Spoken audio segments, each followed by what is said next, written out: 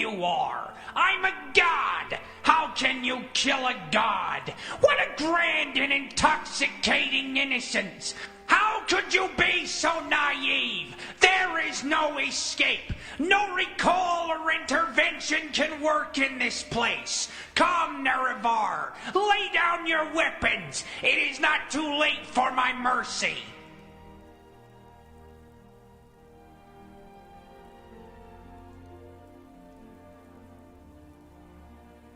Good morning, everybody. Yeah, this is a bit excessive music.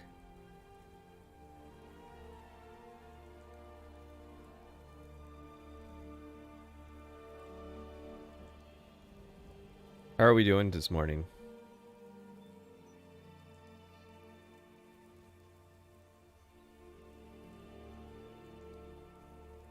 What do you think of Patrician TV? I think that I have a new video coming out tomorrow.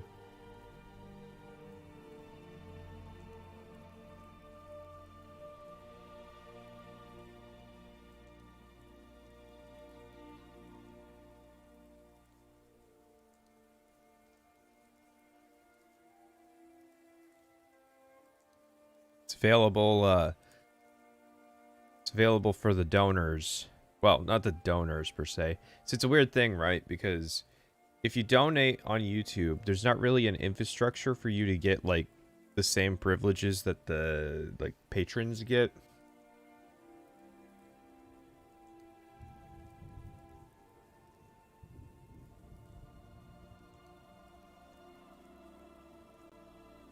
No Man's... Hang on. I was gonna play a clip.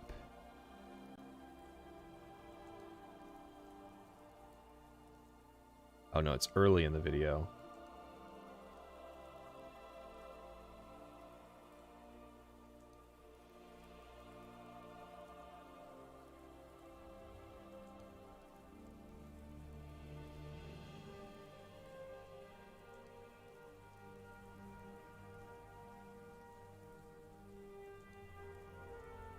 You get some sugar in him. Give me some sugar. And I go wild. I go hog wild. So here is what a quick save would often look like.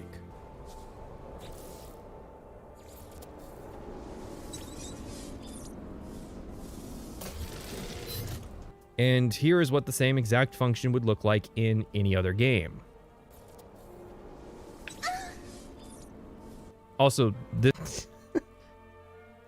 I have been dying to share that bit for over a month at this point.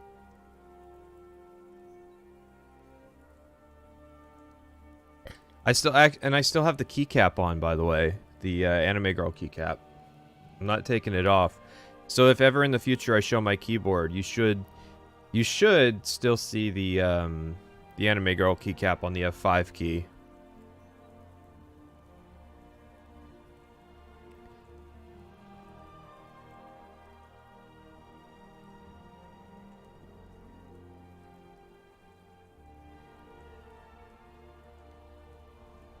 I got into custom building the keyboards the same way that like people get into custom building PCs by like just buying pre-builts. So I'm kind of a pleb at it, but so what happened was the keyboard that's been the champion of this channel, which was a Corsair Strafe from like 2016, literally like I think within a day of finishing the Skyrim playthrough and right before I was going to start writing the script for the Skyrim video, it died. Well, actually, it didn't die, but it started having dementia because it would just spam R's. So I had to put it down and replace it. You stream too much, I can't watch it all. I can see that.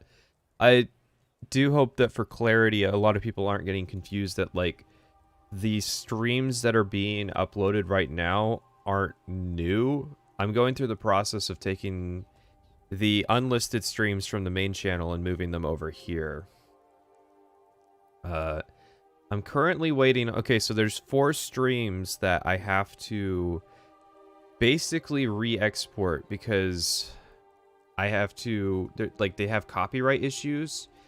And there were a couple ways that I could have done it right because, yeah, that's why I used the hard R, was that it wasn't that, like, I'm racist, it's that my keyboard would just keep putting R's at the end of every word. No, I have to re-export 4 of the streams, so you might see, like, it's gonna go 1, 2, 3, 5. The Salt Factory one is gonna be later because that one got claimed by 0 punctuation, and then oh yeah, no, I'll mention that in a second. So stream 4 was claimed by 0 punctuation. Stream 8 was claimed by Harry Partridge. Stream 14 was claimed by, like, the company that, like, Joshua Jones, which is like a old TV show. And then Stream 15 was claimed by Disney. Actually, it doesn't say who claimed it, but it was for Last Jedi scene. And then Stream 19, which was the last stream that we did, the Kretosis one was claimed by Rooster Teeth.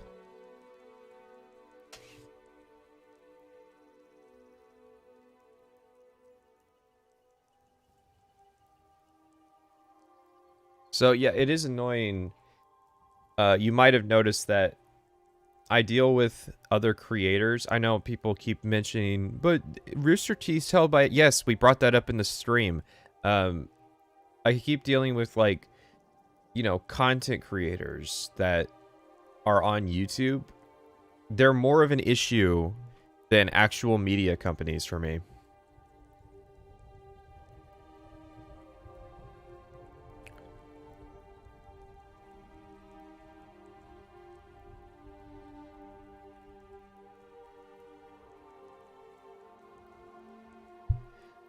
So yeah, I was going through old streams yesterday. I wrapped up that No Man's Sky video, and I was going through old streams, and actually, let me pull up one of the streams for you. So I want to show this off, that this is, like, stuff I've been doing. The streams have chapters now that tell you what stream is what. I've gone to the effort of, I'm trying to link everything that's in the stream, so if you want to watch the video, if you want to read the article, what have you, you can. You can find chapters for everything.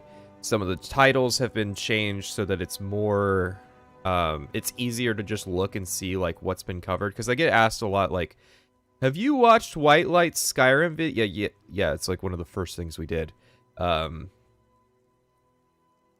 So yeah, like, we get asked a lot what we've watched, what we haven't watched, and this is one way of dealing with that.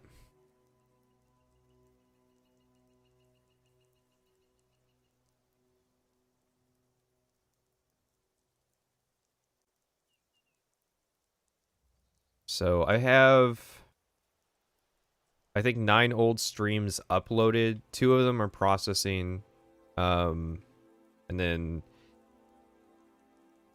6 or 7 of them have timestamps and updated titles and what have you. So, like, for instance, I took the dumbing down drama. Wasn't really clear on what was going on with that one, so I redid the thumbnail to be... I can actually show you what the thumbnail is. And so I redid the thumbnail so that I could change the title to include Indigo Gaming and Samuel Line, Sorcerer Dave, and then that way people can stop asking me if I've watched Indigo Gaming, because it's almost like that's why I did a podcast with him. So yeah, I did up a new thumbnail for that.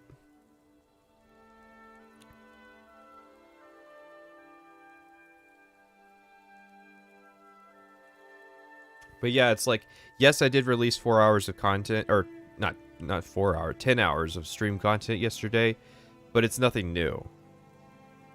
Did you see the article? Yes.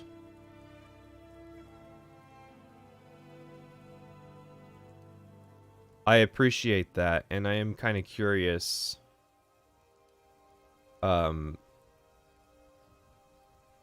need some thoughts because this is a topic I'm going to be talking about very soon.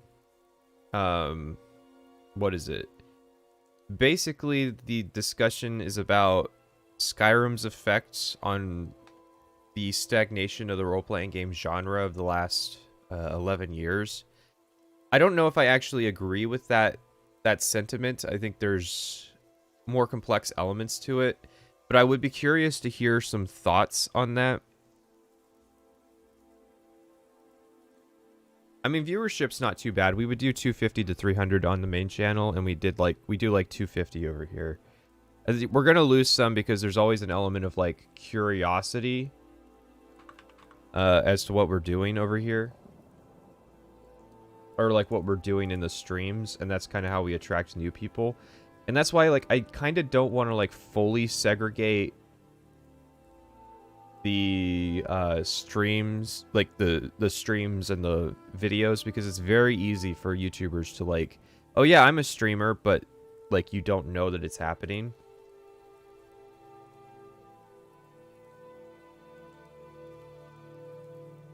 Create post.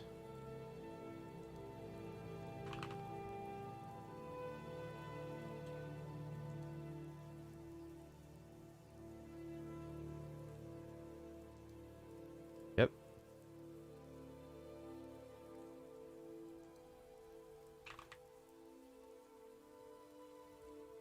So I'm making a community post.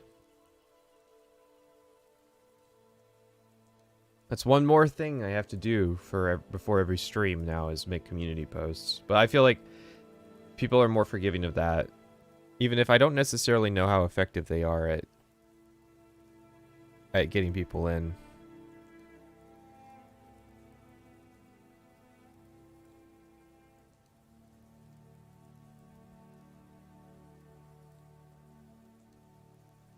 Here's the thing, okay.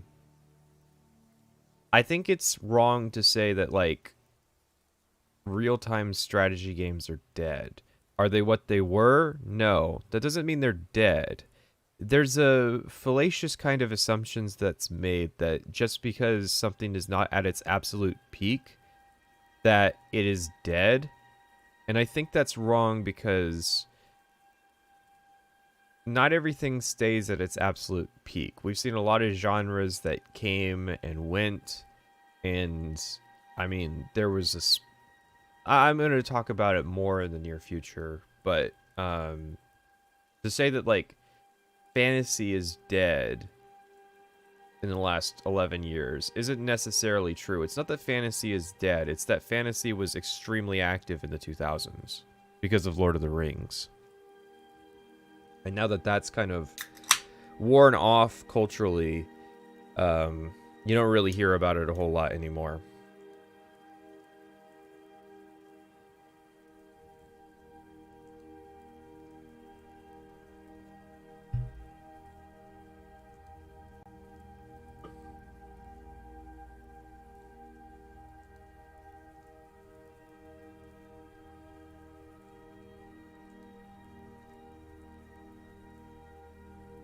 I got so debated yesterday. I've been hurt before, but not like this, not like this. Are you saying that you thought I was streaming and I wasn't? Because the big clue is that it's an old, like, you saw an old stream and it was a video. Like, I think the absolute worst thing I could do is premiere the live stream re-uploads.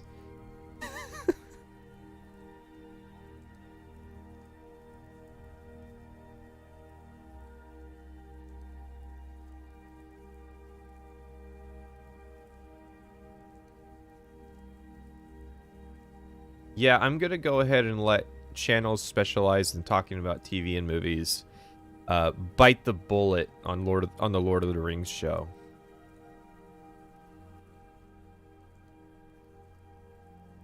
Let's just say that show, the well hasn't been poisoned as much as it's just been bombed.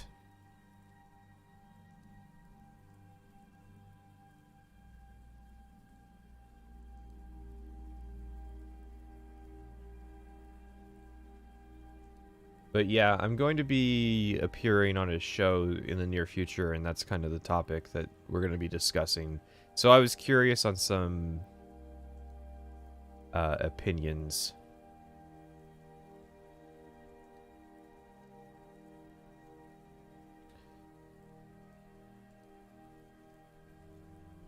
Doesn't Mauler premiere EFAP re-uploads? That would be...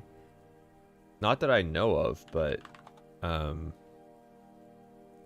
YouTube does a pretty good job of, like... When you go to a premiere, you might not even realize it's a premiere because... No, this is a video.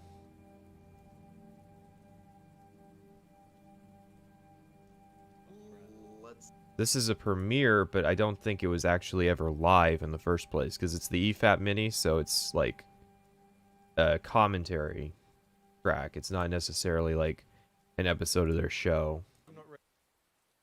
This is an EFAP episode, and it was not premiered. So no, they don't premiere actual episodes of EFAP.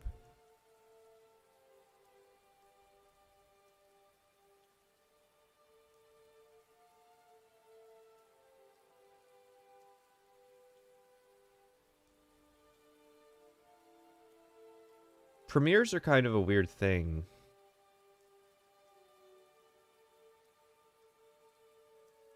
And that's all I have to say about that.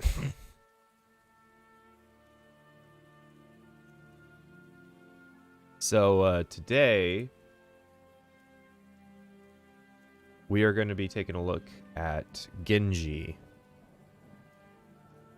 Now, when this video came out, or not when it came out, when I was collecting information about Skyrim videos, this one had much less views.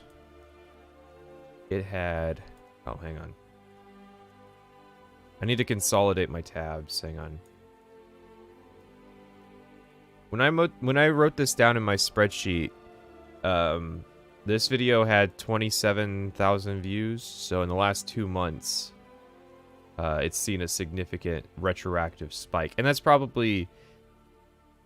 I don't know, like, we've kind of seen some of the, like, changes that the Anniversary Edition... Like, obviously, Anniversary Edition is going to spark re-interest in the topic, and so, you know, Skyrim videos across the board are going to see rises in view counts, but this one seems to be going faster than others.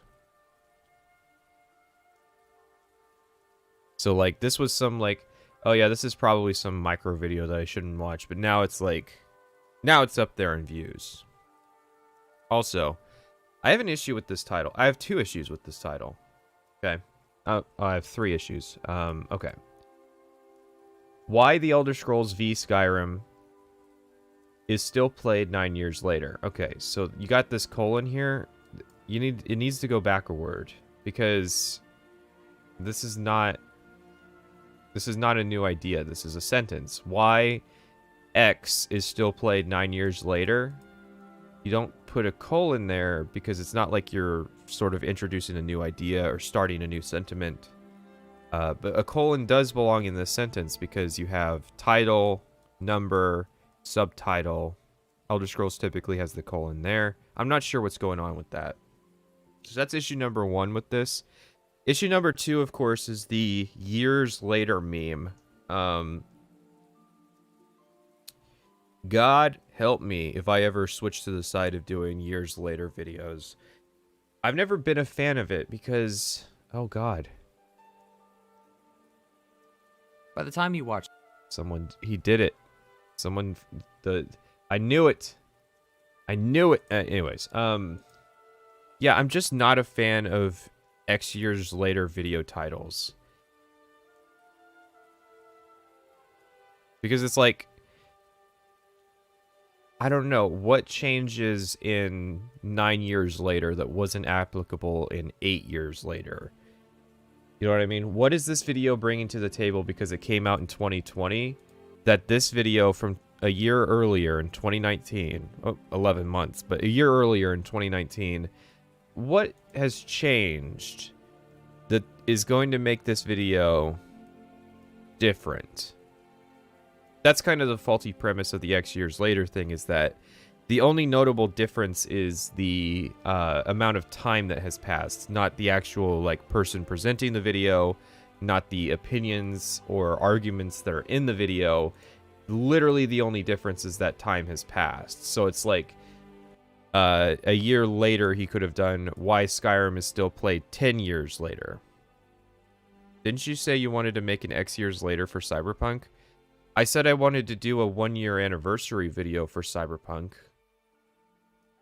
And my thing would be like, because it was going to be 1 year later for Cyberpunk and also discussing like the previous year of the channel. And I was going to say in the video, if all you want is just a boring Cyberpunk 1 year later video, then I'm sure that there will be dozens. But it's also like, I don't know, it's like I almost feel like it's the Acerthorn problem of... Oh, did somebody ask why I'm a VTuber?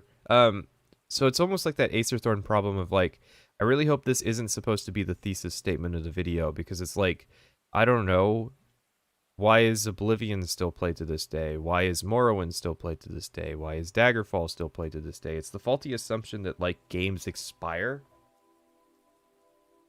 As like Acerthorn pointed out, like, you wouldn't ask somebody why like the Iliad is still read today. I'm not exactly clear on like why the assumption is that, well, you know, 9 years have passed and nobody's really going to play Skyrim anymore.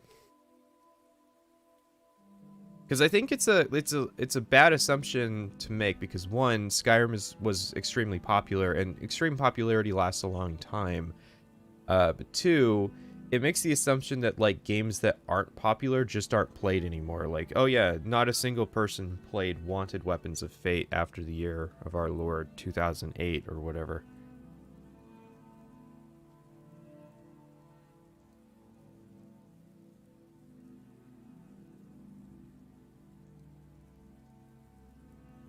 Yeah, but I decided against doing a Cyberpunk 1 year later video because there was nothing substantive to say. If you want my opinions on the state of Cyberpunk right now, you can watch this video. Alright? My opinions on Cyberpunk as is are in this video. I think the only thing that's different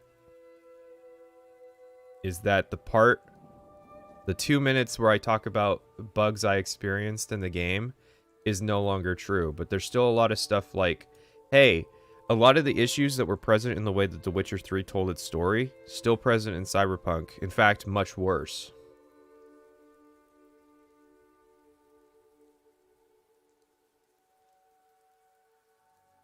The only way I see it working is if it's a follow-up video. Like, if you made a video talking about Knights of the Old Republic 2 years after release, then years later make a response to that. Yeah, but what changes? Like, you would have to go, you know, I used to be an ingrate who thought that, like, subjectivity or objectivity doesn't exist, but now I'm based. What's the name of this video? Why Skyrim Fails. There was a part of this video that I missed. I forget why I missed it. I think there was a donation, or no, what happened was like Strat Edgy showed up in the chat like exactly the second that he said something that I absolutely would have like disagreed with. There's another way to find it.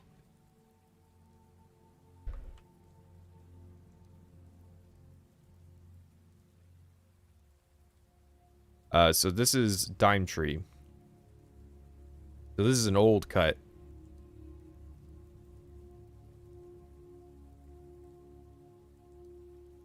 Nook, crevice, cranny, and corner of it 60 times already on previous runs. No, it's not all bad. Yes, you're allowed to like it. No, it's not objectively worse than any other game because objectivity is a myth. This is my...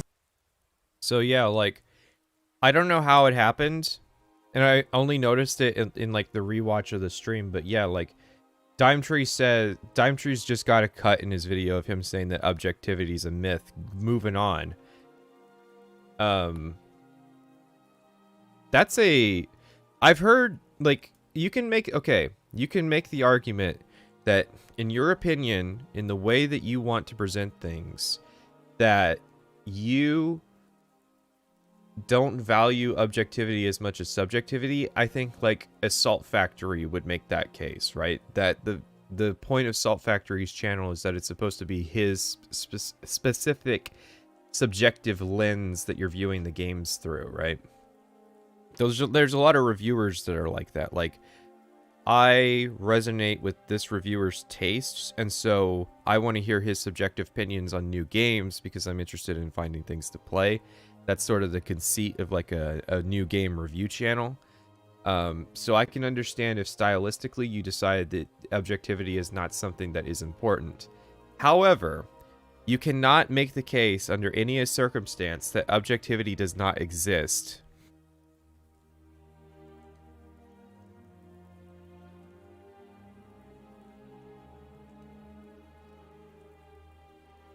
Well, in my opinion, objectivity does exist. Yeah, well, okay, so there's that element. But there's also the element of you're basically making the claim that at no point in this video and at no point in any of your other videos do you ever make any kind of arguments that are, like, reliant on objective information.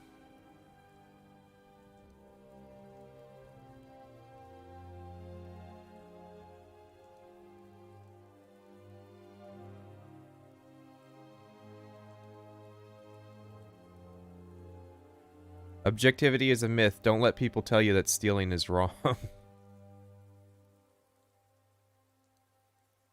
But yeah, this is definitely a situation where it's like... I have to think. There's a distinct possibility that DimeTree saw the Oblivion stream on him, which then begs the question... Did we talk about objectivity in the Oblivion stream on DimeTree?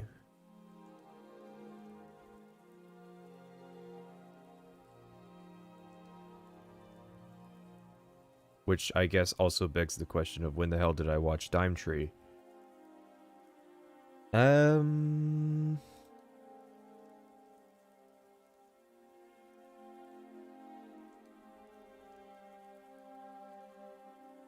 Then I come to them with a need.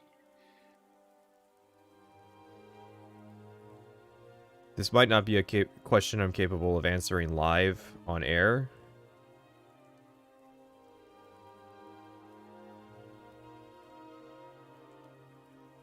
Or I might have to...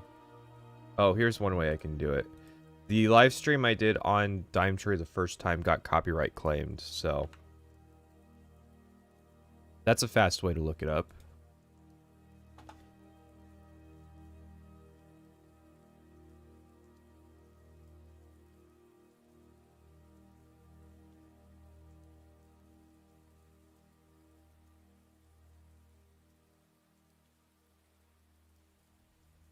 So, part 2 of Note-Taking Will's 5-hour Oblivion retrospective. Would it be in the middle of a Will stream? I can't imagine the insanity of him watching a Will stream. It is. Yeah, there's no way we didn't talk about objectivity in this stream. Yeah, we're literally talking about, like, Ryan Johnson. Well, I'm not talking about it that I'm aware of, but this guy in chat's talking about, like, Marxist subverting culture.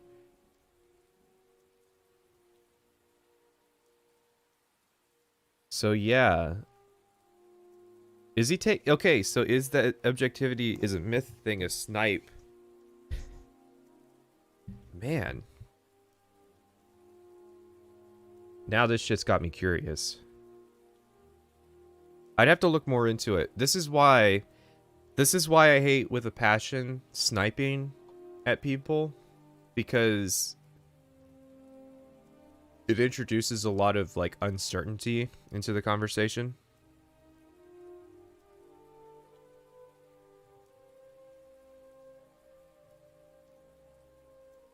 I've noticed there's a lot of discrepancies between everyone's description of what objectivity or what objective analysis is, which is where a lot of discourse comes from.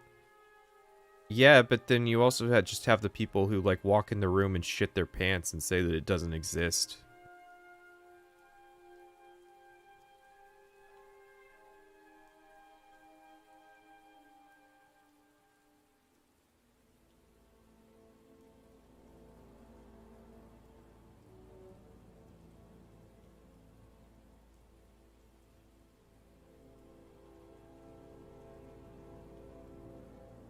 Yeah, it's definitely...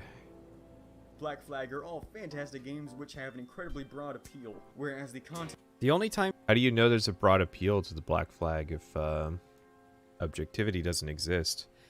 Wouldn't you say that forming a consensus of opinions is some level of measuring the subjective standard?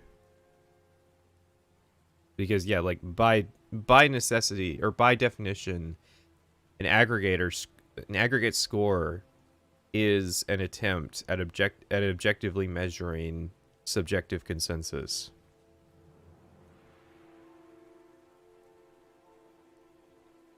Well, you know how chat is. Anytime somebody says subversion or subjectivity, you know it's going to go straight to a political dissertation.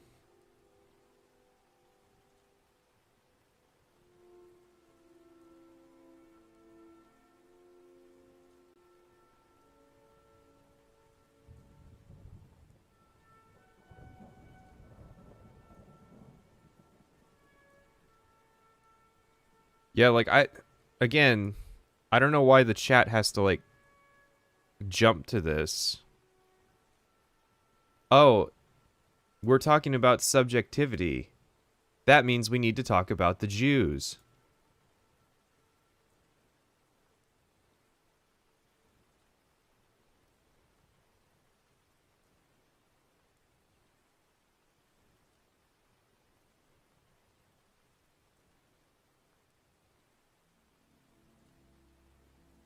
Like, do you really think that DimeTree is of the opinion that objectivity is a myth because he's worldly and read and understands, like, whatever fucking the school of thought is that, like, says that the world only exists through the eyes of the individual, and so everything has to be subjective because everything is subjectively measured by your brain? Really? Are you of the opinion that DimeTree is that worldly? Or are you of the opinion that DimeTree is just responding to shit on the internet and probably got butt blasted at, like, EFAP for claiming that you can objectively talk about art?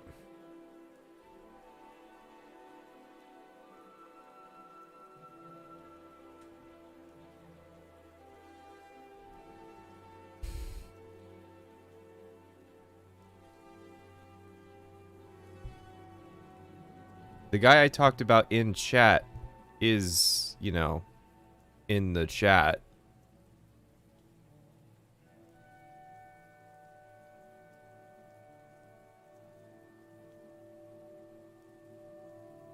But yeah, I'm very much of the mind that DimeTree is not some massive political ideologue. He's probably just...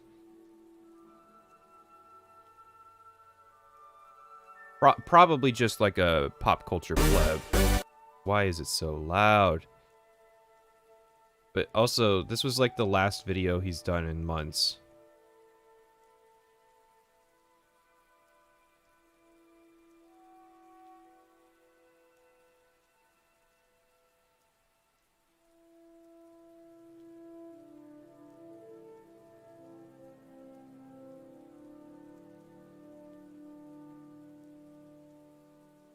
So, where are we at on the time?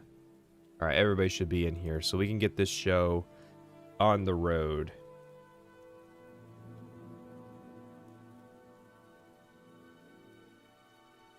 Nine years. Well, also, here's the issue with claiming at the front end of your video that this is my opinion, that this video is just my opinion. That's not a shield to deflect yourself from just doing bad work. It's like, okay, the one thing you have to respect at DimeTree or a DJ Peach Cobbler is that They might not really have a whole lot of things to say, but they're at least trying to cut an interesting video while doing it, right?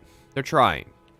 Or like a strategy. A strategy is very much focused on doing the entertainment aspect of it more than the like analysis aspect of it. I don't understand the point of a video that has almost no jokes, no insights. It's just commentary and analysis on a video game that isn't supposed to also, like, that I'm also not supposed to discuss or engage with critically because you've decided that it's your opinion and you don't want to be criticized for it. At that point, you have uploaded nothing more than a void. You have uploaded a waste of time. It would be more useful to upload a video of static for the duration of your video. That's sort of my issue with the, well, it's just my opinion, don't flame me for it. And it's like, so you're not entertaining, you're not funny, you're not insightful, and now we can't talk to you about what you have to say.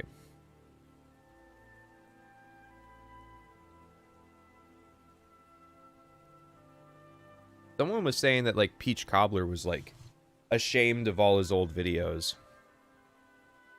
Which is like, I don't know, it wasn't that bad.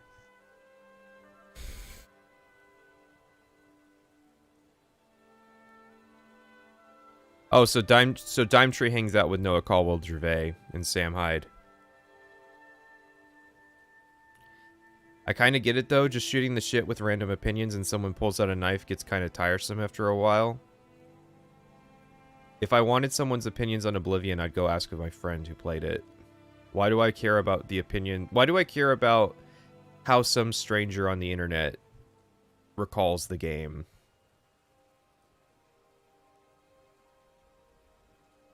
Like, if you just want to hang out... Here's the thing. If all you're doing is, I just want to hang out on the internet, I can save you dozens, if not hundreds of hours of work. Just do a podcast. Just do a podcast. That is literally the extent of the contribution that you are providing to the internet is, here's a podcast of me and my friends hanging out. If that's literally all you want from a video creator, or if that's all you want to provide as a video creator, you are wasting your fucking time and effort by making edited videos when you could just be doing a podcast or streaming.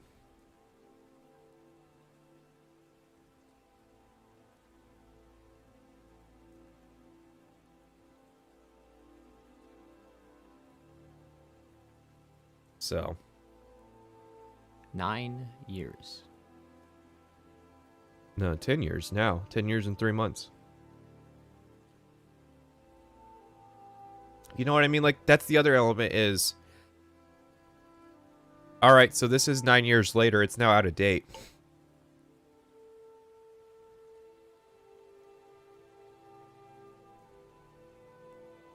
Yeah, sure, there's stuff I would change, and there's stuff I don't like about my old videos, but... I'm not of the mind, like, my old videos are garbage and they should never be watched and they should be purged from the internet. And it's like, that is cope that we've heard a couple times from a few different content creators to deal with the fact that they're being criticized.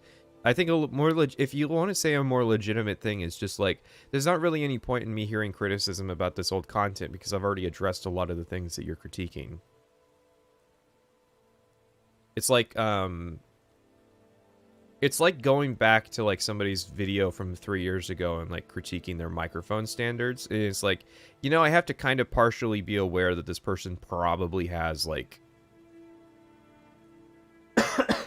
has endeavored to like try and do better. Now, am I aware that like I've done this? Like I did this with Acerthorn, although granted with that situation, I don't necessarily agree. I wouldn't say that, like, Acerthorn has improved from a production value standpoint.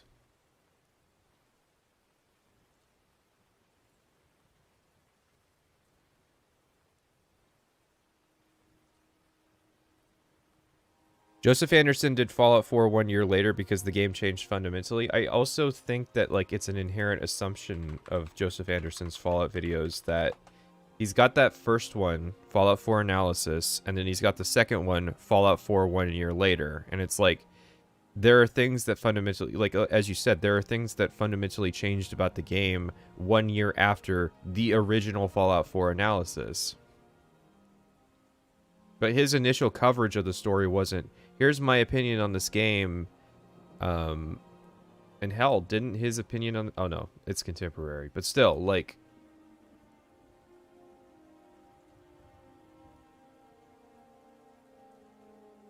since when did Fallout 4 change at all? Between when the game came out, when he first analyzed it, and when he analyzed it again, I would say absolutely. And another conceit of that video is that his perspective on Fallout changed when he tried to engage with it the way that he imagined it was supposed to be engaged with, which is just turn your brain off, just run around the world kind of looting random dungeons while playing the radio at full blast.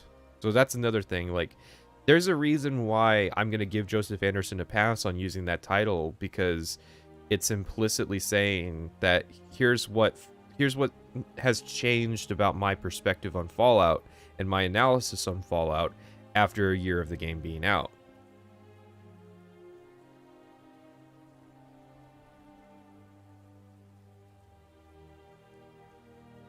Yeah, I'm always going to comment on people's video about having low recording quality.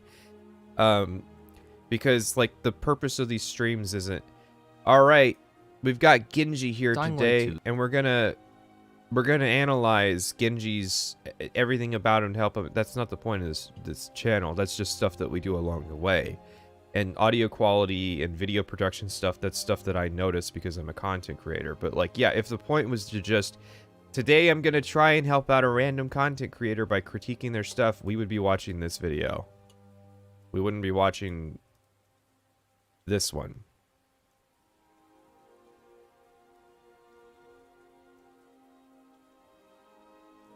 It's been 9 years since Skyrim is released. Well, 10 in 3 months. I mean, whenever you say, like, at some point in a video, you're going to say how long ago the game came out, probably. And yeah, that's going to date the video, obviously. But again, this is the fact that it's the central conceit of the video, that time has passed. Some days it feels like I've played it for an eternity. Some days it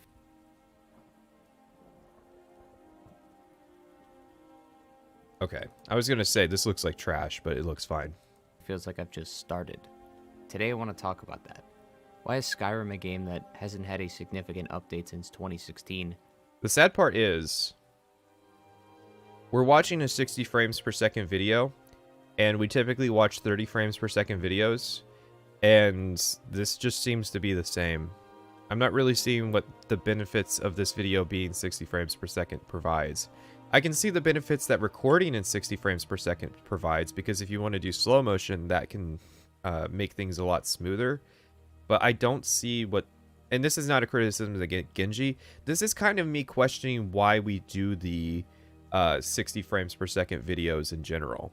It almost seems wasteful. I've been told that it's not, like, it's not too much more data to have 60 frames videos, but it still seems wasteful to me. Because unlike video games, like, the reason frame rates in video games are significant is because you control the camera. But even a YouTube video is a fixed perspective frame rate.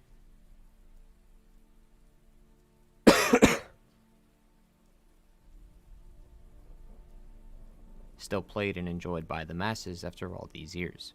I do want to clarify that this won't be a review or evaluation. Those types of videos discuss all sorts of mechanics, whether it's in a positive and negative light.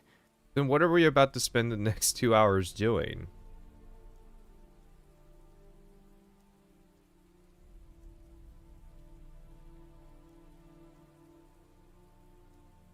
What did he say it was? This is not a review, or didn't say analysis. By the masses after all these years. I do want to clarify that this won't be a review or evaluation. Okay, he said evaluation. Evaluation's not... I'm trying to think, like, I got Salt Factory in the sidebar who used evaluated in his title, but that's really not a word that you see used a lot to describe this kind of content. I mean, it's accurate, but I don't think it's marketable. So you can't, like, this is my Skyrim evaluation. People love retrospectives, even though I actually think retrospective is like a terrible word.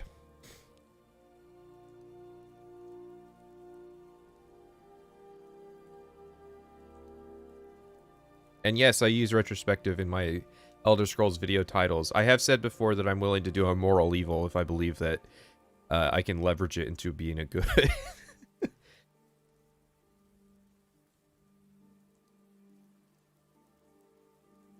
Okay, so here is what would change on a year-by-year basis, and that is developer like commentary stuff. So it's like there's a lot of documentaries about Skyrim that didn't exist when this video came out.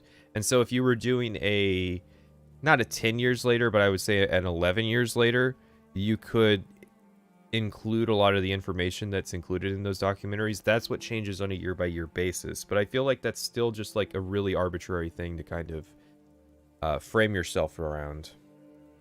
Those types of videos discuss all sorts of mechanics, whether it's in a Oh yeah, I am sure this guy was really thrilled when he heard about the anniversary edition.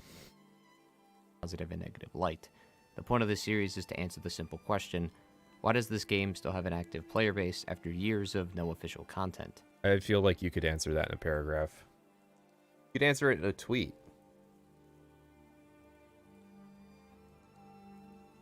Oh boy, this is gonna be wild. Whether you want to watch the full video or skip around, there will be timestamps laid out in detail, so you could skip to the times in the video you prefer to watch. Regardless of how you decide. Wait, is he advocating that I watch the video non-linearly? I'm almost tempted to do that, to just jump around the chapters at will.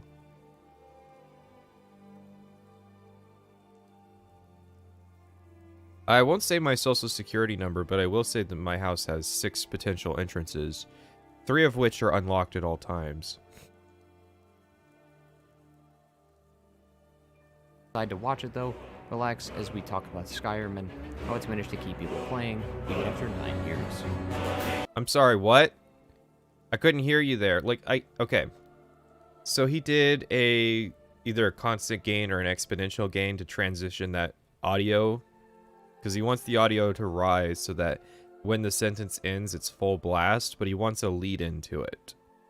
However, the lead-in was too long, and it overpowered his voice too quickly, so like the tail end of his thesis statement was just blasted over by Skyrim music.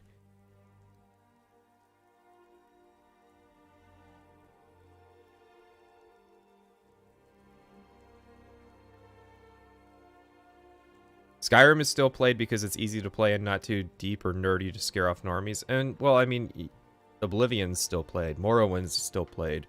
Turns out that old art is still interacted with.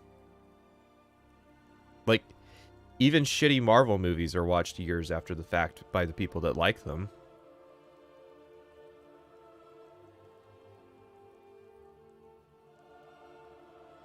What was that movie I watched? I watched a movie from like the 60s. I think it's called Zulu. Yeah, it's a movie about the battle at Rorke's Drift, which was a battle between the British Army and the Zulus. And I actually really like that movie because it's kind of like it's a very early film kind of like, it's really early, like pre-Vietnam to the game of saying that like, hey, war's not really a good thing.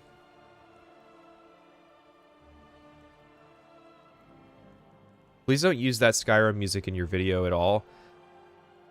Oh. Are you saying this particular song? Why is the chat delay so long? I am kind of curious what the delay is, because I've been noticing that, like, chat is responding to stuff, like, long after I say it.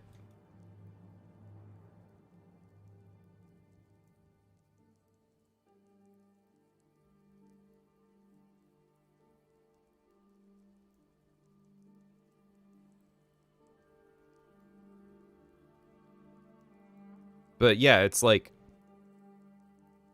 art has no expiration date, and even random like schlocky trash can still get viewed like 30 years after the fact.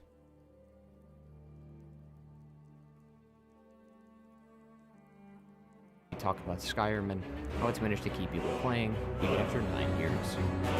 Okay, I will definitely say this song in particular would be difficult to use in the first place.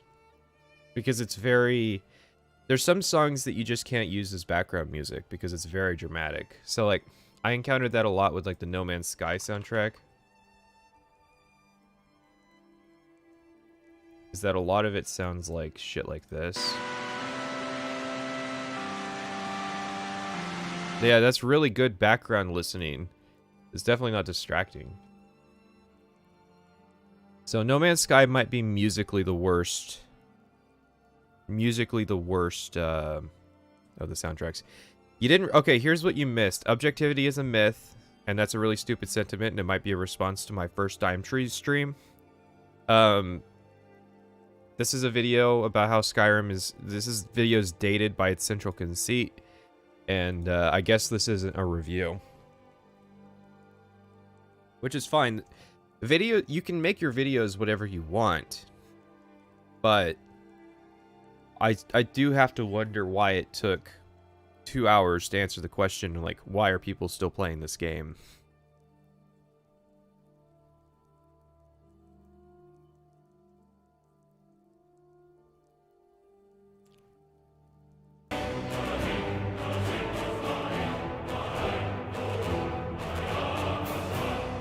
Yep, this is trailer footage.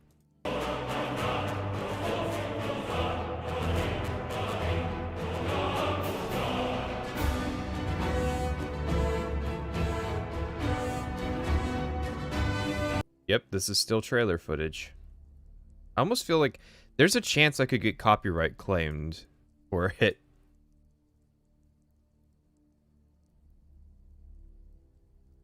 And yes, it is mixed poorly. Hey, can you tell which one was added by him? Hang on. Let me... I always like talking about this because there's a level of, like... the Oblivion thumbnail is something that I'm very proud of. Or no, it's not the... It's, oh shit, it's not in the thumbnail. It's in the... It's in the Oblivion video transition slides.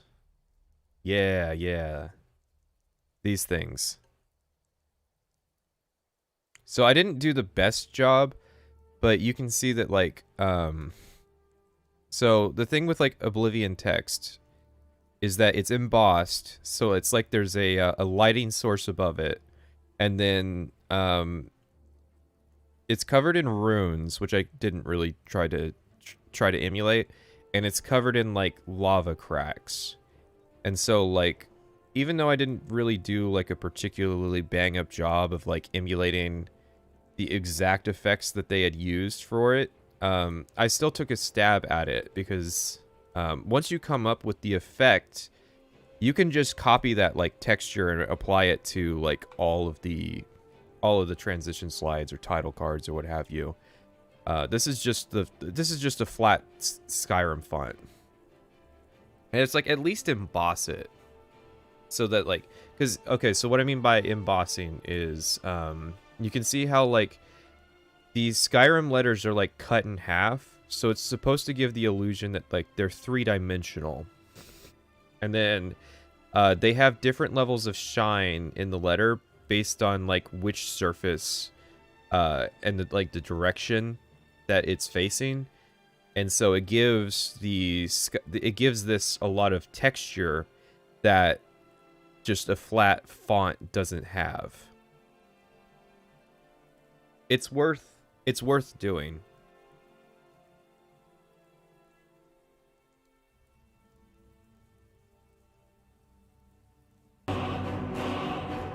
Do people seriously get DMCA striked for trailer footage and music? Yeah.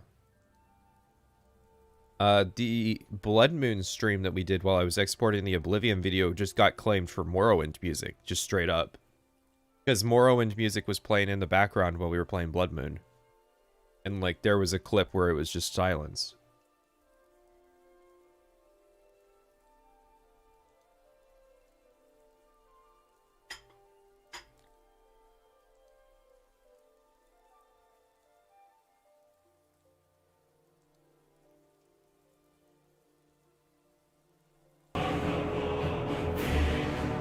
It's still going.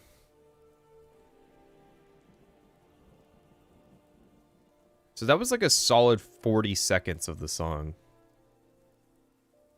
That flat typesetting hurts. Yeah, we all do it from time to time, but I mean, like, the thumbnail of this video does it. Not well, yes, the video in question, but I'm talking like the stream. Like, yeah, it happens.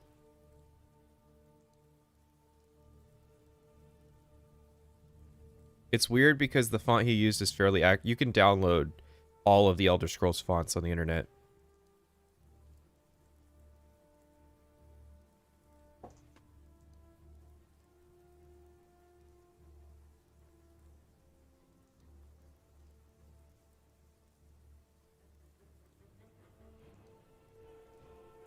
Can you repost the VTuber JoJo poses to the Discord at some point? Sure. I can also show one off.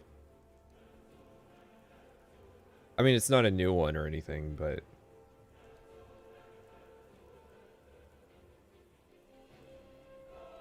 that's what they're talking about. Solid color text is fine, but next to the textured embossed logo of Skyrim, it looks bad. Yeah, that's why it's like, that's why it's something I intentionally worked around with the transition slides. And you know, that's a while into the video, so that's not like this is the punchline of this like hard introduction section, because how he's structured it is he's got the first 50 seconds where he's really trying to set up his thesis statement, and then he's got 40 seconds of like Skyrim footage that's meant to like really hold your excitement, and then the punchline is here's the title of this video. So it's like, this is what you really want to put like work into.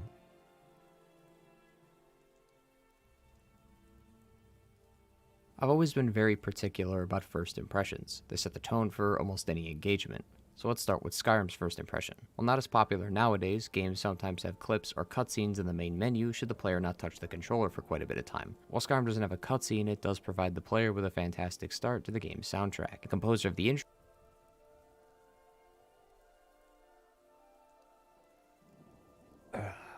One second, then.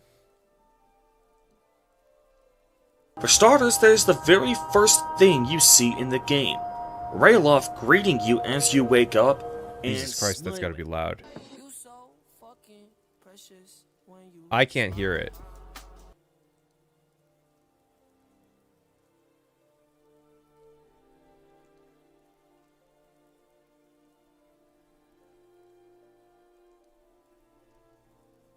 A new channel I watched stopped covering movie and TV news because they couldn't even show trailers.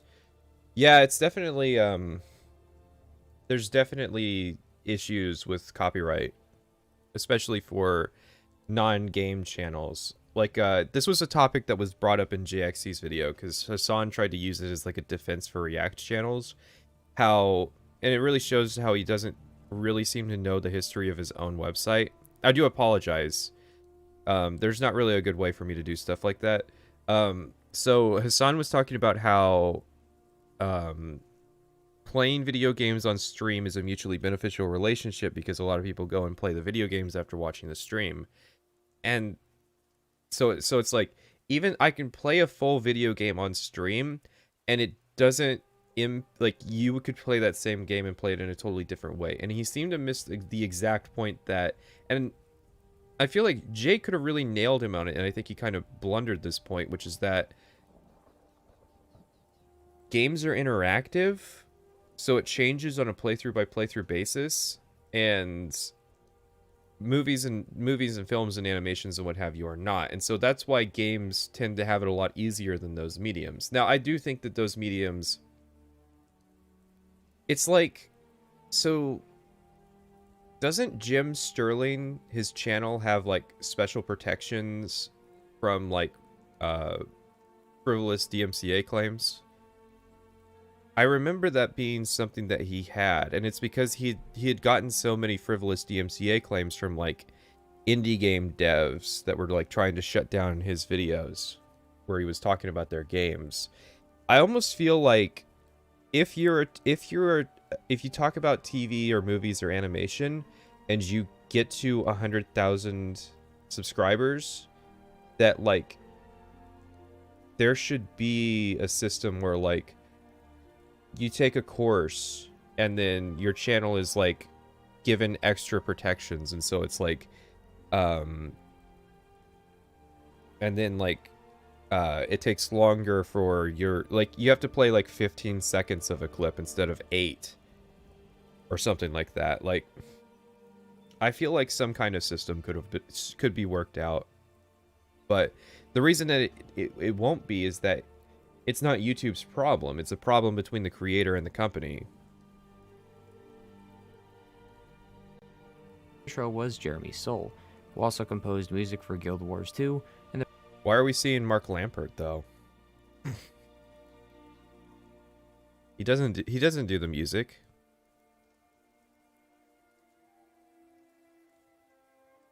previous Elder Scrolls titles, Morrowind and Oblivion. Okay, wow. Oh. That's a hard transition right there. That clip just started.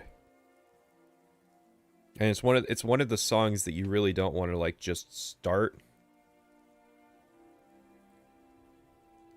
I do like the B-roll though, because this is my style of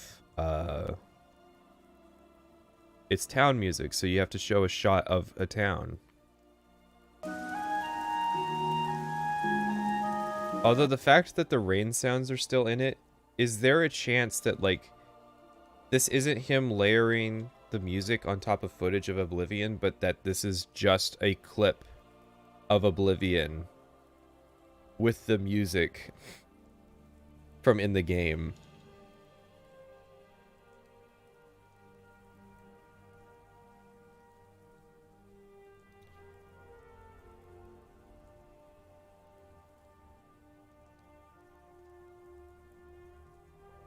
Yeah, I'm talking about a whole other thing than the copyright deadlock.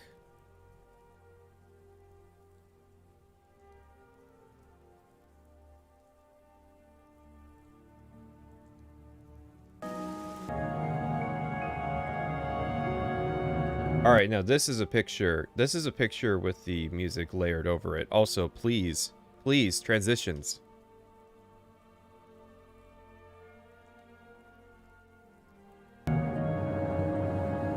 He was told that the intro was not meant to be. And then it just ends. So, like, I mean, I talked over it too much. I'm not really clear on, like, what the point of the examples is. Is it just to show Jeremy Soule music? Because, I mean, I'm going to say it. There's a lot of repetition between games to how Jeremy Soule was composing stuff. And it's just a consequence of the fact that he was working on so many games every year. And part of what makes Skyrim special is that it really feels like one of the first soundtracks where Jeremy Soule sat down and really made something unique for the game that like you couldn't pick pieces of out of other games that were contemporary. Morrowind and Oblivion. Also, is it weird? Like, okay, it's got to be weird to other people that like. He shows Oblivion and then Morrowind.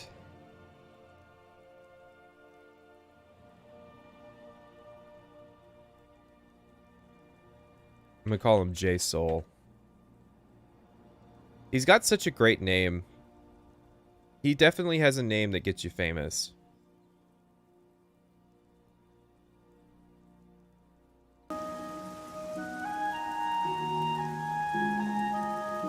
Sung by a... He was told that the intro was not meant to be melodic, as it's supposed to be sung by a large group. Does he have background music? That might be another part of the issue, is that we are hearing very loud music, and then we go back to his voice, and it's unaccompanied. It's accompanied. Also, wait. Hang on. This picture on the left here. Wasn't this from, like, a European, like, fascist demonstration? Where's this middle picture from?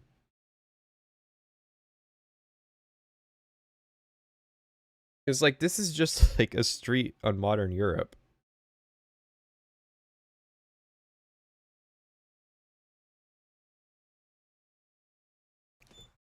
He's gonna take you back to the past to let you fuck his wife in the ass.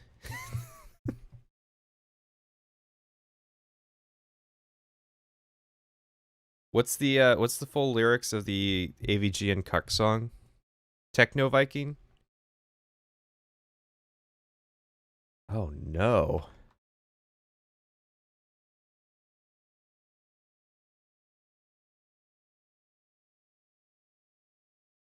When was that a meme?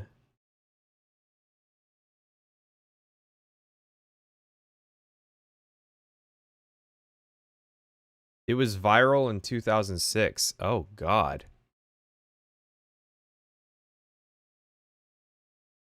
Group of Vikings, so a heavier tone to the music would be more appropriate. The main elements. Yeah, see, he doesn't have any background music, so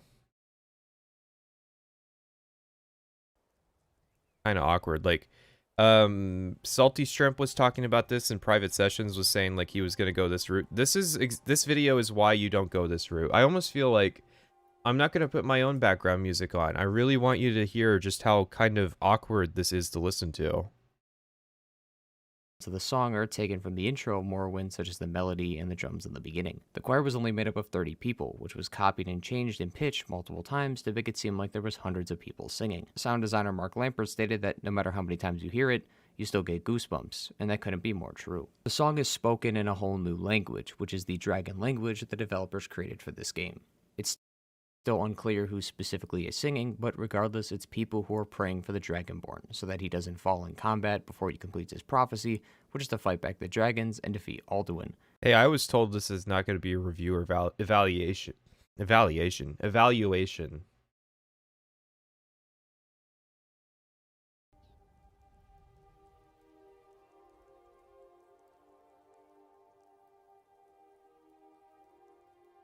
But yeah,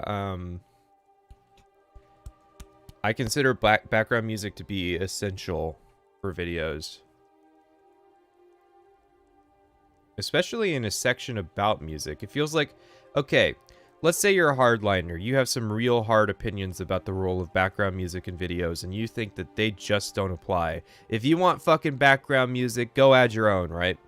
So, even if you're a hardliner like that, it seems like if you're doing a section about music, that you would be putting the music in the background, like just taking the opportunity. An hour for 3 minutes of the video. We didn't start this until like half an hour in.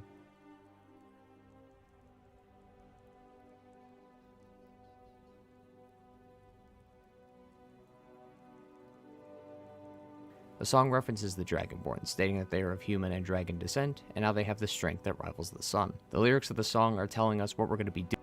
As nice as it is, I've always had a problem with it just because it feels like the song is important, but I think you're only told the lyrics on like the back of the box.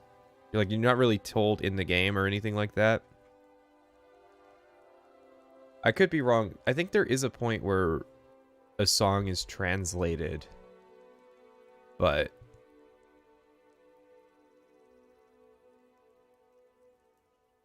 referencing the Dragonborn and Alduin before the game even starts, except as new players, we didn't know what that meant. For new players, it's a cool tune to... And also, as new players, we didn't know what they were saying because it was in a different language.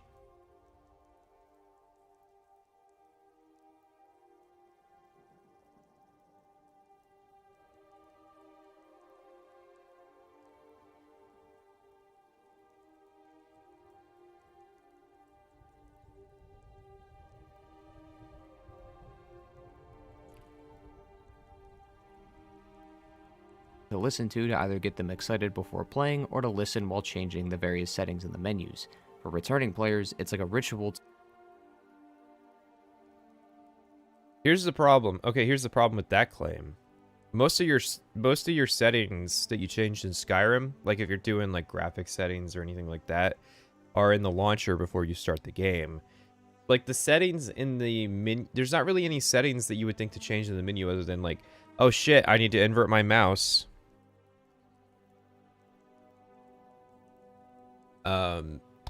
let's see, you can invert your mouse, you can add subtitles, which I think is probably something you realize is missing when you're playing the game, and not something that you change at the start, especially if you're a new player. I think like the autosave options in there. I don't know, like Skyrim's pretty well known for like how shitty its in-game options menu is.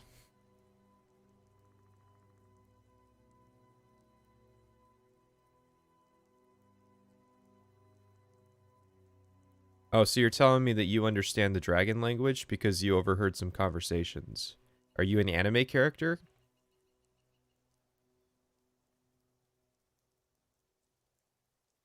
To almost listen to at least the first minute before you start your playthrough again, and hopping back into the world of Skyrim, as the song just never gets old. The in-game music was also mostly composed by Jeremy Soule as well, with the intention of having the music react to the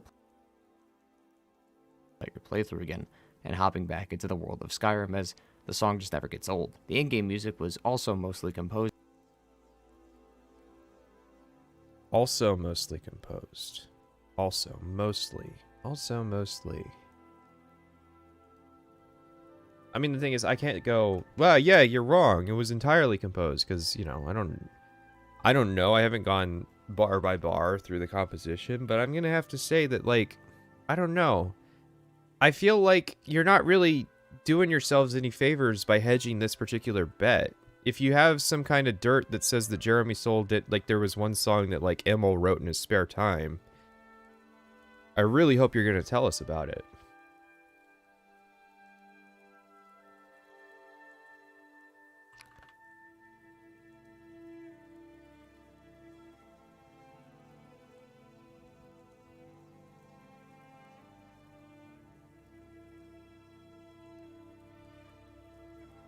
By Jeremy Soule as well, with the intention of having the music react to the player's interactions. All the music had been laid out specifically to be played at certain points to match the mood, and all the songs have this combination of similarity and contrast. Any song within one engagement sounds fairly similar, but the moment the engagement changes, the contrast comes in to react to what is happening within the game. These engagements can be very minute. That fucking hard cut of including the music again.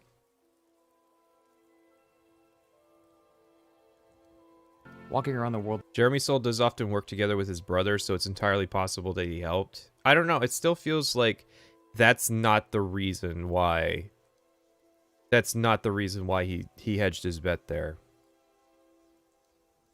I'm thinking it's more one of those fucking, I don't want to say a hard fact, just in case I'm wrong, kind of deals.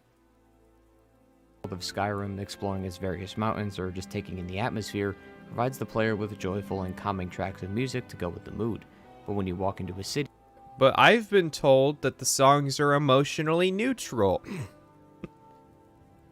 Or rather, I've heard from Will that the songs are emotionally neutral, and then that particular talking point was regurgitated by Acerthorn.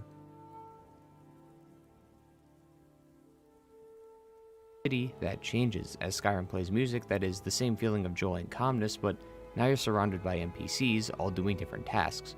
Some may be walking the town, some may be buying produce, and some may be having a verbal argument. So Skyrim plays a different soundtrack of music just for the towns. Even though these are different engagements, the similarity stays the same.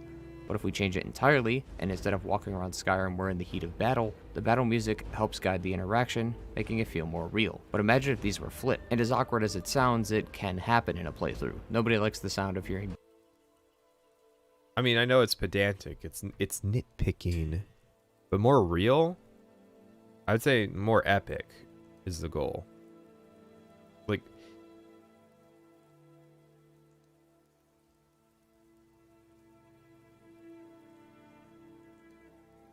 battle music when the only thing around you is just grass and trees. It creates this uncomfortable atmosphere as you have no clue where the enemy is, and the music wouldn't just turn on randomly for no reason. Another thing to mention though is not just the music, but the... But okay.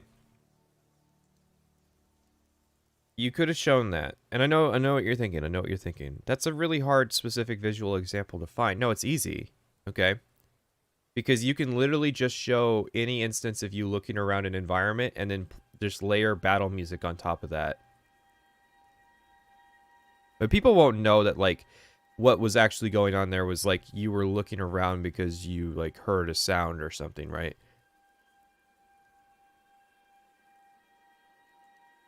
the sounds itself. The clashing of metal, the shouts, even just hearing your own footsteps. Nothing ever sounds out of place. For example, the Dwemer are known to be technologically advanced, with tons of working machinery and technology. And that's why everything sounds like a washing machine. So when you enter a dwarven ruin, you should be greeted with the sounds of running cogs, steam being exhausted from the pipes, and clanks of metal rubbing up against one another. And it's I mean, at least he's got more to say about the like sound engineering than it sounds good, and your taste in sound is subjective, which is a Acer Thorn deal.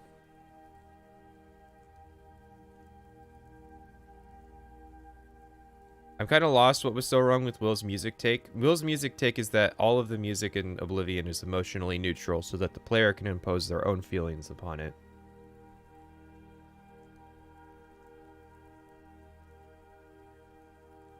It's exactly what Skyrim does. Adding together the music, the environment, It just stops. rubbing up against one another. And that's exactly what Skyrim does. Adding together the music, the environment. I don't know. It's not that it stops. It's that he's done with it, so like he just cut and then mute the clip. And the sound. Okay, so one thing I do, this is a stylistic thing, but one thing I do is I usually leave the audio of the clip in. It's really quiet, but you can sometimes hear like the sounds of the game in the videos. And that's just kind of, that's an intentional thing I do, but it's like, all right, we're done with the music, cut, mute, moving on. But it's also like, it's hard, like it wouldn't be noticeable if it transitioned, if it slid. What the hell is emotionally neutral music? I mean, I have no doubt there is emotionally neutral music, but I wouldn't say that Elder Scrolls has it. You know, every track is intended to evoke some kind of emotion, like as this guy is pointing out, battle tracks are meant to create emotions of reality. Of combat, and everything just plays out so smoothly, it makes you feel like you were there in the world itself. And while we're on the topic, let's talk about the world of Skyrim and its environment. One of Skyrim's strongest I don't think we weren't on the topic, were we?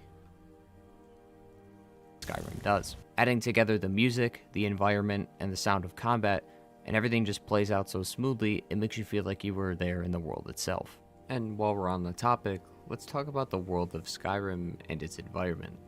Okay, it's not as forced as I thought, but it is still kind of forced.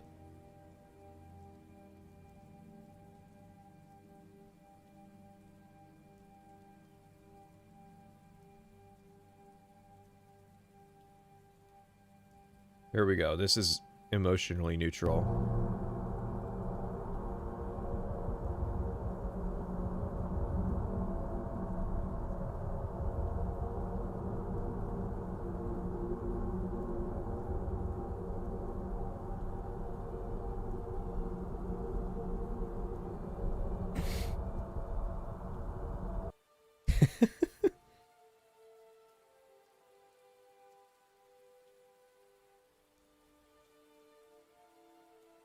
We should probably make him talk faster. One of Skyrim's strongest points is its environment and exploration. Skyrim consists of 9 holds, all which have a capital, which is the main city marked on the map. There's also 7 towns or settlements spread throughout these holds as well. While it isn't exactly recommended to new players, as the first few main quests help you gather your footing in the game's world, the moment you exit the cave in the beginning of the game, you're free to do whatever you want. Only the first 15 minutes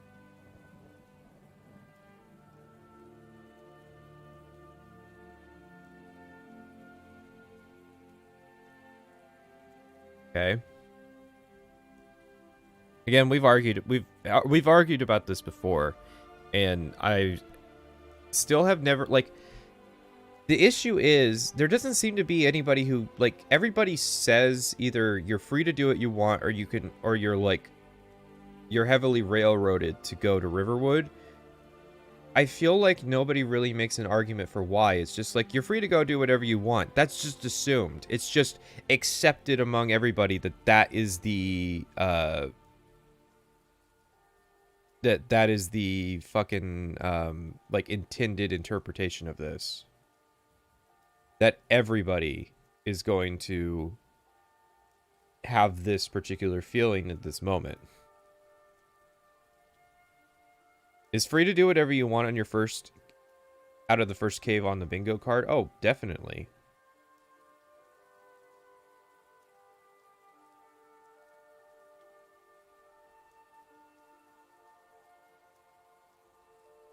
Or so in the last few main quests are where the game keeps you locked into doing something linear. In between that is where the game truly shines. And well, I mean, in fairness, Will's Oblivion video was mostly a Skyrim video because Will's entire philosophy about making videos is like, Will's entire philosophy about making videos is that you need the context of the fucking sequel to really understand the present game. I'm trying to pull it up.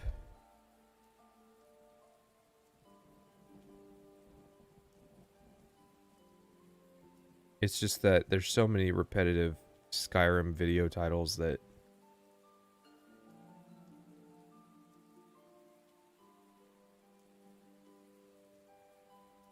And I forget what Will's video title was.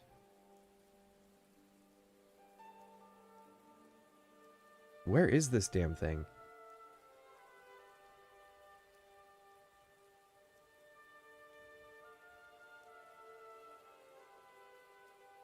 That's one of Will's videos.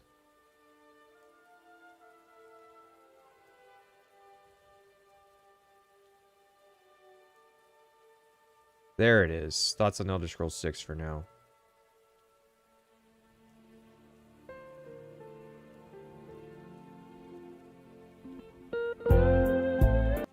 Yeah, get to it. End this year, which is a little annoying. A few years ago, I made an Oblivion retrospective for its 10th birthday. I wanted to upload it 10 years to the day, on March 20th, 2016. I missed. I had 5 years to redeem myself with a Skyrim retrospective, a 5-hour mammoth scheduled for 11/11/21. But I'll miss again. I'm gonna blame Bethesda, because I realized minutes into every attempt that a Skyrim retrospective is impossible without the Elder Scrolls 6. So yeah, and by the way, he still hasn't come back. I just fundamentally disagree with Will's philosophy that you need a sequel to understand the present.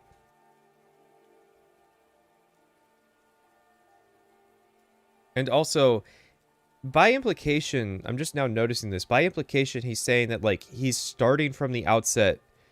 He said, I want to make a 5-hour video for the 10th anniversary of Skyrim, but I just can't start it because there's no Elder Scrolls 6. And it's like, well, why are you from the outset trying to do a 5-hour video on Skyrim?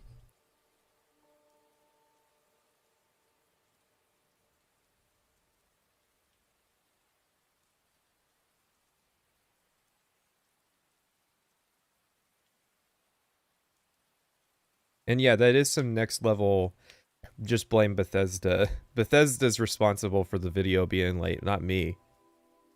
The only way that's true is, like, if you were going to drop a video on 11/11/11 or 11/11/21 and you were like, damn, I now have to include the anniversary edition.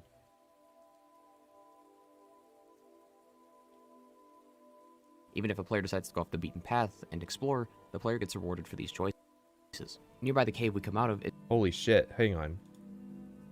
Hang on. is a standing stone altar, a mine overrun by bandits, and abandoned hut. Why now?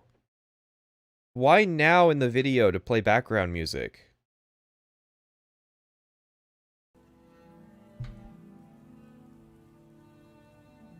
Only the first 15 minutes or so in the last few main quests are where the game keeps you locked into doing something linear. In between that is where the game truly shines, and even if a player decides to go off the beaten path and explore, the player gets rewarded for these choices. Nearby the cave we come out of is a standing stone altar, a mine overrun by bandits, an abandoned hut, and a town.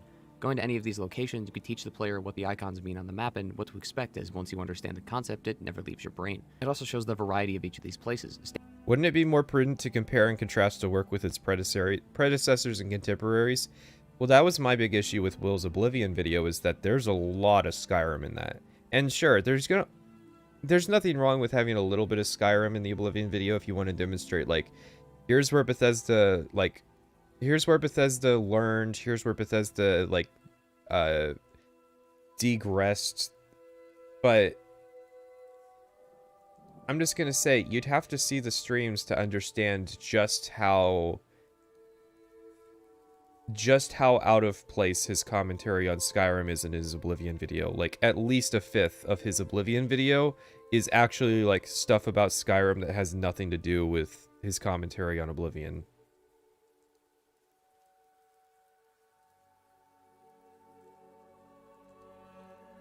Standing stones provide the player with buffs if they choose one. It's nothing crazy, but can be cataloged for the future if they need a specific stone. The mine introduces the player to more combat, but it's more free form, as you aren't required to fight any of these enemies, and you can leave them for another time if you want to. Okay. Really?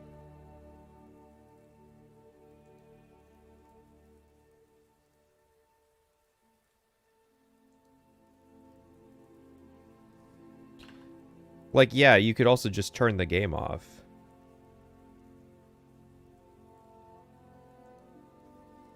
Like, what kind of observation is that? Basically, your observation is that Skyrim is interactive.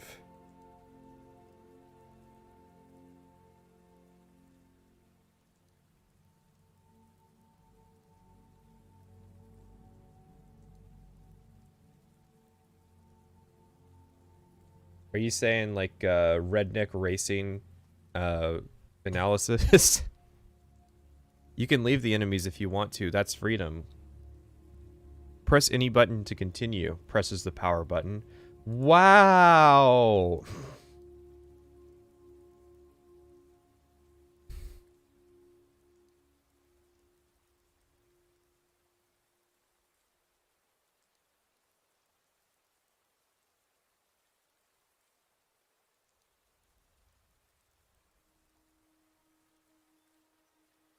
But should you choose to clear out the enemies, more than likely either the leader of the group or the leader's resting place should have some items you can take to equip your character or sell for coin. For example, going to clear Spring Tarn seems like nothing too crazy, as there's just a hunter and some deer, but nearby is a cave and, when explored, can reward the player with a bow of the hunt. Normally just a bow that does damage to animals. Nothing wild, as a Daedric weapon or one-of-a-kind armor, but it's not just a dead end with nothing to reward the player. Again, like, this is like saying after you finish the first mission in Los Santos in GTA 5, the player's free to get in a car and drive anywhere they want to. I don't know. It's just it's an odd observation. It's basically like, I don't know. It's like he's in, like, you know full well that that part of the game got particular attention in its open world. Like, you can't say that the area around the Helgen cave is an accurate vertical slice that represents the average, like, I wouldn't say square kilometer, but I mean, like, yeah, an average section of the Skyrim map is the same as that Helgen area. I feel like he would be very impressed. Also, I had never heard of the Bow of the Hunt, but I feel like he would be very impressed. I mean, he is talking about first impressions, sure. It's just like, I don't know. I don't know what to say. But there's something wrong with it. What about the other 100 caves with nothing special in them? That's kind of what I'm saying. And I guess if the point is that, like, the game makes a great first impression, and so, like, he's gonna pull a fast one on us and say, but this is not representative of the rest of Skyrim, then that could be, like, a cool place that this video is going. But I don't have I have a feeling that's not gonna be it. It rewards you with a bow that you can destroy for 0.45 of an enchantment level. It gives the player a reason to actually go to these places and explore them, as now the player understands there's a reward for completing these areas now, and it's a mystery what they could stumble upon in their next dungeon. That's one of those sentences where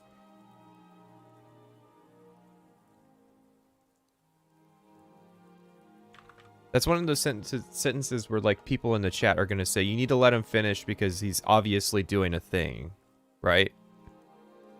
Like, where's the guy in chat who thinks that, like, this is obviously going to have a punchline?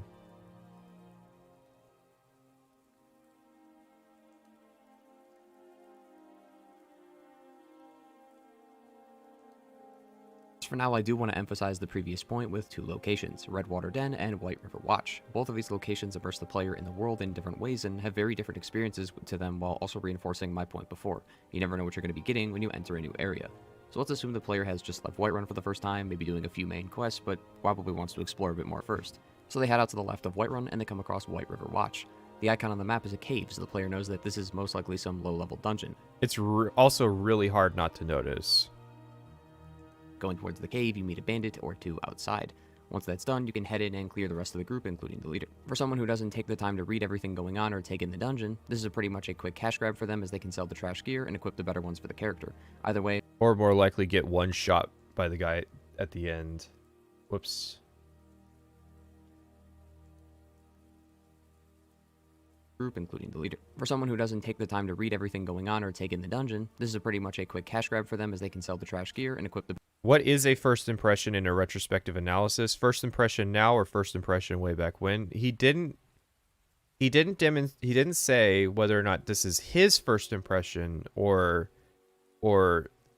like what the circumstances of the impression are. I'm thinking that his idea is, I'm going to make a lot of assumptions about what people's first impression with the game are. And we can nitpick on stuff like with the main menu thing, but better ones for the character. Either way, the player... I mean, the thing is, so this is the cave that has the blind bandit. And, like, I think they're training wolves. But it's very obvious that, like, they chose that dungeon for here because... Or, like, maybe they didn't choose that dungeon for here, but, like, when it came time to make this dungeon, there was definitely, like, this is going to be potentially, like, one of the first 10 dungeons that players do, so make sure that there's, like, a lot of attention focused on it.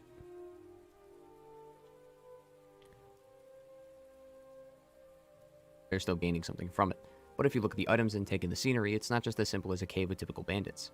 One of the bandits outside of the cave drops a note. It's addressed to a man named Roldulf, by no one named Hajvar.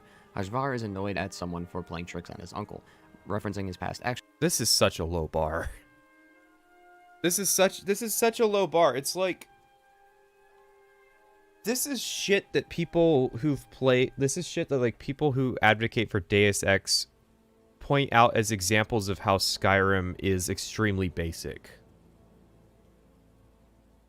I mean, again, could be doing a thing, but it's like, if you've played a lot of Deus Ex, it's like an area where there's correspondences going on that tell a story is like, that's baseline.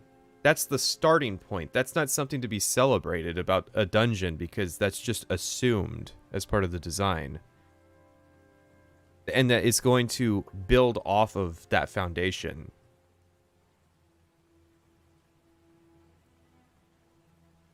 Which were putting nails on a chair and stealing the ledger. Seems to be some sort of squabble between these two. Heading inside, we meet another bandit, Alfir the Blind. You can quickly notice that this isn't just some made-up name, as by walking to him, you can talk to him and tell them that you're one of the bandits and sneak by. He's actually blind. It's confusing why this bandit group made somebody blind be the watchman, so it leaves some curiosity to the player. Looking at the table,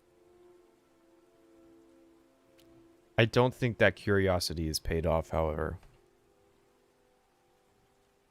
You could find that this is Alfir's book. Reading it shows that the pages are empty, reinforcing that he is still blind. Okay, if you're a blind person in this level of technology, though, like, why would you bother with the book?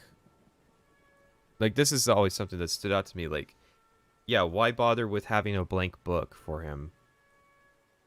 I just really like the feeling of having a book in my hands.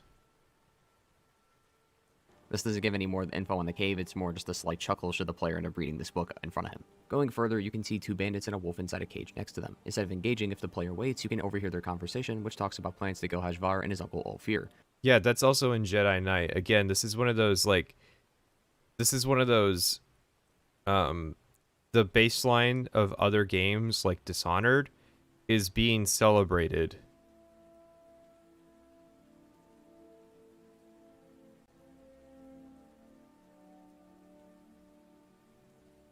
I don't know, like, there's low expectations, and then there's digging a quarry around the expectations to make those low expectations look like a relative high point. Like... Now we can see some connections. It seemed Ashvar wanted to make his uncle part of the group and not just make him dead weight, so he gave him the watchman position, but most of the group didn't seem to like that. Right, because Braille is a thousands-year-old language that is passed down from blind man to blind man, and not something that was invented more recently. As kind of seeing is more of a requirement for that job.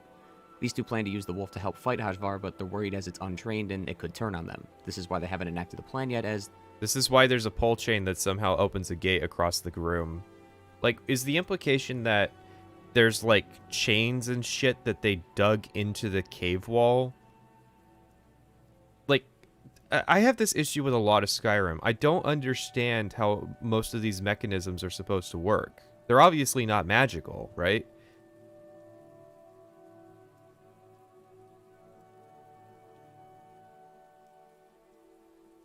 They're only going to get one chance at this. Continuing through to the end, we end up meeting the leader, who is Hajvar, and on his body is his journal. The journal catalogs some of his recent He's on low difficulty because he didn't just get instantly bodied by the guy. endeavors and any ideas that come to his mind. From reading this, we can discover that he hasn't had too much luck with the raids or hunts, as the guards are on full alert from the war, and pressure that any moment that the guards will raid the cave is frightening the men. One of the later entries is about a mutiny had taken place at some point in the past, but thankfully Ulfir was there and overheard it. We know from the guards with the wolf that the previous mutiny wouldn't be the last, so it seems Hajvar is having trouble getting his men to trust him, or at the very least keep them in line. I don't know, I feel like the Last of Us 2 observation is still interesting. I mean, that is more than a lot of shooters do. It's not particularly complex, but that is something that's worth, like, talking about and kind of celebrating, right? But, this is, like, again, this is, like, baseline for a lot of games.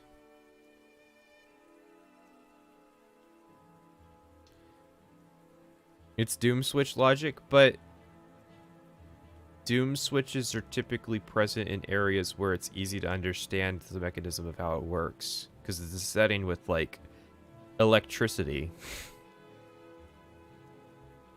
The two members who managed to escape were a Nord woman and a Khajiit named Isa and Rajar, who we can find near Frostmere Crypt. I don't think blind people can read embossed text. I think there's a reason why they picked Braille as the blind people language. Not the blind people language, but I mean, like, the blind people reading language. Like, it would just be too confusing to try to read things by, like, the imprint on the pages. The last entry talks about a previous successful raid in which they got some weird cargo and a live wolf. They were also going to kill the wolf for food, but Hajvar decided he wanted to keep it in. We've just given up on kind of showing... Like, there's more of that cave you can show off. You didn't show off the whole cave. You could just go back to earlier in the timeline when you were clearing the cave out. This is, yeah, this is like Never Knows Best Nightgate Inn levels of like attention to extremely minor details. And train it. We can also hear this part for the bandits. You don't have to point out what about that thing that, like, yes, I'm aware. It's like a universal problem with Skyrim that, like, there's so many mechanical functions for things that don't make sense and aren't demonstrated. Like, it would be one thing if, like, you saw chains going around the environment, so it's like, okay, there's, or like, you know, a rope and pulley system, you know, just something to show that, like, there is a mechanical action that's taking place here. But it's just, there's a pull chain, it drops a rock wall. I mean, Oblivion had that issue too. You would turn a handle in a wall and then a rock wall would jump. But even then, like, the handle was usually right next to the rock wall. I mean, rock walls in themselves are stupid because how the hell do you get that thing back up? But regardless. It says they plan to use the wolf to kill Hajvar when they train it, so everything's slowly coming together. So to recap. Right, because a basic bitch wolf is going to be able to handle that guy. Just kill him in his sleep. Like, that plot makes no sense. I really hope that the payoff to this is that he just destroys this for how basic it is. Cap Hajvar is the leader of the bandits of this group. The members of the cave grew tired of his command and thought he'd be better off dead, so mutiny was created. Okay, so he did go back to it, so why did we get the sequence of him just, like, selling loot in town? It was then stopped, but 2 of the members survived and escaped. The group didn't like how he ruled and thought that his uncle was useless as he was blind, and the fact that they gave him such an... It's almost like this is what I'm accused of doing. This is another one of those instances of, like, there are people who comment on my videos and say that this is what I do, is just read into everything. If I legitimately did that, if I read into it as deep as this for every single thing in the game, as I've been accused of, the video would be days long. Important job is watching the entrance annoyed a few members. This is where the second mutiny... Audio and background gameplay mismatch, or just his videos are like this. I mean, I don't know if his videos are like this, but we were talking about earlier how, like, he needs background music, and he doesn't really do, like, fade-ins for the music that is in the video.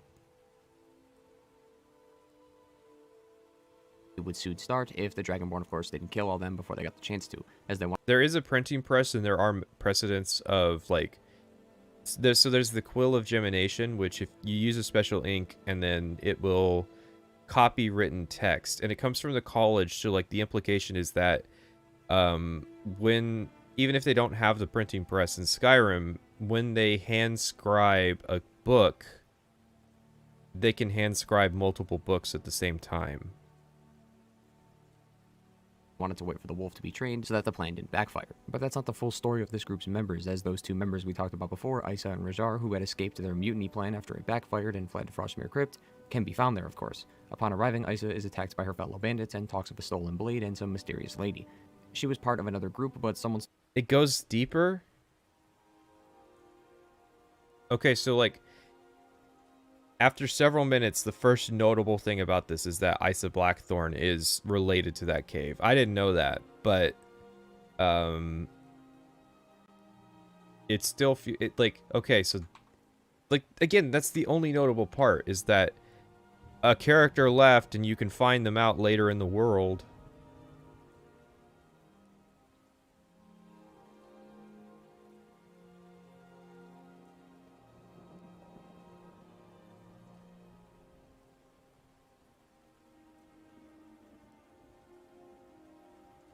stole the boss's sword and he flipped out.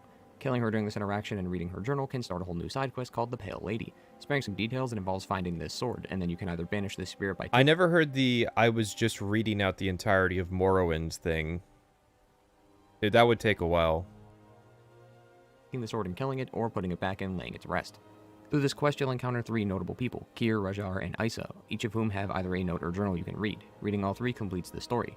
Right away, the Isa and Rajar from Hajvar's journal back in White River Watch is these 2, as it says in the first line of Isa's journal that they left the White River Gang, which of course, White River Watch, White River Gang, it's this. And of course, Bethesda's not going to give 2 characters the same name. They barely name any characters anyways. Did he just download the fandom page of this cave?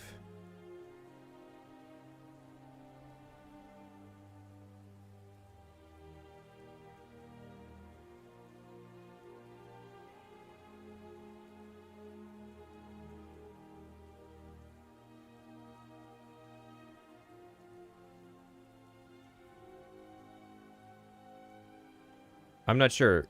Did he mention that Ulfir the Blind is Havjar's uncle?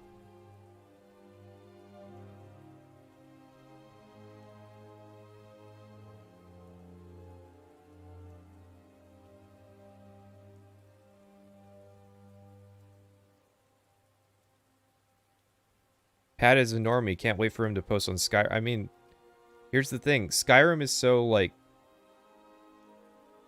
every single Skyrim dungeon in the game feels like it's just divorced from every other Skyrim dungeon.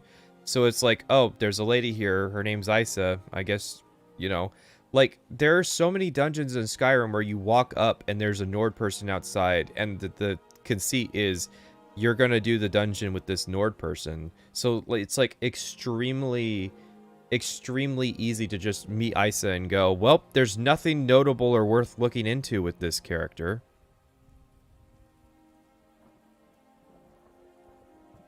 Because, like, it happened... There's a Nord lady that wants to get a scroll that, like, details her family lineage, and there's a Nord guy who wants to kill a necromancer that's, like, reanimating his dead family. Like, it happens multiple times in Skyrim, so it's very easy to just go to that cave and be like, well, there's probably nothing notable about this person.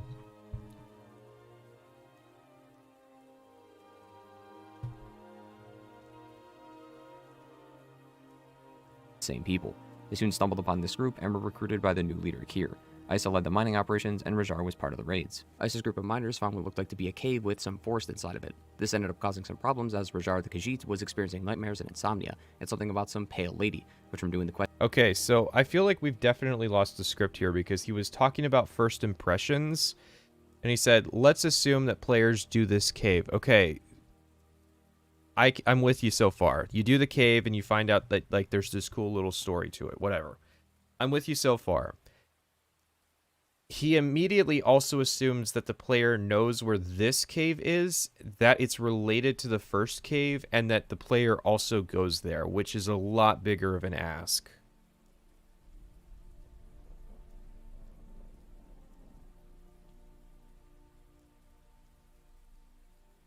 And reading the journals most likely had to do with the uncovering of the forest that her group had found. This then caused Rajar to go wild and constantly asking for Kier's sword, as according to his voice in his head, I'm not going to validate Shandification, which is the pale lady, once the sword was put back, he'll be able to go back to his normal self, so he's doing anything he can possible to stop these nightmares. When you enter deep in the cave, you can speak to Kier, who afterward will die. He talks about Rajar ambushing him and taking the sword. Continuing down the path, you can find Rajar and his stolen blade. This is where the quest then gives you the option. I definitely would not be surprised if Gingy was a salt factory, that was on his list of inspirations. Of putting the weapon back or killing them both. While the White River Watch and Frostmere Crypt don't actually have any direct connections to one another, from reading and the context clues you can piece together the whole adventure these groups of bandits go on just from taking the time to read some of the journals the game provides. Which is why I've never done it. And I don't buy for a second that very many people have done it either. Not without some kind of additional help, not without a YouTube video to kindly point out that these things are related. How the hell am I supposed to remember that unnotable bandit journal number 37 that names a character is the same character from another thing? I just assume if I see a name in a journal that, like, we need a name for this character. Isa. Okay, so there was this character named Isa, and they left, and then, like, you would just assume that the character's leaving was just a sign that, like, the bandit clan was going downhill, that wasn't going to go anywhere.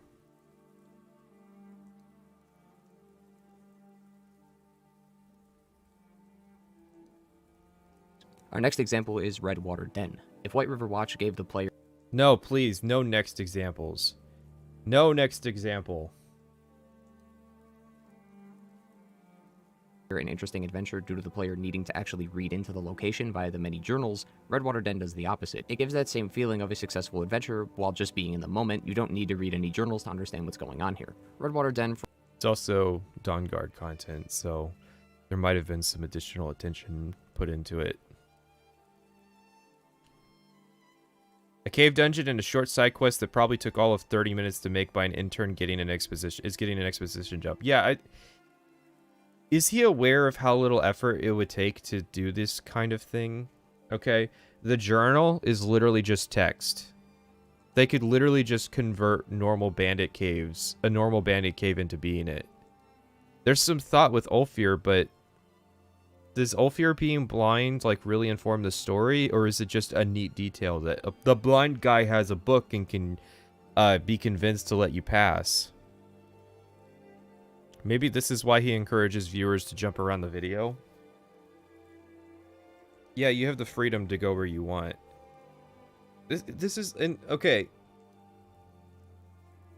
Yes, there's some thought put into it, but it's still not particularly impressive, and it's still a big assumption that you're gonna see all of this. This is just, I don't know, I have to use the restroom.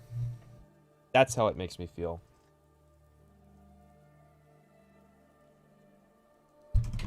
Oh, shit.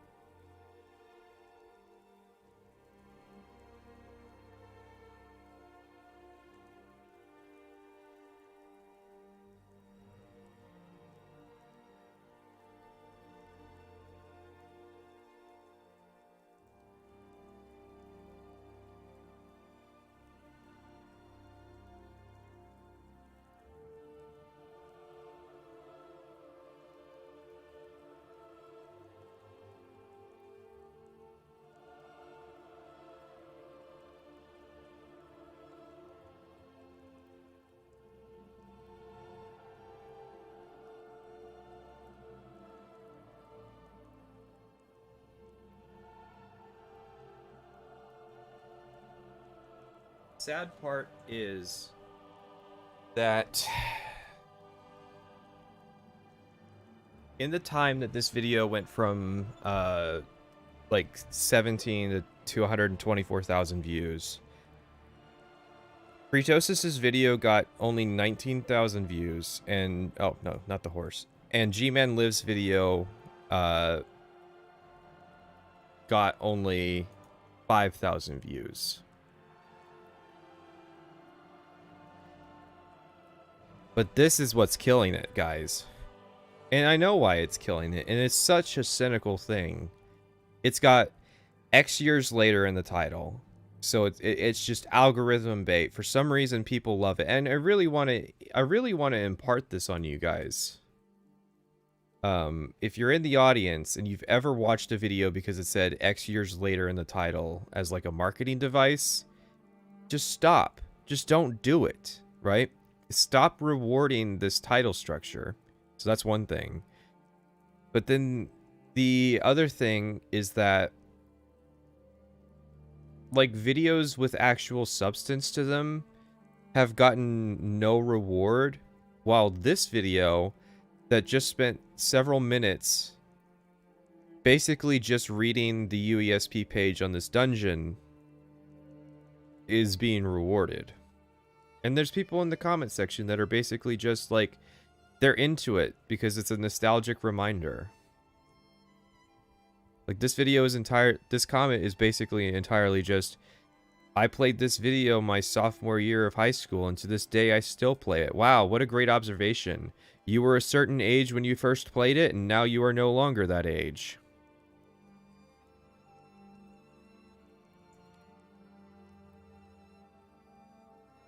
But yeah,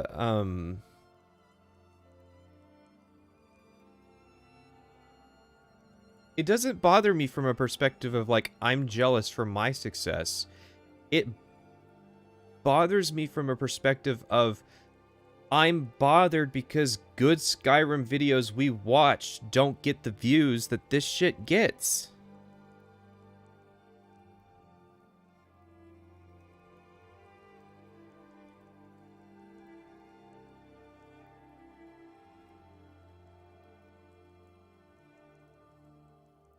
If he's consciously min-maxing effort versus reward, he's a genius.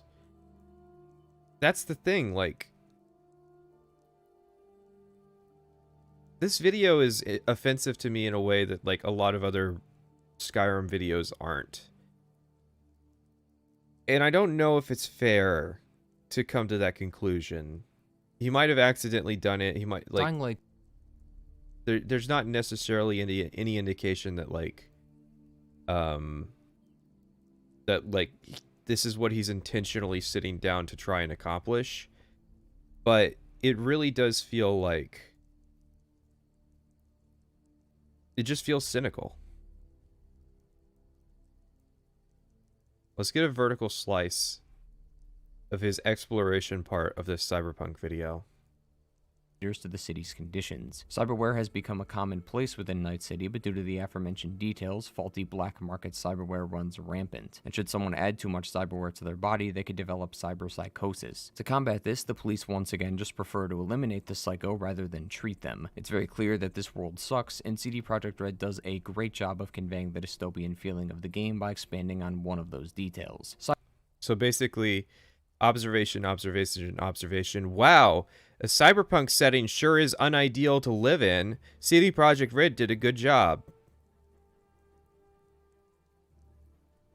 Cyberpsychos can be found throughout the game, and each of them tell a story about the people that are living with this illness. I did an entire video back then based on this exact topic, as I felt this was one of Cyberpunk's greatest strengths. These were so different from the other side activities in the game, as you weren't always shooting at people. It was either about navigating the area they resided in, or scanning around looking for clues. I don't know, I was almost always universally disappointed in the Cyberpsycho missions, because, I don't know, they just felt like they didn't go anywhere.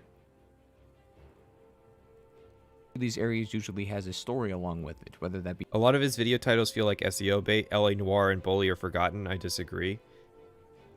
Well, I mean, we've kind of established that there's a very real possibility that, like, this guy's a pop culture pleb. So he's looking at it from the perspective of Well, nobody really talks about LA Noire and Bully anymore, so they're forgotten. Nobody remembers these games.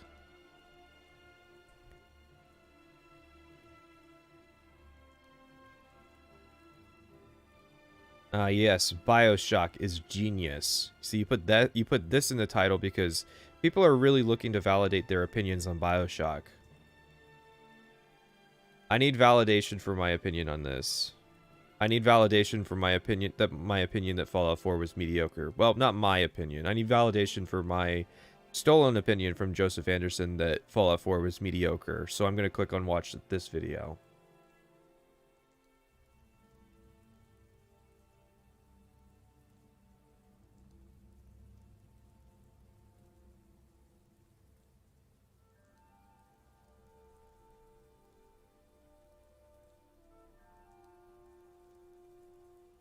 Be from shards or the actual mission itself, and all of them are great. Oh, sorry. I was supposed to go back to the Skyrim video. But yeah, it's like, if this seems like it's coming off like I'm hostile against this guy, I kind of am. Like, this channel, even accidentally, I'm gonna give them the benefit of the doubt and assume accidentally, is like the cynical thoughts and ideas that I've had for my channel.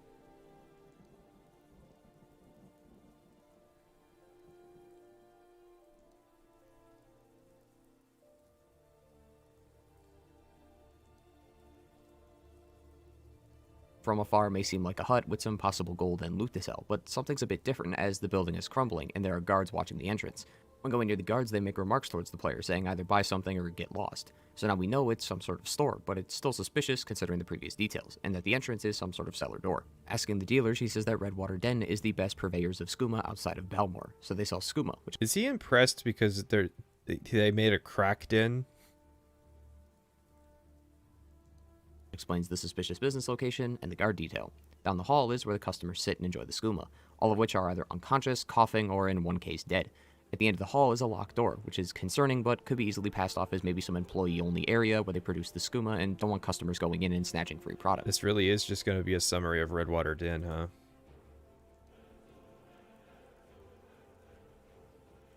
I mean, like, who was it that made the observation about, like, there's a couple and they're huddled up out in the wilderness by Winterhold and they're not far from town, but, like, they froze to death. Like, I feel like, I don't know.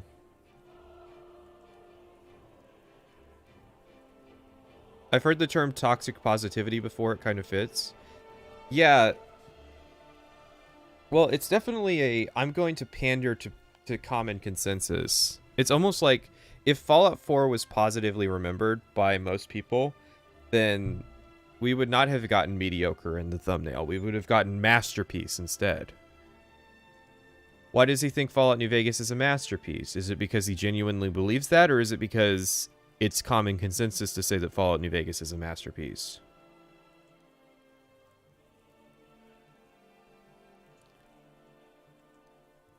And again, it really isn't about me. It's about Kritosis, who had one of the best Skyrim videos that we've seen. And the fact that at the same time, these people could have chosen to watch Kritosis' video, but they didn't. And they probably didn't because he wasn't given that chance. Because he decided, what did he name his video? What did he name his video? He named his video...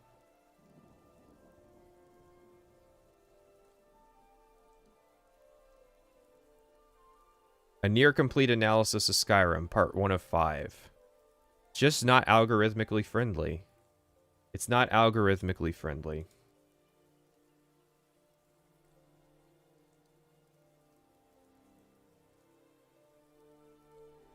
But this is.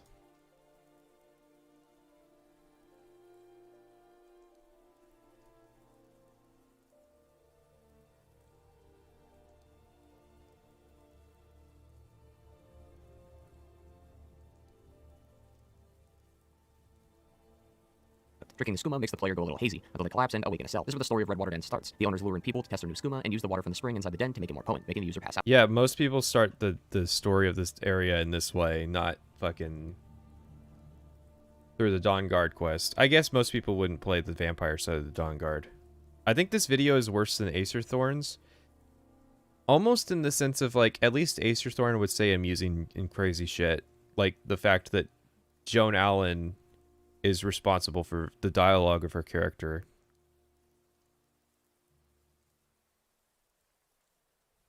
Yeah, saying Fallout 3 is bad is only contrarian to, like, the uppermost crust of plebs. This is a deal between the vampires and the owners. The owners get money from the customers who purchase the skooma, and the vampires then take the unconscious clientele and make them into their thralls so they have an army under their command. Well, as interesting as that is, we clearly don't want that, and we need to escape. The game provides you with many different ways to escape this cell, which we'll delve deeper into As interesting as that is, we don't want that. in a few minutes, but regardless of how you end up escaping, the whole den is now aware of your position. So you have to fight to escape, which can either be through the entrance we saw earlier, or go deeper into the cave where the spring water is. Either option works and will inevitably loop you back to the beginning, so it doesn't matter. That's Redwater Den. There isn't a quest for waking up in the cell, it's just a scripted event that happens in the area, so you may not have seen this unless you went along with what was happening in the den. Now, of course, you can get more details about this area from reading a few journals like Volpine's, but it's not necessary to get the main idea. Like I said before, with White River Watch, you end up having a successful adventure by being immersed into the game and taking in the story through journals. With Redwater Den, you have that same exact effect, but having it be a real-time event with combat and dialogue, no needing to sift through journals and pause the game to do so. Two different places, in two different ways the game makes you interested in the world, but at the same time, it's the same outcome at the end, and that truly is the strongest part about Skyrim. Of course, these two locations aren't the only ones in the game with. Alright. I feel like that's the only thing that's, like, been conducive to his point, is that is saying that, like, the explorative elements of dungeons are the strongest part of the game. Now go to the 50 or so dungeons that that don't have this attribute.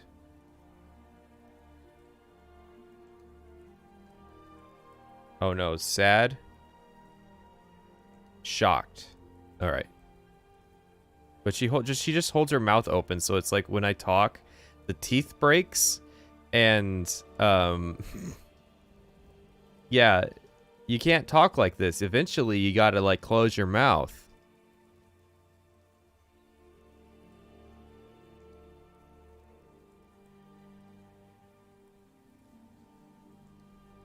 So it's like that Nerd City J Station effect where it's like, I really didn't want to watch the first part of that video because it's like, I don't know, it's coming out as a series.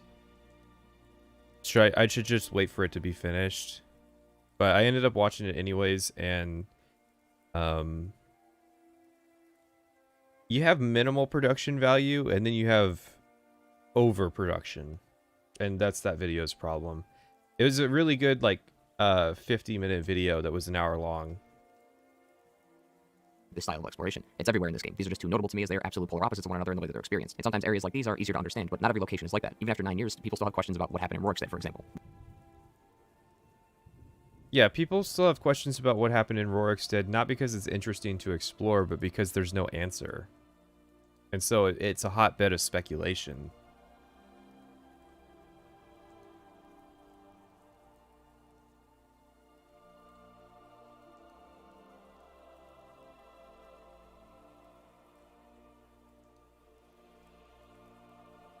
Rorikstead is a nearby town you'll mostly run into. Yeah, but someone's streams are independent of their videos.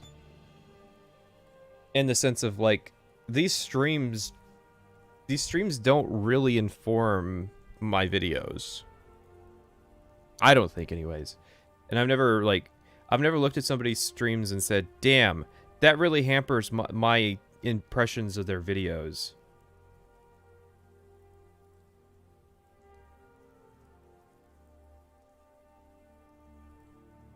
I mean, he announced at the start that this would not have any opinions. No, he said this wasn't a review or evaluation.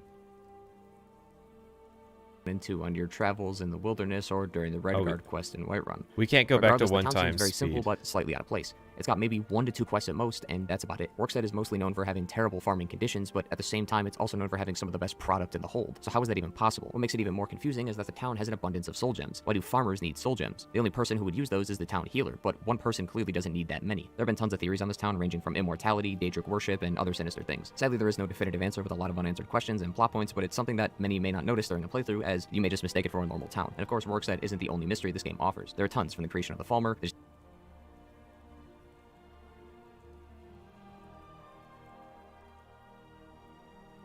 Been a low bar.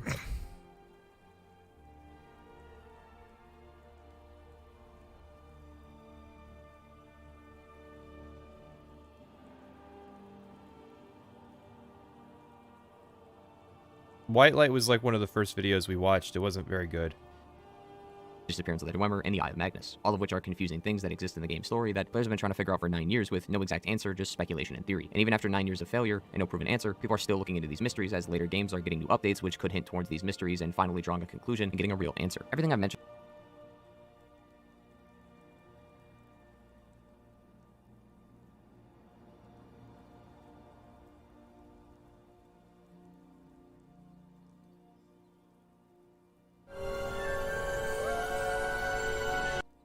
institution.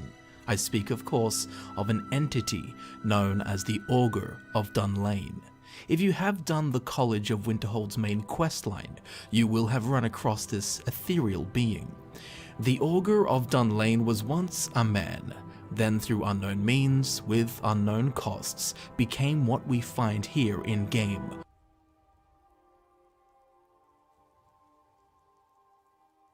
I'm sick of people creaming their pants over Bethesda's bog standard environmental storytelling. It's nothing special. Yes, I fully agree.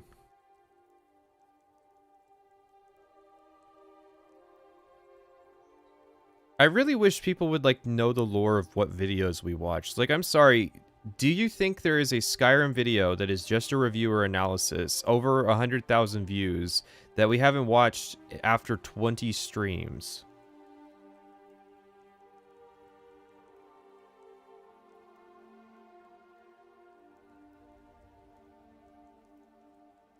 Up until this point has just been exploration. If Skyrim can make the player feel satisfaction by going through caves and learning lore and story at their own disposal, then the side quests of Skyrim are in a whole nother league. Side quests are found everywhere in Skyrim, and there's so many that it should be a selling point in itself. There's over 100 side... No. Bussy. Okay, that's a... Okay. Side quests are... I mean, it's technically true. Are in a whole other league. Then no, they're in a whole other league because exploration is good. Open parenthetical. We're assuming.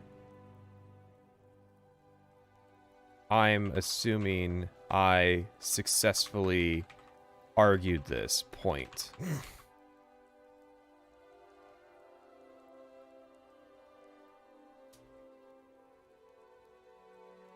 I once left my bed unmade and towels on the floor at a hotel. Environmental storytelling. Yeah, the damage that BioShock has done to the games industry has been devastating and irreparable.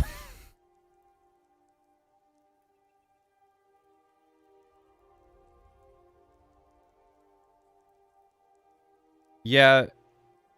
Well, I've said before, White Light's Death Stranding video is experimental, and I give it a pass because it's transparently trying to be that. It's not passing itself off. Well, hang on. Maybe...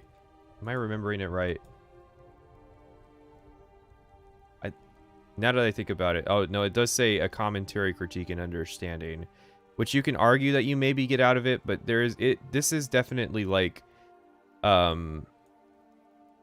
Hello everyone and welcome. This video is definitely like the Salt Factory's final form kind of deals, and I forgive him on that because I think it's very transparent that that's what it is. Like, I think it's your own fault if you like. I watched 3 hours of this video and I didn't realize this was all it was gonna be. Like, yeah, it never claimed to be anything else. Never claimed to be an evaluation of Skyrim. I mean, this doesn't, but I feel like this saying it wasn't a review or an evaluation is just an excuse for like, please don't criticize me for being extremely vapid. I just made myself sad because I realized that tone of voice alone could explain 90% of the disparity between this video and Kretos's. Oh, absolutely. The fact that Kretosis has a confrontational tone alone is what's going to hold back that video. It's absolutely sad, but it is absolutely true. Get a black light, you'll find a whole lot of environmental storytelling. Yeah, it's like, what's the history of this hotel room? How much spunk is coated into the paint? Quest that Skyrim has, and that's not including the faction storylines or any of the 3 DLCs, taking into account Skyrim's large world and the amount of... We're talking about the quality of quests, and he says that there's 3 DLCs. There is something wrong.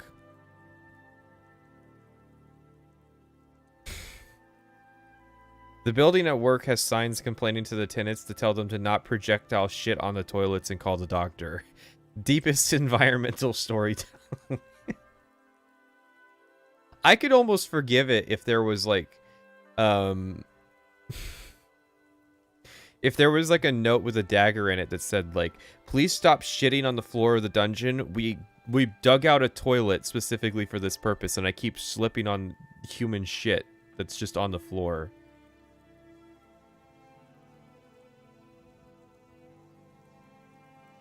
Of side quests that exist, there's a good chance you won't be able to find all of them. It's hard to choose from all the quests that the game provides, so... Yeah, all 453 in-depth quests that are better than all of the Witcher 3s.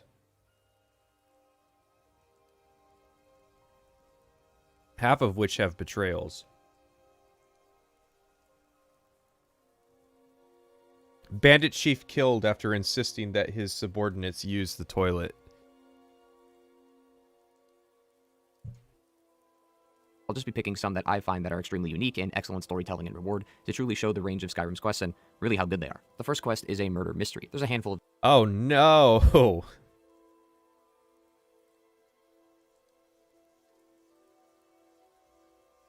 Blood on the ice. Yeah, I mean, I've described it before as a desire to be a preacher. A desire to just come up, spout some shit, have people take it at face value, and cash your check. Because nobody ever played The Witcher 2. That's why nobody mentions it. These that exist within the game, but my favorite has always been Blood on the Ice. Blood on the Ice is located in Windhelm and will randomly come up when visiting the nearby graves. As you approach, 3 witnesses and a guard are at the crime scene. The guard is telling you to step back. You can question the guard and ask him what is going on, and this will start the quest. Apparently, this isn't the first time some woman has been found dead with her body mutilated like this. The guard then hands the duty off to you, and you can question him why you should be doing it instead of him, as he's a guard. But thanks to the war, the men are stripped thin and can't really focus on these crimes too much, so the war is more important. Yeah, okay. Minor thing. The guard isn't passing it off to you. You have to volunteer for it. He's not saying, ah, you look like an adventurer. Come solve this murder.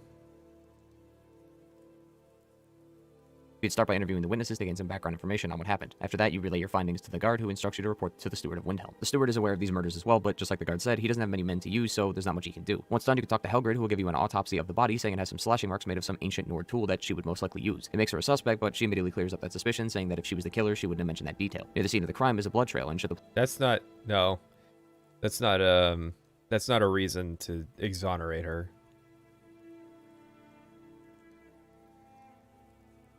player follow the blood trail, it can lead us to an abandoned house. You can investigate many of the different areas in here, like the pots, the mead, and the chest. I'll give slight clues on what's going on, but near the wall on the shelf is an amulet with some papers and a journal. These are our first clues to finding the murderer. The reason why there's so many papers, as we talked to Windhelm resident Viola, she's been notifying the people of the murder and to stay safe, but the murderer is taking them down, so people aren't notified as quickly. According to Calixo, the amulet is a heirloom of Windhelm, which is usually worn by the court mage. The journal is more of a diary for the murderer, explaining his thoughts and the reason for killing all the people he does in a specific way. The murderer discovered this new type of magic called flesh magic, except it's not as simple as casting a spell. It requires more prep and analysis, which is why he's killing people and experimenting on them. The bottom floor also has a cabinet with a false panel, which leads to an altar and some human remains. There's also a journal on the altar displaying the list of required items like bone fragments, ligaments, blood, and flesh that he uses for the experiments. With the information in hand, we can then talk to the steward and present our case and claim that Wimforth, the court mage, is guilty of murder. Afterwards, he'll then walk the court mage to the quarters and throw him in jail, which you could of course watch for yourself. We can then now walk the streets of Windhelm confident that we solved the case, until 3 days go by and find out that another murder has happened.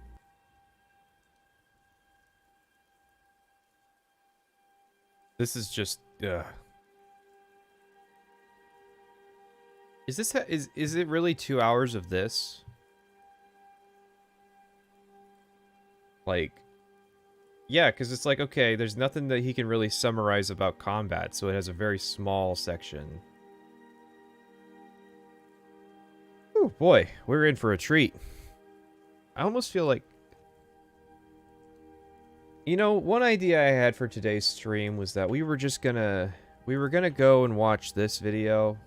Hello and welcome everybody, my name is Jingles, and today I'd like to talk about Well, actually, I'd like to talk about the same thing I talked about yesterday. Because we never finished this video. But yeah. This is, Can you make the voice faster? This is as fast as I can make it.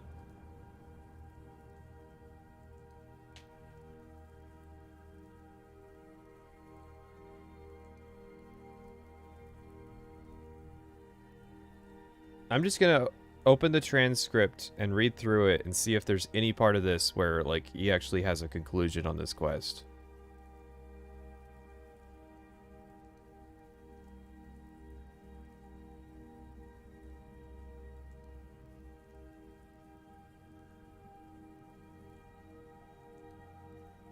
There we go. Hang on. How much time did we just jump?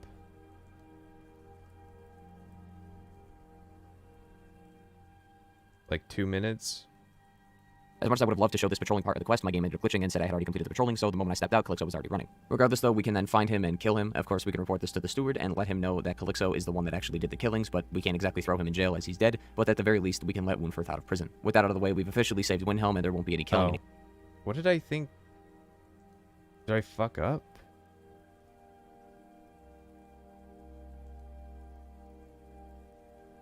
Okay. So 3 or 4 minutes.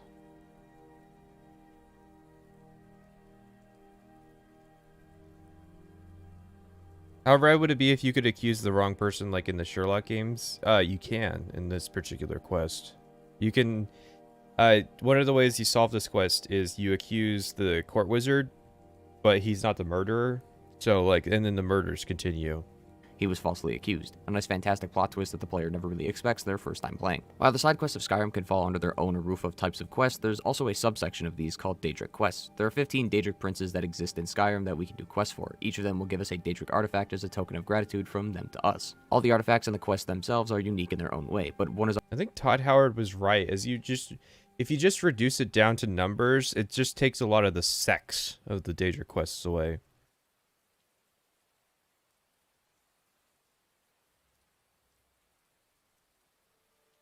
always stood out to me, which was A Night to Remember. Not only is this a Daedra quest, it's one of the funniest quests this game has to offer. A Night...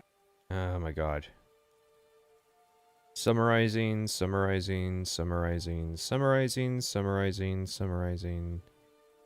Thank god I can read fast.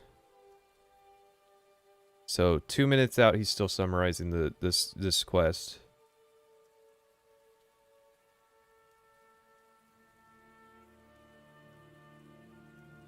Three minutes out, he's still summarizing this quest.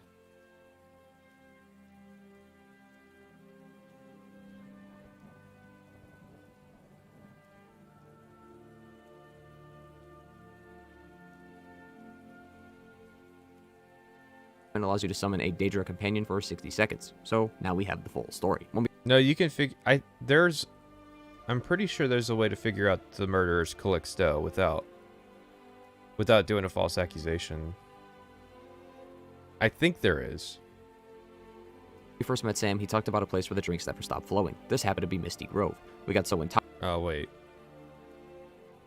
Sorry, I was wrong. The summary hasn't finished.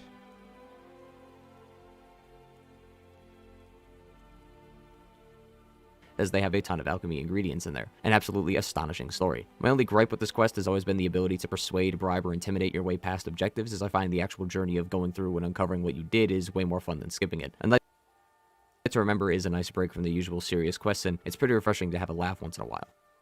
Your issue with this is that you have options. Like, yeah, okay, it's your preference that there's a cool journey to get if you're not good at speech, but it's like his issue with the Sanguine quests are that there are speech checks.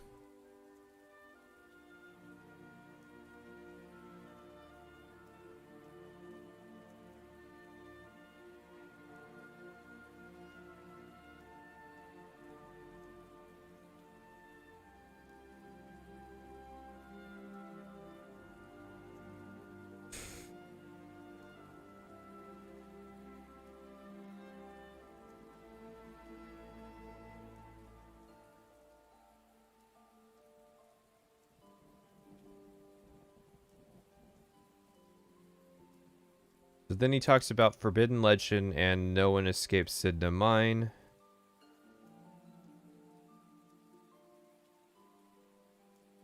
And he's just summarizing Forbidden Legend.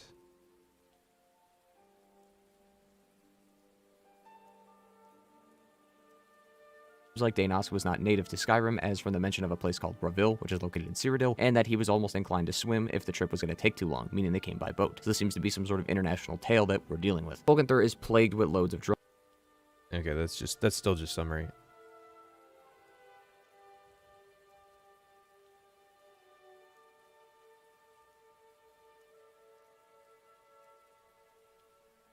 Summary. How do you spend so long on this fucking quest?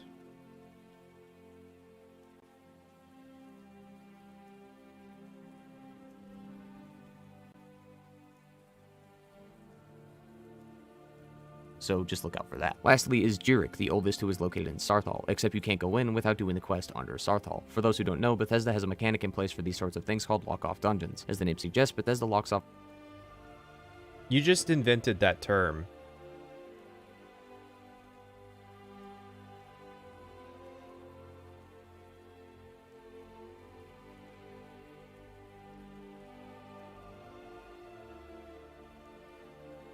Bethesda does not have a term called lock-off dungeon for these. In fact, they don't have a term for them in general.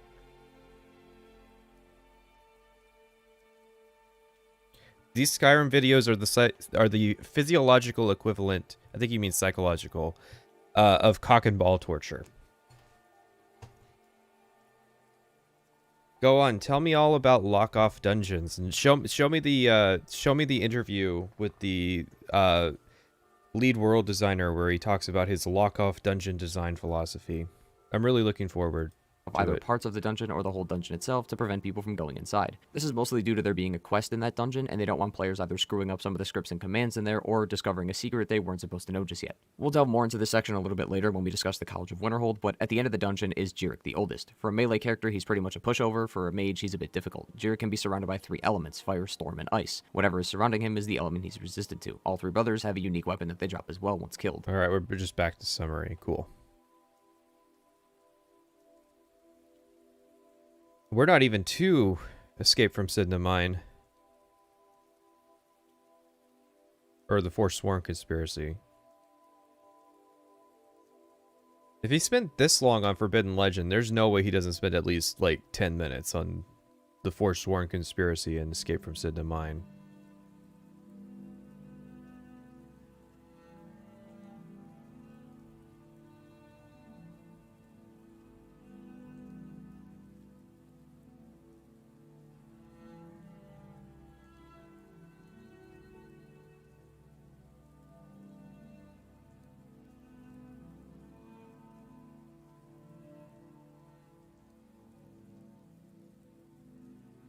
Reward. You're also pardoned of your crimes, which, as we know, weren't crimes to begin with. Left feeling a little bit empty, as it's clear Thonar is an evil person, doing what he does to people who oppose him, and even in our case, throwing an innocent person in jail, and his response to intimidate us is saying we should be thankful instead of not being killed. What a fucking asshole. Alternatively, we can then side with the Forsworn and escape together. You could choose to fight with the Forsworn if... Truly. What a great observation. Just, yep, he's an asshole.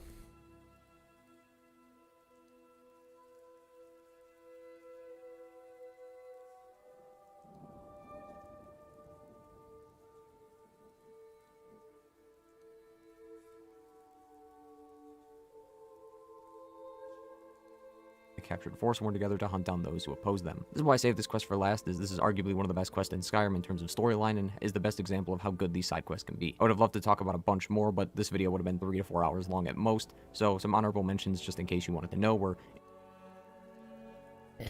It wouldn't have had to have been 3 to 4 hours long if you hadn't taken this approach. In My Time of Need, House of Horrors, and The Man Who Cried Wolf, all of which... Sure, I'll change the model.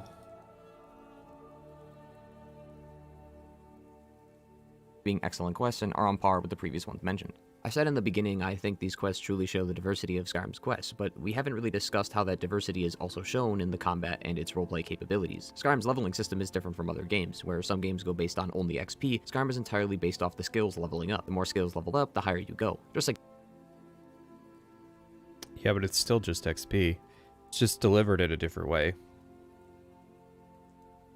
Like, one way you could say it is like, there's quest XP and then there's character XP.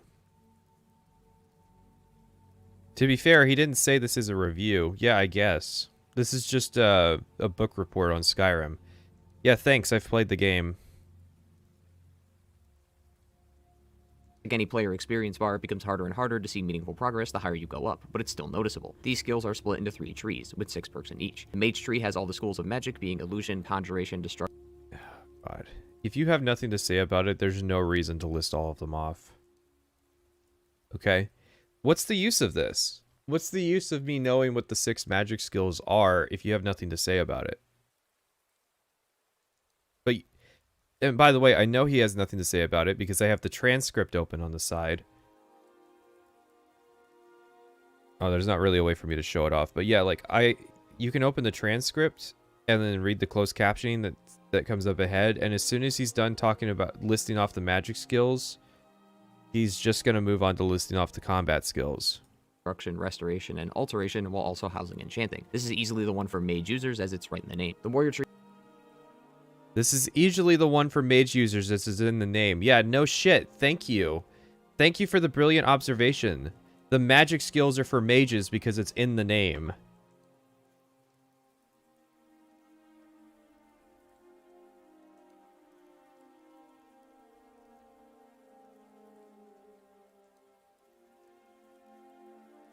He's trying to make it seem more advanced than he is because he doesn't understand how leveling in Skyrim works, and he doesn't understand how leveling in Skyrim works because he's either too lazy or like just doesn't care enough to like just look it up.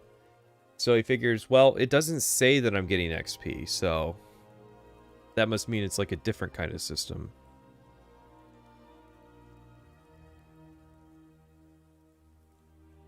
Tree has the skills of smithing, heavy armor, block, two-handed, one-handed, and archery for those who enjoy combat but prefer it up close with raw steel or at distance with an arrow. I want you guys to listen to that again. This is really the caliber that we're dealing with. The more skills leveled up, the higher you go. Just like any player experience bar, it becomes harder and harder to see meaningful progress the higher you go up, but it's still noticeable. These skills are split into 3 trees, with 6 perks in each. The Mage tree has all the schools of magic, being illusion, conjuration, destruction, restoration, and alteration, while also housing enchanting. This is easily the one for mage users, as it's right in the name. The more Got it? This is the part I really want you to pay attention to, and we're gonna play it at the speed. We're gonna play it at the speed that it's intended to be played back at. warrior tree has the skills of smithing, heavy armor, block, two-handed, one-handed, and archery for those who enjoy combat but prefer it up close with raw steel or at distance with an arrow. The thief tree. The combat skills are XX, XYZ, AB, and C. For those who prefer it up close or at distance with an arrow.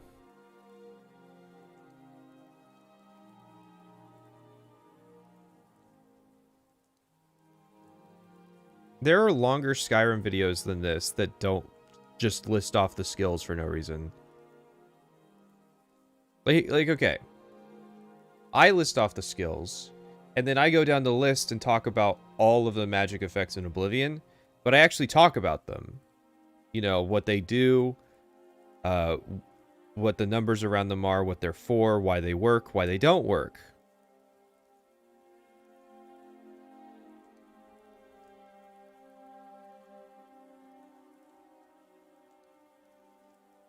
Again, like, it would be even worse if we forced ourselves to listen to all of these videos at 1x speed, because it's just so slow. It's so slow, and it has nothing to say. Tree is the last tree, with light armor, sneak, lockpicking, pickpocket, speech, and alchemy. 9 times out of 10, this tree will most likely be with other trees like the warrior and the mage tree, but as a standalone, it still can work pretty great, giving you the... What do you mean by that? What do you mean by that? Do you know what hybrid classes... Like, you're saying basically, oh yeah, lockpicking is a warrior skill because sometimes warriors have to lockpick things. And it's like, no, that's no, that's still a thief skill. It doesn't change because of the person who's using it. The person, if the person uses it, that means that they're not entirely a warrior. They're a hybrid class.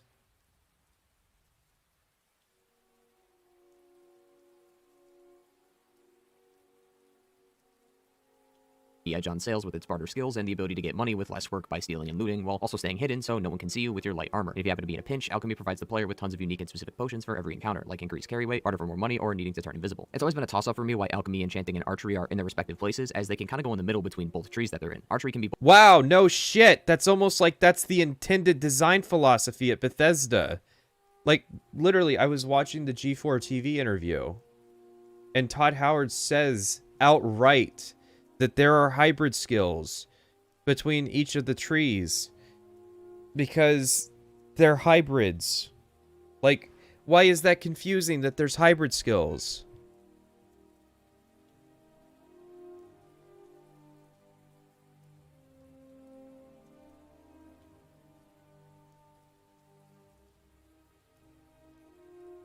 Had he played... Did he ever talk about, like, a role-playing game before this point?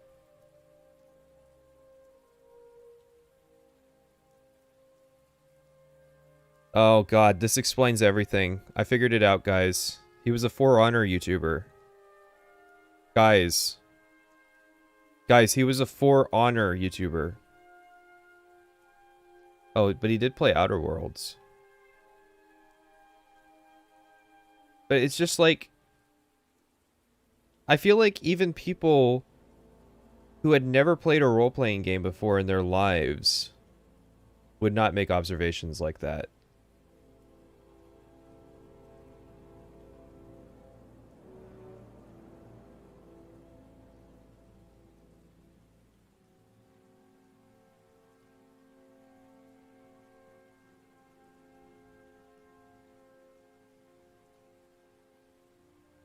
Hot take, you're better off not using lockpicking unless the game absolutely forces you to. It's just more levels on the enemies every time you level from using it. I disagree. Lockpicking is, like, not using lockpicking might save you, like, 1 or 2 levels every, like, dozen or so hours. It's not going to be a significant contributor to, like, you falling off or anything like that.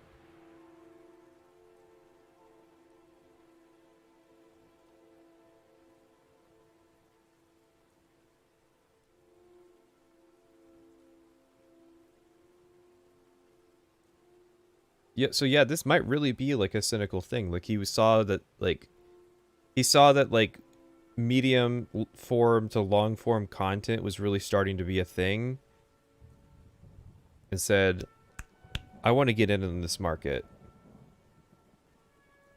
You can get a lot of views if you put X years later in your title.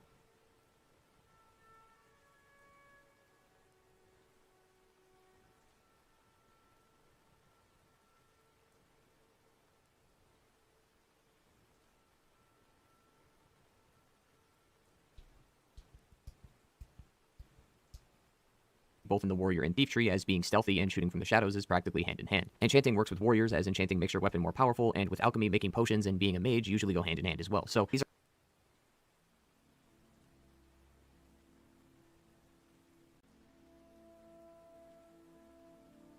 Yeah, if the companions... well, it depends on what you're trying to get them to unlock. So, like, sure, you can use your hirelings to unlock stuff, but I don't know, like, it still doesn't seem like something that's, like, it's not that big a deal. I mean, unless, like, you just really, really hate the minigame. These are kind of like the middle ones that can go in either tree, and I think that's why they're split between the two. And these different perks can... You don't have to speculate. You don't have to speculate.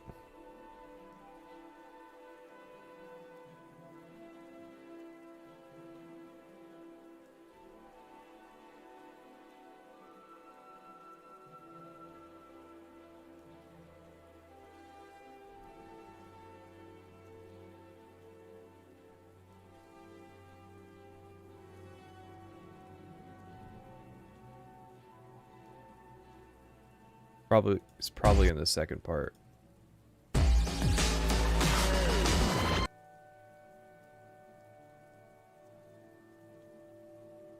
Also, this interview was wild.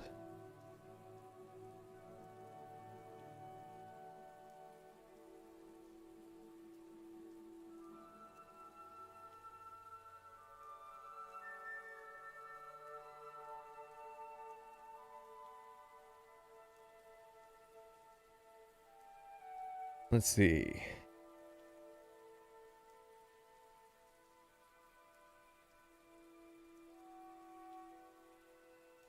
Is it this one or is it this one?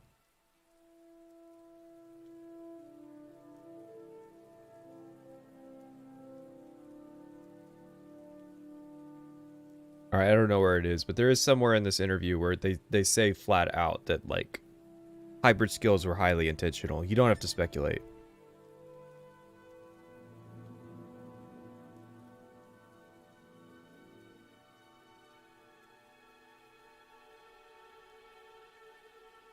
Can be really powerful. Generic spells at a novice level are weak, but using master level spells is a whole nother story. Smithing can make you go. A mage can be really powerful. Generic spells at a novice level are weak, but using master level spells is a whole nother story. Smithing can make you go from. If that's the extent of your opinion on magic, then it's very evident that you didn't play it. This to this, and sneak can just completely confuse everyone. Wow, brilliant observation. Using master level spells is a whole nother story. Smithing can make you go from this to this. It also can, but you could also just find that stuff out in the world. And sneak can just completely confuse everyone. Of course, while they are in separate trees, that doesn't mean you have to stick with one tree. Skyrim, of course, encourages using things from all three. You could be a two-handed warrior with full heavy armor, and then use that intimidation to level up your speech skill, getting better prices, or use enchanting to further their power. What do you mean you can use the intimidation of being a big, bulky warrior to level up your speech skill through intimidates? It's the other way around. Your intimidates are successful because you level up your speech skill. Just sell the arrows. Does he have other baby's first video game analysis topics like Spec Ops The Line? I feel like you're trying to do a deep insult there that just isn't working out because, like, Spec Ops The Line is overrepresented, but I wouldn't say that, like, it's just, oh, it's so easy to talk about. Or you could just be everybody's favorite, Stealth Archer. And that's in no way a jab at Stealth Archery. I need a clap track.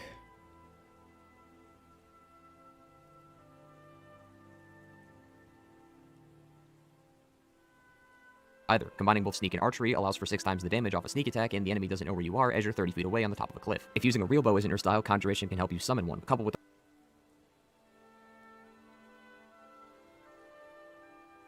This really is like, he doesn't know. He doesn't know better. So I don't think it's intentional. I think he doesn't know better, right? Because this is the same as the quests. This is him observing. This is just him observing, like, he was reading through the Wikipedia art, or not the Wiki, but he was reading through, like, the UESP, or, like, probably, honestly, the fandom page, and he's like, he saw that bind bow is an ability that exists, so he's like, yeah, okay, you could be, like, yeah, okay, thank you. You can do X, and you can do Y, and you can do Z. It's literally the book report, but for skills. So, I don't know. It just feels like I'm back and forth on whether or not this is an intentional thing. If he's just being lazy to generate content, or if he is, like, if he just doesn't know better. Like, he watches other videos, and that's where his inspirations come from. And so, like, if he watches a lot of Salt Factory, he might think that this is good.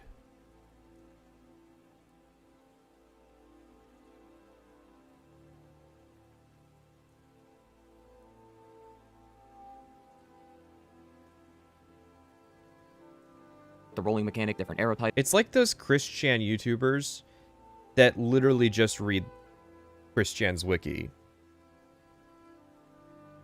Like, they don't even really, like, they don't even try to, like, curate the content and, like, pick out specific articles to make an interesting article. They're just reading the wiki, and they have no shame about it. Like, they're literally showing on screen that that's where it's coming from, and that's what they're reading off. So all they're bringing to it is that they are reading it out loud.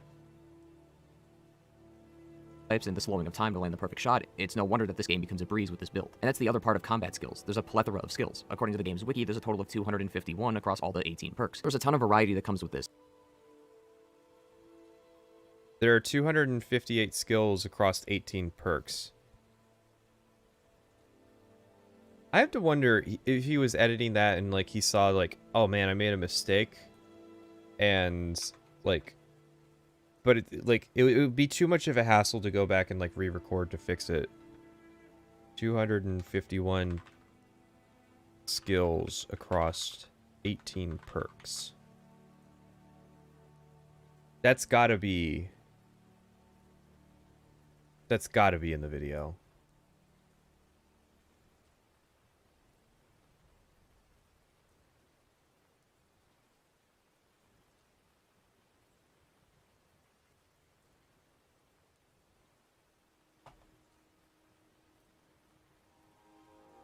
$251 skills across 18 perks. Gingy Skyrim video. What? 3812. That's could be an honest mistake, but it's just a funny thing to say.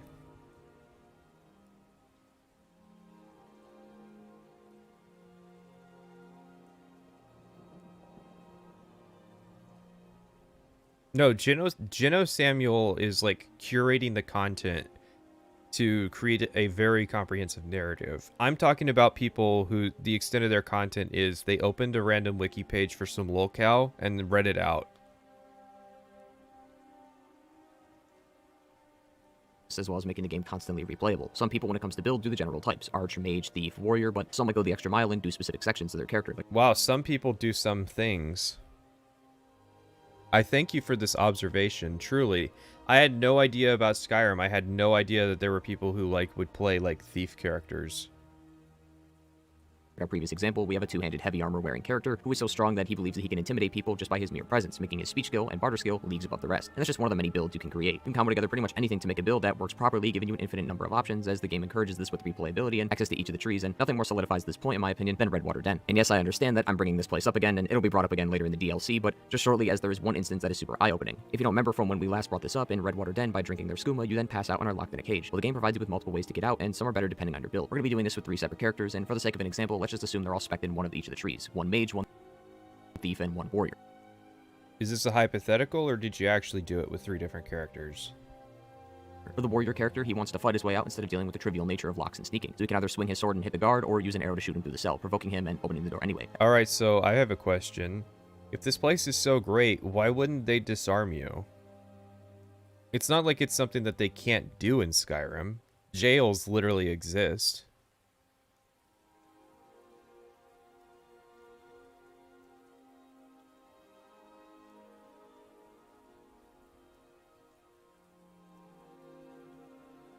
If the weapons won't work, of course, a shout will do the trick. The thief likes to deal with things quietly and sneakily, so the thief can opt to pickpocket the guard, allowing him to open the cell from the inside, or if that's too easy, pick a lock themselves. This is like an April Fool's video.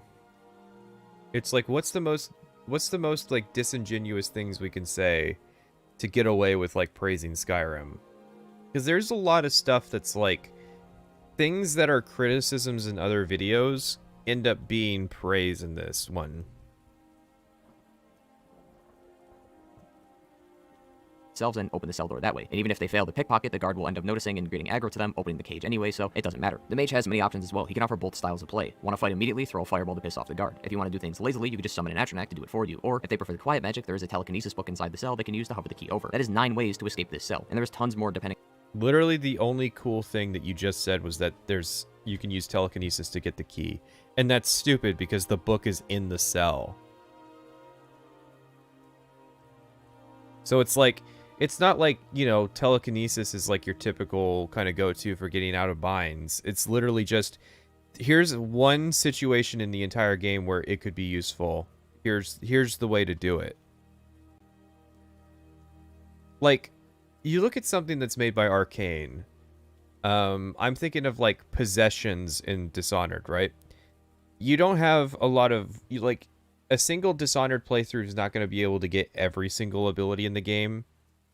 To recollection, I think that's fairly accurate. So it's like on one playthrough you can get possession, and then like there's a ton of situations in Dishonored where possession, you can possess a rat to go through a vent, you can possess a fish to go through a vent, You can possess a human to go through like a security checkpoint. You know what I mean? Like, once you have an ability, the game gives you lots of opportunities to do it. The equivalent of this would be you're in the level where you're disarmed, you're being held by the whalers, and there's a spell tome, and it teaches you the possession spell, and you can use the possession spell to get out of the cell. And then, like, that's the one time in the game that it was ever designed to really be used. And so, and like, that's just one thing that's in Dishonored, right? Another thing's like Wind Blast. There's like tons of surprising instances of ways that you can use Wind Blast in Dishonored that players who specialize in possession don't see until another playthrough.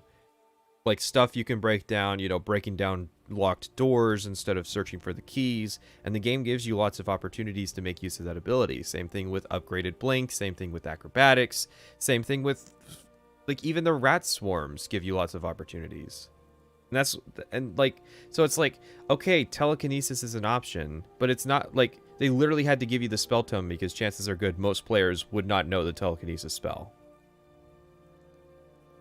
On the level of your character. Lesser level characters have more limited options as the proficiency with things aren't as high, where high level characters can get pretty creative. This is just one of the many options the player has throughout the game. Skyrim doesn't cut certain things off when it comes to certain situations. Skyrim allows the player to actually use different items and abilities and encourages that throughout the whole game. While of course you aren't in a cell a majority of the game, what you are doing majority of the game is fighting. The game perfectly displays all 3 bars necessary at the bottom of the screen to let you know how empty or full one is so you can act accordingly. Instead of making the shout another bar, they remove the clutter by putting it at the top of the compass. Overall, the combat and skills in Skyrim are always I'm still, the jury's still out. It's either an April Fool, it's either a seasonably late April Fool's video, or he really thinks that this is okay. Like, Private Sessions made fun of this with his red juice, green juice, blue juice bit. And here, this guy is taking pretty much that exact bit, but like that's his thing. Is there's a health bar and a magicka bar and a stamina bar, and there on the compass it tells you the cooldowns for dragon shouts.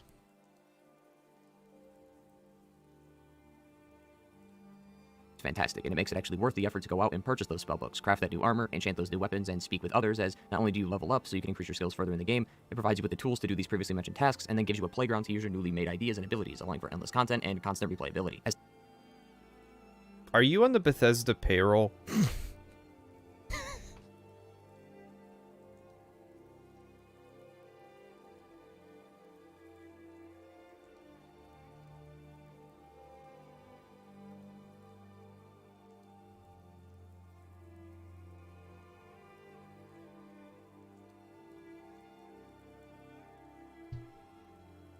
Nothing about the style of heads-up display, just these things are here. Yeah, like, did he notice that the health bar squeezes down into the middle, but, like, the other bars go, instead of squeezing down to the middle, they just increment in one direction. So, like, the magicka bar just goes left until it reaches the end. The fatigue bar just goes right until it reaches the end. The health bar closes in from both sides. I mean, anything. This video would be perfect for somebody who has never played a video game before. I feel like this video would be boring if you had never played a video game before.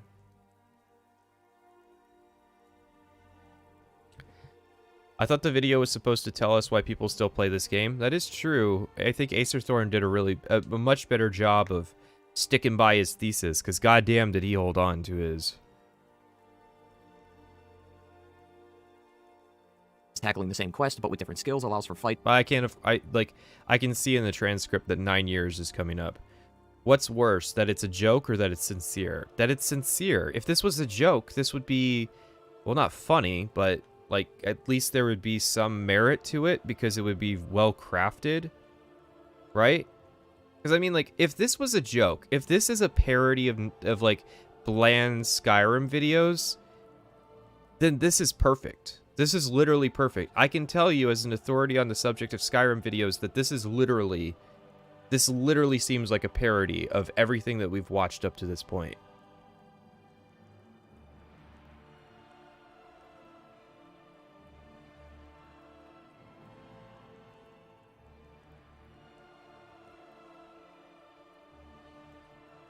and engagements to be a different experience. This, coupled with the many side quests the game has, is without a doubt one of the main reasons people return to the game, even after 9 years. Of course, gameplay is just one of the many unique...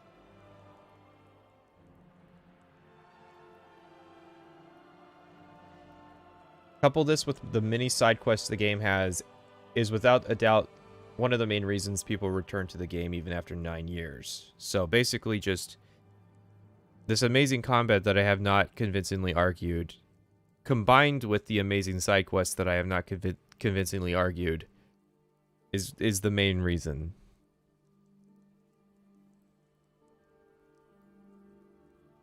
I feel like, again, like,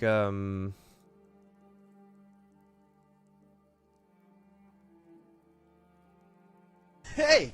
What's up, fellow Halo 3 players? This is Josh from Stupid Obvious Information Magazine, and I'm here to tell you how to play Halo 3 like a pro. Now, I know what you might be thinking. Oh, great, this guy probably thinks he's a pro at Halo, but he really isn't, if he's even a gamer at all. Well, guess what? I've played through the entire campaign of Halo 3 Combat Evolved. I've almost finished Halo number 1, and I've also played the Super Mario Brother and Ocarina of Time. Remember Ocarina? How about that water temple, huh? What a level that was. You also may have noticed I have the secret katana body armor. That's right, I got all the secret Halo Xbox points. Well, I think I've proved I know what I'm doing, so let's get started. Make sure to have a pen and paper ready to jot down some of my tips. Now, what you're gonna want to do is always try to aim for your opponent's head. I'm just gonna switch to the battle gun here, and, oops, that was a one-off. Let's try this again. So, yeah, that's from Arby and the Chief. Classic John Graham bit.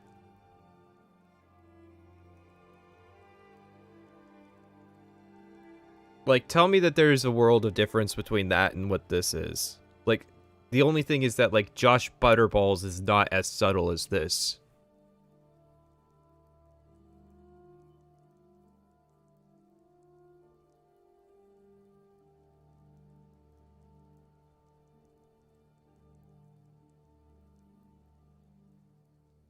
things you can use as a selling point. Some use its unique and original mechanics to encourage players to have a new experience, and it can also be the potential of not only enjoying the game, but a couple buddies as well. And personally, my favorite, a well-structured... Ah, yes. It's fun with friends.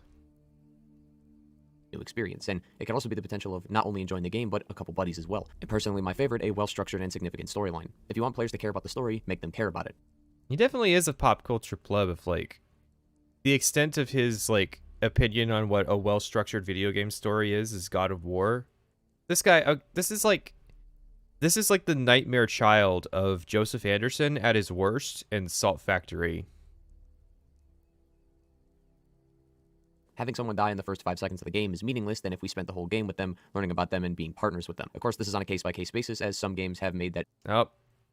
Spoke too soon. It's like a movie. Actually, my involvement... very immediate death is worked out nothing. really well. Regardless, the point still stands. If the developers don't care about the story, then the players shouldn't either. That's why Skyrim, while not exactly an original idea of having this overpowered main character, the other implications Skyrim has makes the story all the more worth it. The Elder Scrolls is a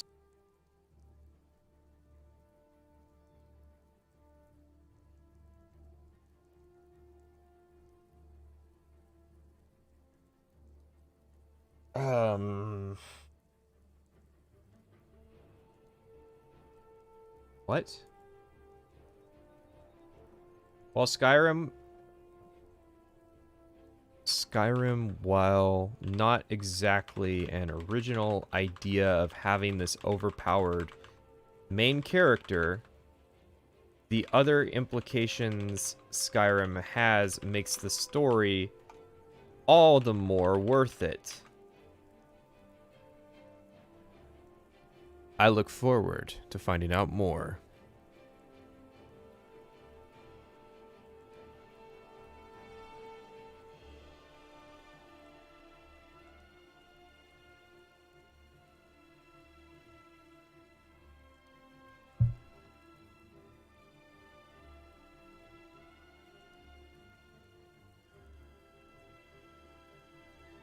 The series has been going on since the mid-90s, with Elder Scrolls Arena in 1994. The main writers for the series got their inspiration from... Ah, yes. The best hits of Wikipedia. It's like,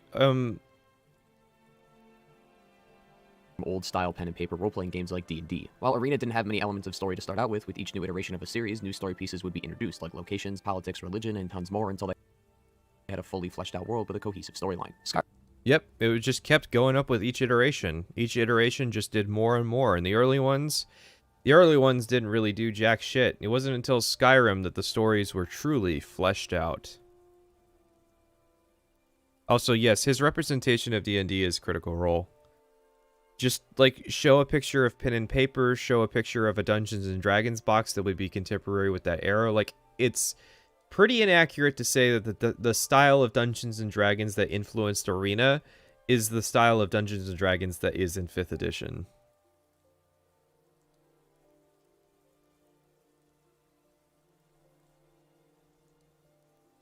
Skyrim's story starts out in the back of a cart, with no idea who you are, where you are, what you're doing, and how you got there. Loads of questions and no answers. There are three other people in the same... Say it, please. I'm trying to avoid looking at the transcript because I really want him to say the magic word here. Cart with you, someone in rags, and two others that look like they have armor, or at least they're some part of organization or group. One of those two men has his mouth bound so he can't speak. On your way to your unknown destination, you can learn a bit more about them. The man driving the cart seems to... Everybody knows what happens in the Skyrim introduction, even people who've never played Skyrim. That's because it's a meme. You don't have to explain the premise of the Skyrim introduction. Everybody knows everybody knows this. Even people who haven't played the game know this.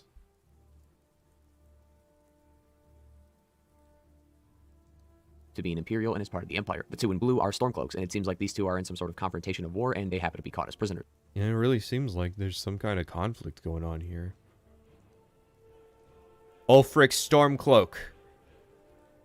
Some here in Helgen say that you murdered the Emperor, but I know the truth. I'm here to make you pay your taxes. I would rather die than pay my taxes.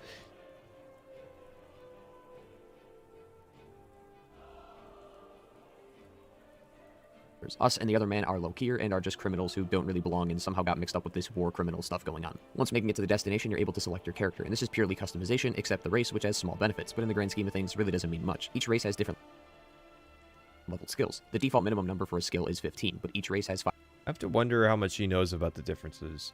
He's right in the sense that, like, they are minimal differences, but they are differences nonetheless. Like, he blew right past that. Meanwhile, Kretosis is, like, you know, focusing in on it.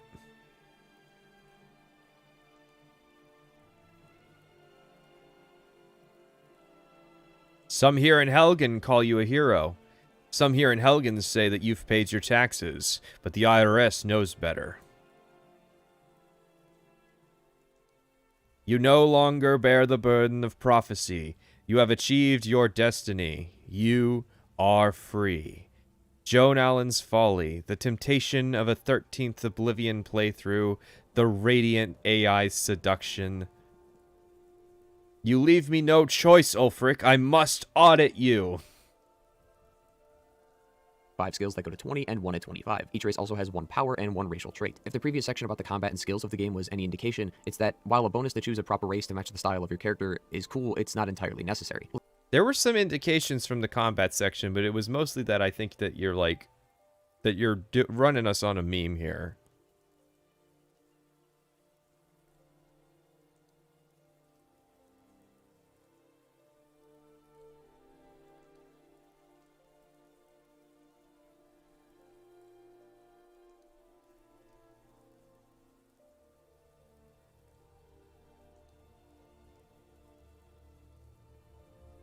I'm trying to think of some more jokes for the taxes bit.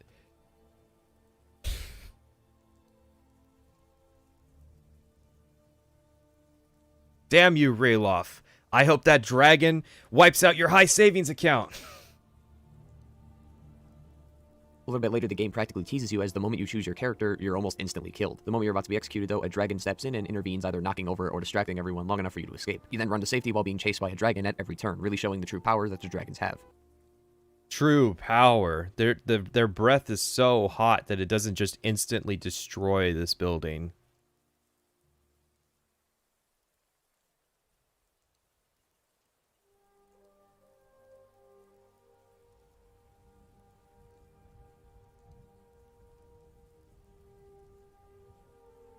Ulfric Stormcloak? The tax evader? But if he's here... Oh, gods! Where are they taking us?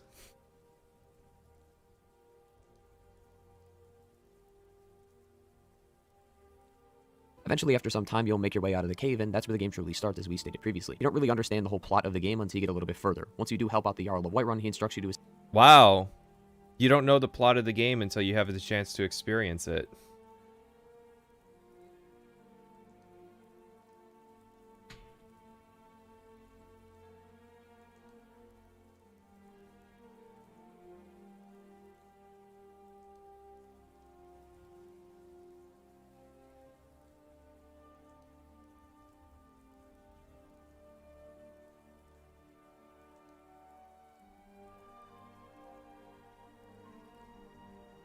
assist him in killing the dragon at a nearby watchtower. Upon defeating him, you then learn that you can consume dragon souls. One of the guards says it's... They had to gag Ulfric Stormcloak because he kept asking, "Am I being detained? Am I being detained? Am I being detained?"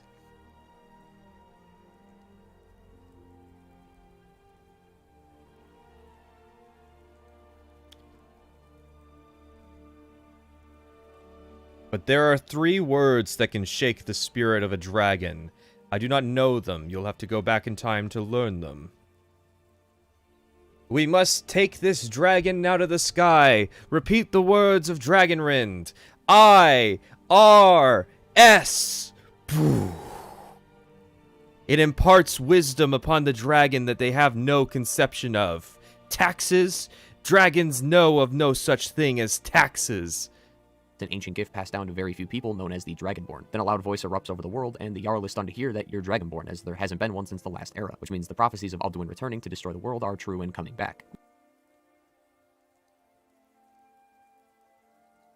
The story of Skyrim all started back in the Merithic era, ages ago when the Dragon War was ensued. 3 people, Feldir, Hakan, and Gormalaith, fought Alduin atop the throne of the world in an attempt to end the Dragon War. They were unsuccessful at first, so Feldir turned to the elders.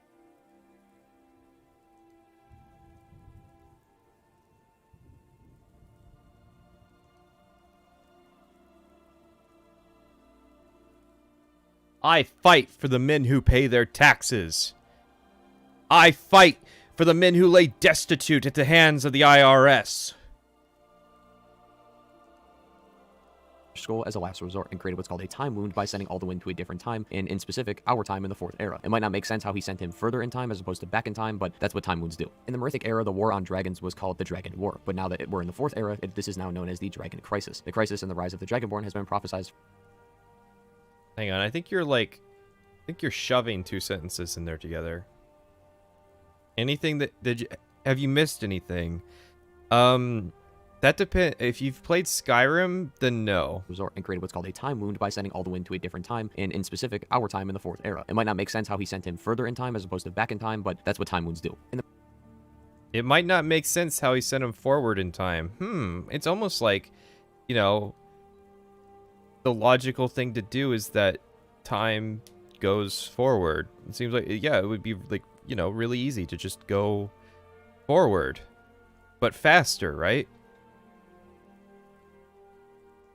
In the Merithic era, the war on dragons was called the Dragon War. All right, so this is what's bothering me. So in the olden days, they called it the Dragon War. But now that we're in the 4th era, this is now known as the Dragon Crisis. But now it's known as the Dragon Crisis. And it's like, no. That was the Dragon War. This is the Dragon Crisis. Like, why are you phrasing it like that? Did he just say it makes no sense that they didn't send him back in time? 3 people, Feldir, Hakan, and Gormalaith, fought Alduin atop the throne of the world in an attempt to end the Dragon War. They were unsuccessful at first, so Feldir turned to the Elder Scroll as a last resort and created what's called a time wound by sending Alduin to a different time, and in specific, our time in the 4th era. It might not make sense how he sent him further in time as opposed to back in time, but... It might not make sense how he sent him further in time as opposed to back in time.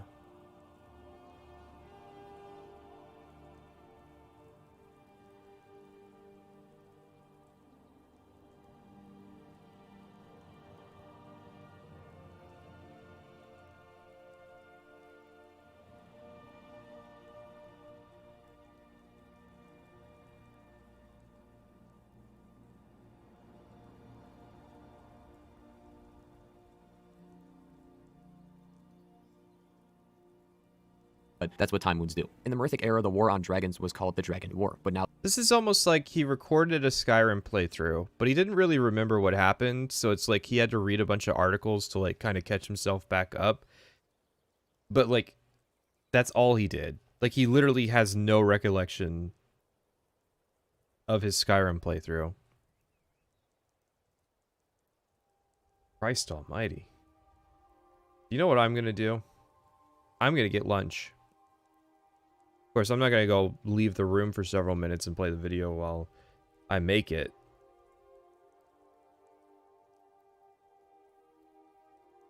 Let's see.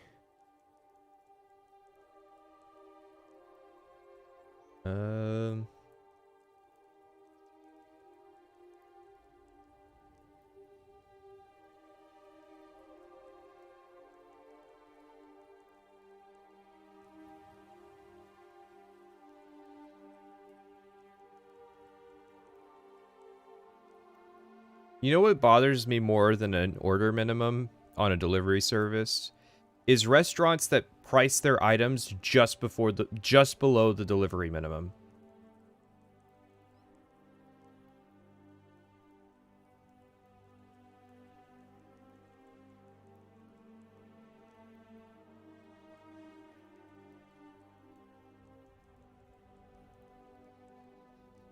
It's like we have a $10 delivery minimum, but most of our items are priced at $9.49.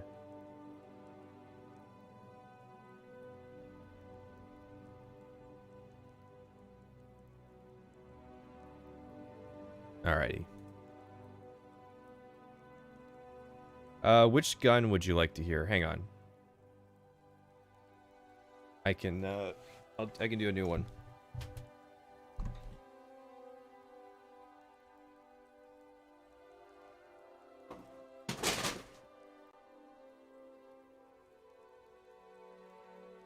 Knocked over my box. This one doesn't sound as satisfying. But, so, okay, so it's an AR. And, so I've used the thing to, I forget what it's called off the top of my head, fuck off. To, hold the fuck. Anyways, there you go.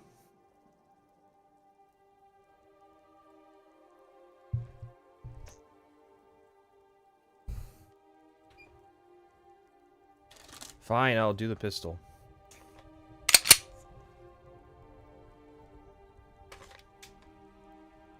There's a person coming out to the property. Need to have my gun ready.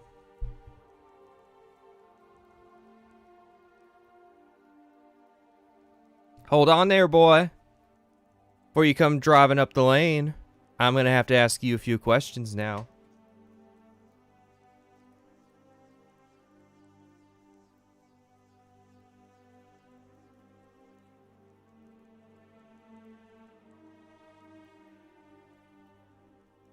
Now that we're in the 4th era, this is now known as the Dragon Crisis. The crisis and the rise of the Dragonborn has been prophesized for years, and people believe the end of the world would soon come. And the Dragonborn is absolutely necessary. Yes, the bolt stop hold and the bolt and all that. Sorry, I've got food on my mind. To going against this prophecy. Assuming the people of Skyrim band together and fight a dragon, they can kill it, and within their mortal lives, it'll most likely never come back to life, but in some different era years away, it'll come back alive again, and the cycle will repeat, which is why the Dragonborn is considered the ultimate dragon slayer, as it can take the soul that lays dormant inside the bodies of the dragon, so that it can never be resurrected again. Towards the end of Act 1 is where this information is really starting. See, I'm unclear on that claim that mortals are capable of actually killing dragons. I guess it has to be possible, right? All the dragons that are dead aren't there because of Dragonborn. But like, we're not really given a clear deal on it, because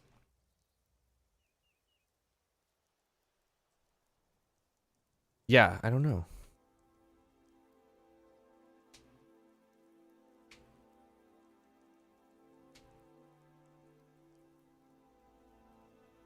I guess at some point I have to go and get the food, so I should think about like what happens then.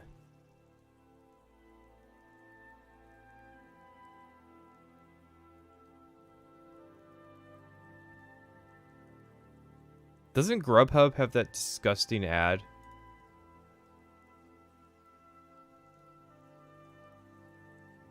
Yeah, this horrible thing. This disgusting, horrible advertisement. I saw this, like, I shit you not, like, I was at a bar with some friends, and I saw this ad play at least 10 times while we were there. And it is one of the most disgusting, uncanny fucking things. And it's a meme. It's a meme to hate this advertisement, but it is literally, like, one of the worst things that I've ever seen. And it's interesting because, like, right before it popped off, I had to see the fucking ad, like, 10 times. Like, on one of the few rare occasions that, like, I've ever, like, gone to the bar with friends. To come together, as the first 2 or 3 missions are just blended in tutorials. The player eventually meets the Greybeards, a group of people who sit atop the throne of the world and are masters of the Thuum. Simply talking or even whispering can cause avalanches and dangerous weather, which is why they don't speak. Arngir is the only one of the Greybeards that has learned to control his Thuum, which is... No, they're not necessarily worried about that. I'm going to assume on the day-to-day course of their actions that they've pretty much just shaken up all the snow that could avalanche. It's more about, like, rocking your fucking cock off by talking to you. Which, I'm not clear on it. It seems backwards, right? You would think the one that's able to talk would be, like, the one that's the least developed. But apparently it's like, oh no, as time, like, you start off with a weak bitch voice. And then you start practicing the Thuum and your voice is so powerful that, like, casual conversation can destroy people. And then, like, once you're, like, once you master it, you can talk again without killing other people. Is why he's only able to talk to you. I'm unsure if that's represented by the fact that out of the 4 Greybeards, 3 of them don't have tied beards, and the one who does is Arngir, but maybe I'm just looking too far into this. Regardless, the Yeah, you're definitely looking too far into it. Greybeards basically tell you right away you are the person who will save the world. Kind of a heavy burden, but you gotta do what you gotta do when you're part of a prophecy. But we are done with introductions, as the Greybeards will send you on a mission to retrieve the Horn of Jurgen Windcaller, which is the fountain.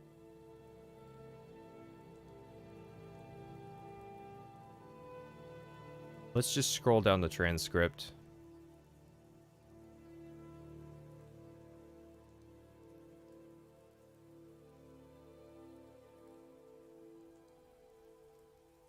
Mm-hmm. Mm-hmm. Mm-hmm. Mm-hmm. Do-do, do-do, do-do, do-do. Yep. Yep. I'm at 49.5 minutes.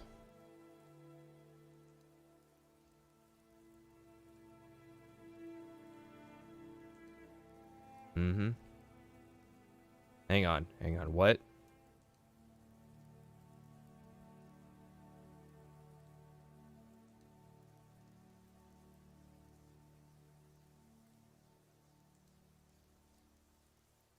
Open the capsule that houses the Elder Scroll. That was about an hour and 30 minutes worth of walking and fighting that we summarized in about 4 sentences. It's a really long quest. Going back to the Throne of the World, you can... I just thought it was amusing that he was talking about something being too long and being able to be summarized in a very short amount of time.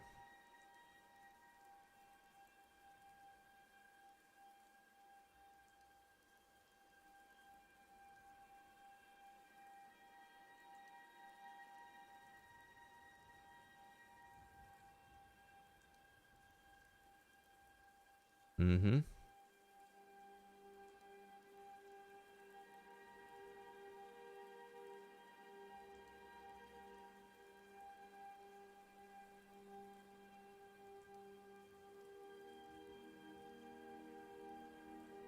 Although it's fair to assume most enjoy the side quest more than the actual story itself, regardless, it's not a complete drag to complete and has some excellent story elements that get new players extremely invested in the history of the game. But the main quest isn't the only thing capable of intriguing the player.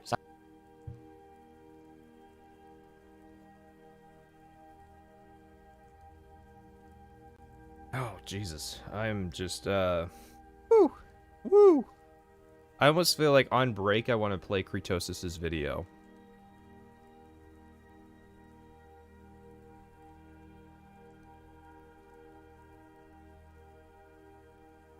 As, like, an advertisement of how much better it is.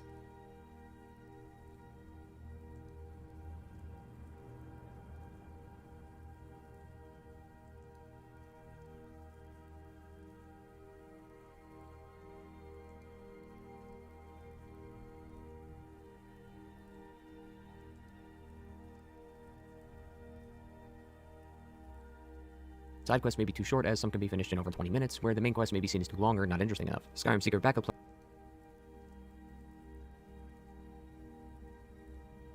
It's too long. Skyrim's main quest is just too long. It's too girthy. It's too massive. Giant. Girthy quest. Just fucking thick weight. Really just gonna slap that down on your face. As we're likely not getting another Jeremy Soule OST, which of the three is your favorite? I would have to say Skyrim, because as I said earlier, it's the first one where it really felt like it wasn't just one of the jobs he was doing that year. It felt like he was actually trying to do something unique for that game.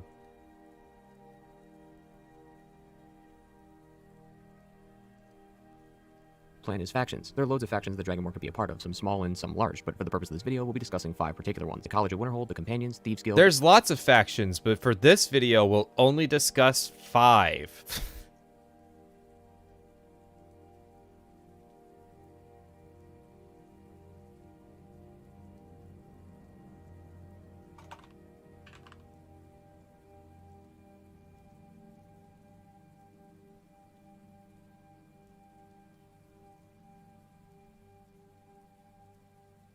Dark Brotherhood, and the Civil War. I opted to put both the Stormcloaks and the Empire in one section, as it's obvious they are both at war, so both sides will be covered in the Civil War section of the video anyway. There are 3 honorable mentions, that being the Bard's College, the Coven of Namira, and the Orc Strongholds. Each of them are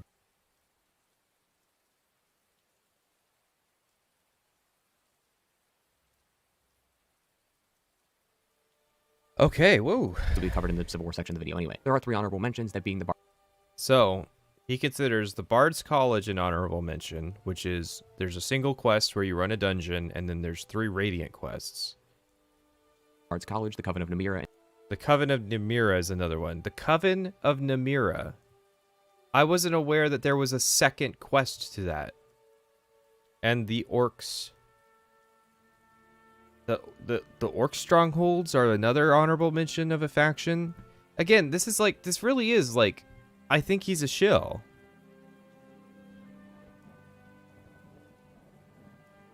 He's either a shill or like he is a master of his craft. I could not write a parody Skyrim video as good as this one.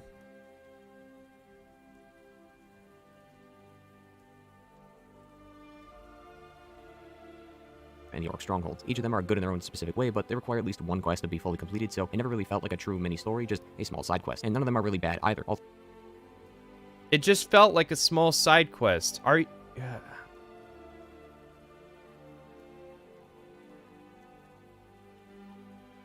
Honorable mentions as factions. Bard's College, Namira Cult, and... what was the third one?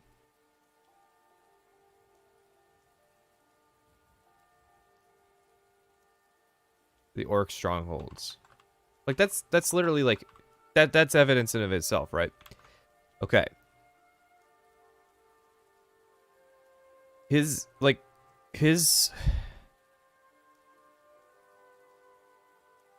qualification is a faction is a group that requires at least one quest to be fully completed. But he's like, okay, these 3 things that are side quests that aren't factions are just side quests. They're side quests. Like, what? You're the one who said that they were more than side quests, and now you're saying that no, that's just what they are. Like, and then I'm still confused. The Coven of Namira? That's just Namira's quest.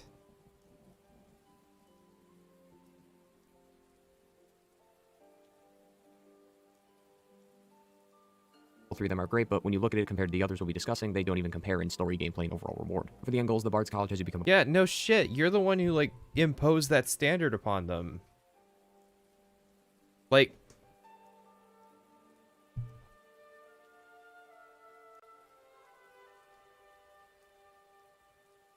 his brain is just chicken breast. It's just fat. Like, there's no wrinkles.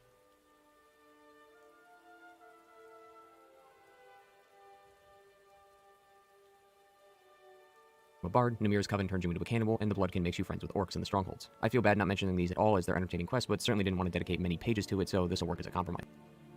Right. Because that stopped you before.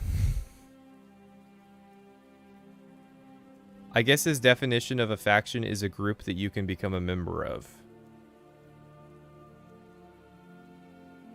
So...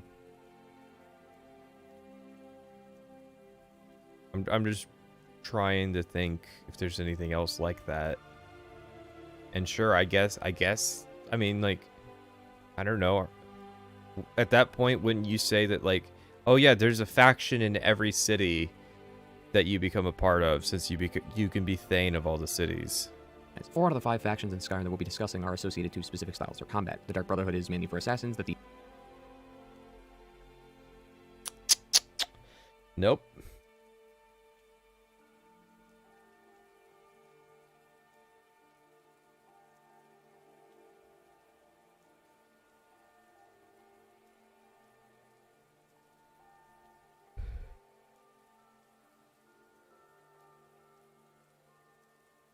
Thieves Guild is for thieves, the College of Winterhold is for mages, and the Companions is more of a grab bag of sorts, but can be used to obtain werewolf status. The Companion... Okay. The Dark Brotherhood has a defined playstyle, but the Companions don't. The Dark Brotherhood, which has representatives in it from every single playstyle in the entire game, is for a very specific playstyle. But the Companions, which actually has a bit that forces you to do melee combat and forbids you from using magic or anything else, any kind of trickery, you just have to hit the guy. That's the one that's the grab bag.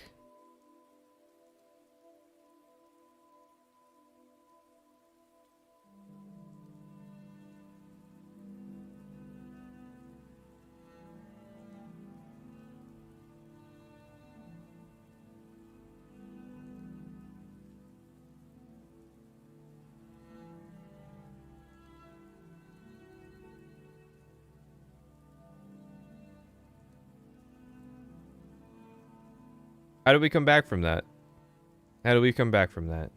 So I'm going to go downstairs. You need to take a break. Now's the time to do it. And I'm going to get my food. And they're probably cool with it, but if they're not, we're going to play the Kretosis video. This is the one is not getting views instead of this video. So we're going to play the Kretosis video, which was the last stream. And we're just going to contrast the difference. So if you don't need to leave the room to go get anything, you can just watch and you can just observe the difference in styles of content.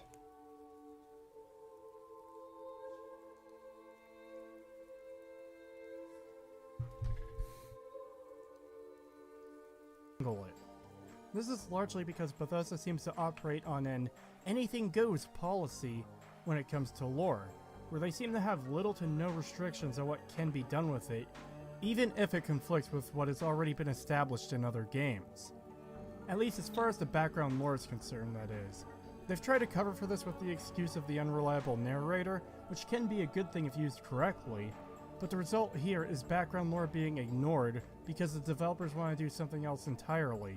As such, the only things that can really be taken as true, as far as the lore goes, is anything that actually appears in the games. Zarek Zakron did a great video talking about the state of Elder Scrolls lore, and I highly recommend it. But the point I'm getting at here is that the Elder Scrolls lore is so fucked beyond belief that there's going to be very little in the way of consistency pretty much across the board, and because this is the case, most major aspects we'll be discussing will likely both have supporting and contradicting pieces of lore based on where you're sourcing your lore from.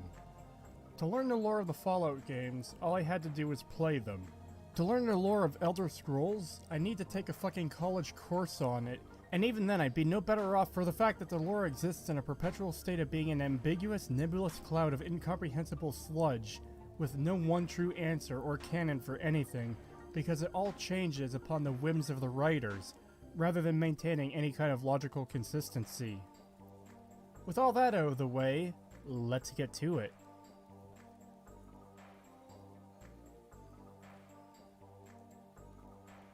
Like every Bethesda game since Oblivion, Skyrim starts off with an overly long and unnecessary tutorial sequence that does very little to help you learn to play the game. Firstly, most weapon types are unavailable from the very start, with only a sword in the first room of Helgen Keep. Additionally, each race starts off with a basic flame spell and healing spell.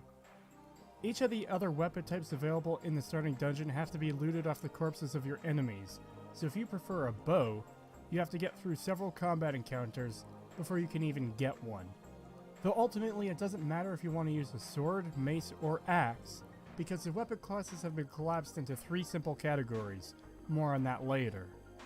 The issue of not getting your preferred weapon of choice to start with could have easily been solved by having starting sets of gear based on the class you picked, but such a thing would require there to actually be classes in the game in the first place. This brings me around to character creation. Quite literally, the only aspect of character creation this game has is on which race you decide to play as. While racial bonuses still exist, they generally seem less impactful and significant than they have previously. Each of the races get a bonus 5 points to 5 skills that particular race happens to be naturally gifted in, and 10 points to 1 skill the race specializes in. For example, High Elves, most commonly associated with being skilled magic users, have all their skill bonuses in magic skills. Each race also has a unique racial effect, and some of these don't look like they were thought out too well. For example, Bosmer have a 50% resistance to both disease and poison, and Red Guards only have a 50% resistance to poison. So if that's something you're concerned about, Bosmer will always be a better choice by default. Argonians naturally get water breathing, which is fine, except for the fact there's barely any use for it in this game. Imperials find a little bit extra gold each time, in a game where the economy is so broken. How are we doing? So yeah, we've been watching Kretosis. As a point of comparison against this video, and, well, I think it speaks for itself. Got myself some food, and we're just gonna, as they say, chat with chat. Well, not as they say, as I say.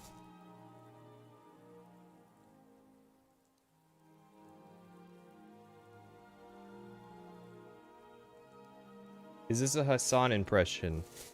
Well, the difference between me and Hassan is that I'm familiar with the Kretosis guys, and I figure they wouldn't particularly mind.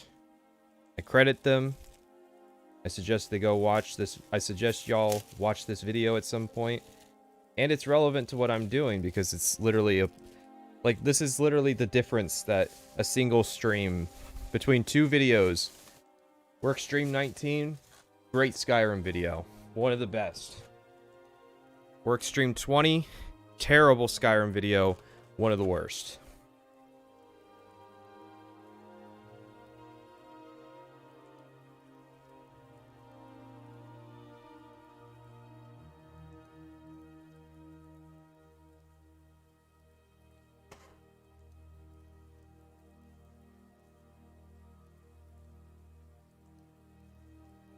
No waifu. I don't think it would work particularly well.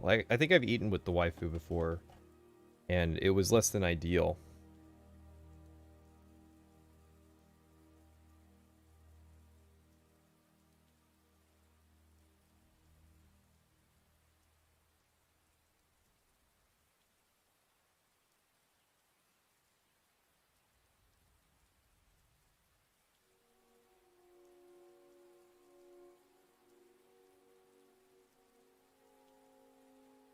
About the Dark Brotherhood, we could have had a chance to become a werewolf or a vampire in it by asking them to be transformed, and then maybe they ask you to do something first.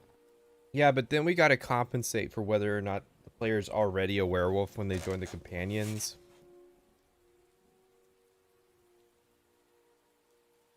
But yeah, it's definitely like the Dark Brotherhood. It seems pretty obvious that like the intended interpretation is that you can kill people in whatever way you want.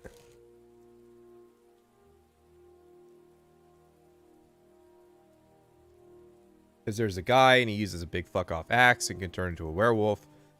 There's the wizard guy that uses destruction magic. There's Gabriella. She's like a nightblade. Nazir's like a swordsman. Astrid is an obvious assassin. Like,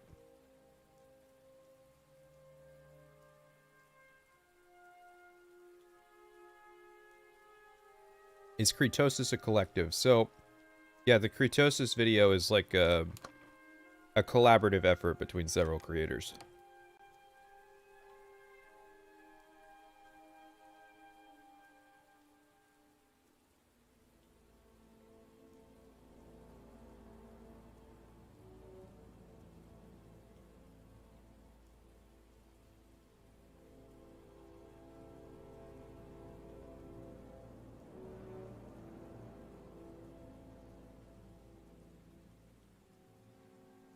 You haven't seen the Khajiit girl yet?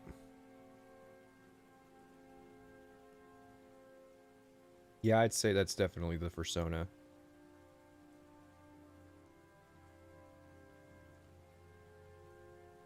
Definitely. She's a tiger girl. I've been running into this issue recently because everybody calls everything furry. And it's like, I don't know if that's giving that group a lot of power.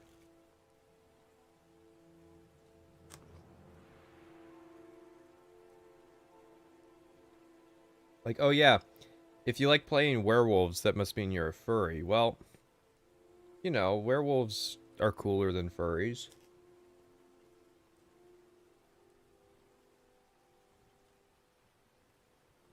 Especially if it's like I viciously murder things and not I want to have sex with this dog man thing.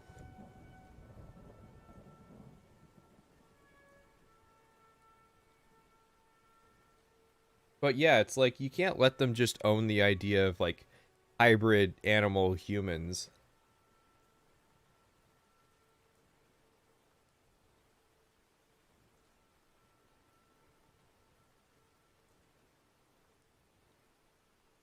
Because what's the next thing they're going to take from you?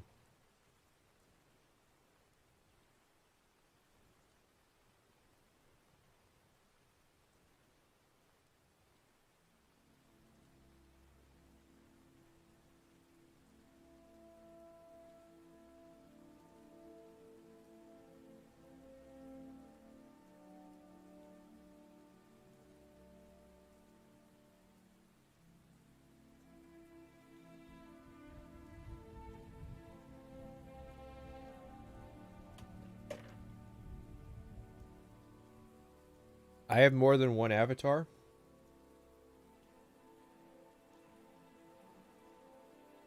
That was the secret all along. Each avatar is a different personality.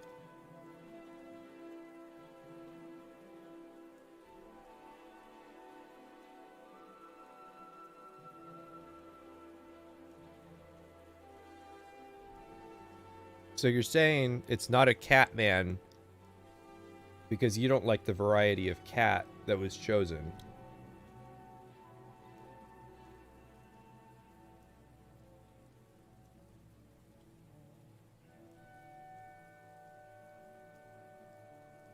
Ulfric Stormcloak. Some here in Helgen would call you a furry.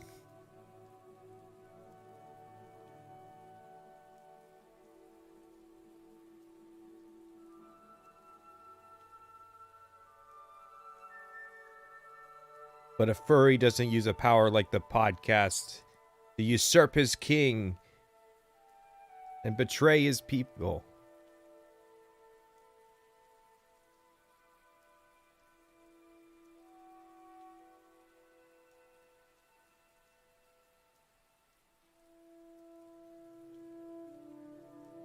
And there it is, friends. The ugly truth.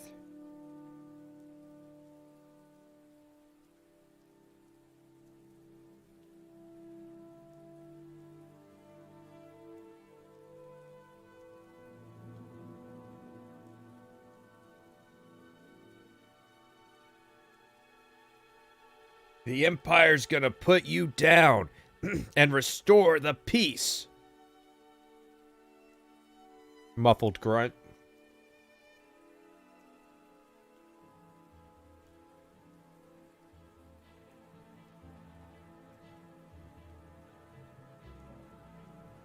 I like how confidently Tullius was like, it's nothing, carry on.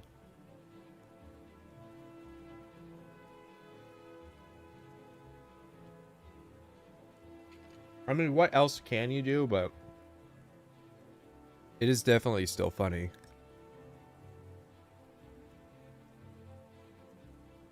Vampires aren't necrophiles, though, because the defining traits of vampires aren't like, you know, rotting corpses. Like, they're undead, but they're just still, like, you know, they're people.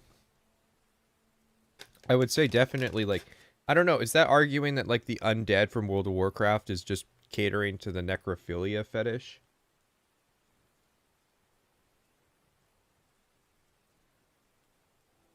No, if people want to fuck the undead pussy, it's because the girls are cute.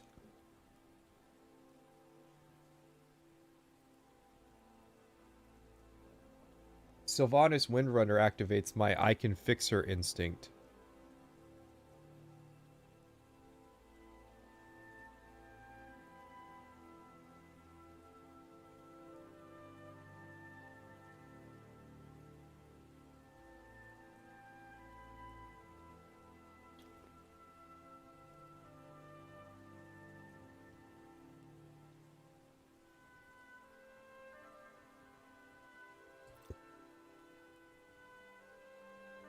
What's the name for the undead faction? The Forsaken.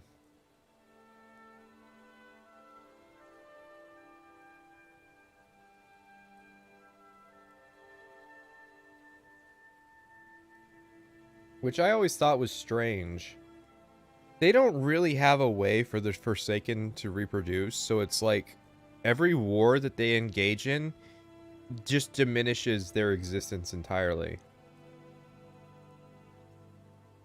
I mean, yeah, they've got the plague. They made a couple new undead, but we don't really see them using it, so like, and it's like, okay.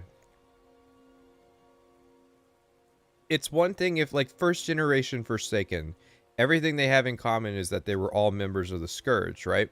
That's something to unify under. But it's like, if you get reanimated by the first generation Forsaken and you're a second generation Forsaken, like, say that they're reanimating Gilneans to join the Forsaken, right? Wouldn't all of those people be like, fuck no, I'm not joining you. You guys literally invaded and killed us. The whole reason I'm a rotting corpse right now is because of you. And then, like, I don't know, I just feel like the excuse of, well, they're kind of monstrous, so the Alliance doesn't want them, doesn't hold up when it's, like, undead Gilneans.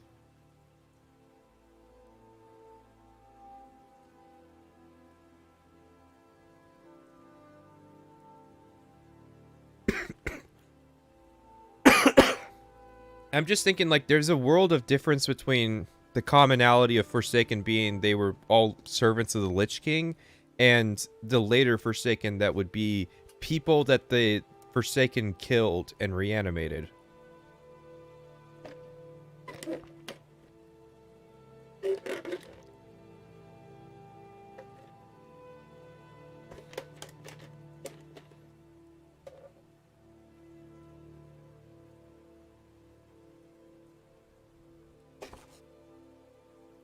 I just think it's dumb, like...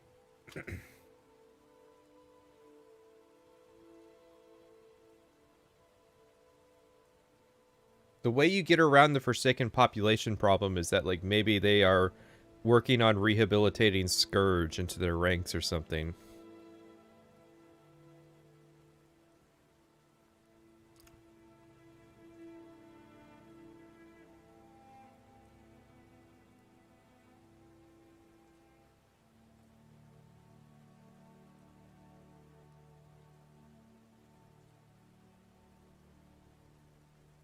Why is Thrall the Horde even teaming up with the Forsaken? It's something to do with the events of Warcraft 3. Basically, like, the Alliance had alienated the Forsaken.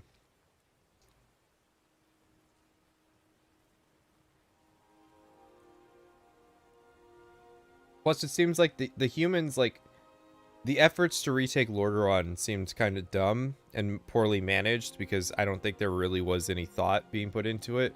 So it's like, we're just going to kill all the undead and then take over the area again. But it's like, there's obviously a difference between the Forsaken and the Scourge.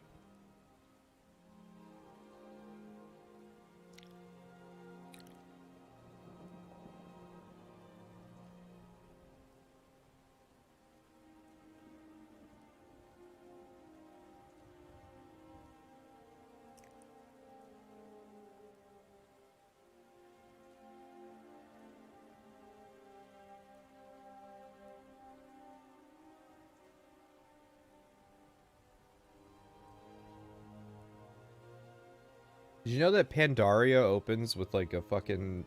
It literally opens with a helicopter turret sequence? Like, I'm not making a goof or a joke. I'm not doing a bit. That expansion, that's actually how that expansion opens, at least for the Alliance.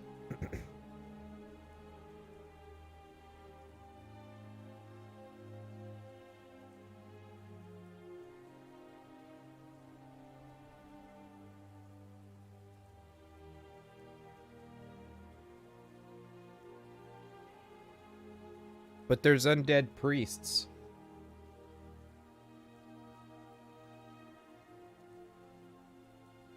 Plus, I like... So the Shadowlands lore, and I doubt anybody knows it because who the fuck still plays World of Warcraft? But the Shadowlands lore is that, like, a while ago, something happens to the person responsible for judging all souls and sending them to the right afterlife. So everybody who dies just goes to hell.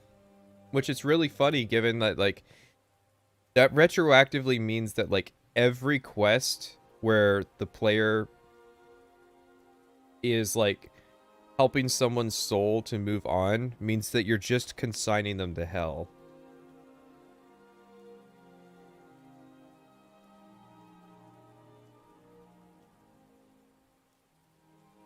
But yeah, it's like, one of the reasons they probably aren't doing a new expansion so quickly is how the hell, like, they've been stuck in this loop for a while of, like, we got to answer the true party responsible. This was the group that was behind everything all along. You see, Garrosh was behind the division between the Horde and the Alliance. Actually, it was this old one.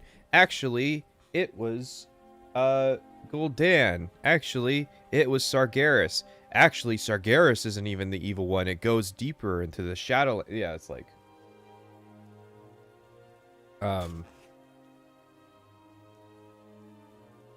So it's like, the only way they can move the plot forward is to just, basically make the next WoW expansion about fighting the developers.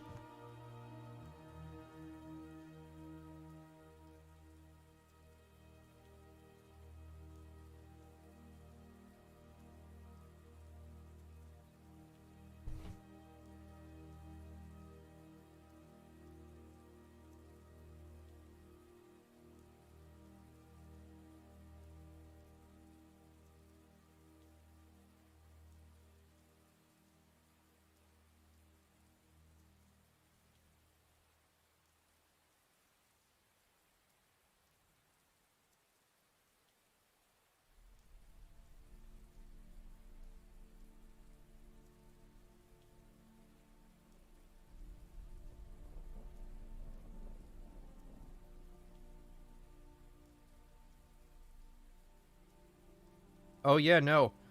Sylvanas had her Garrosh moment a while ago.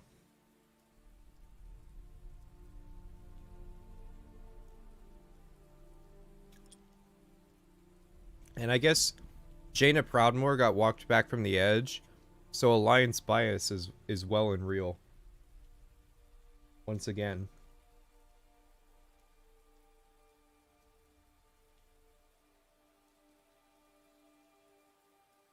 Like, they're not going to tell a story about how the Alliance is responsible for anything.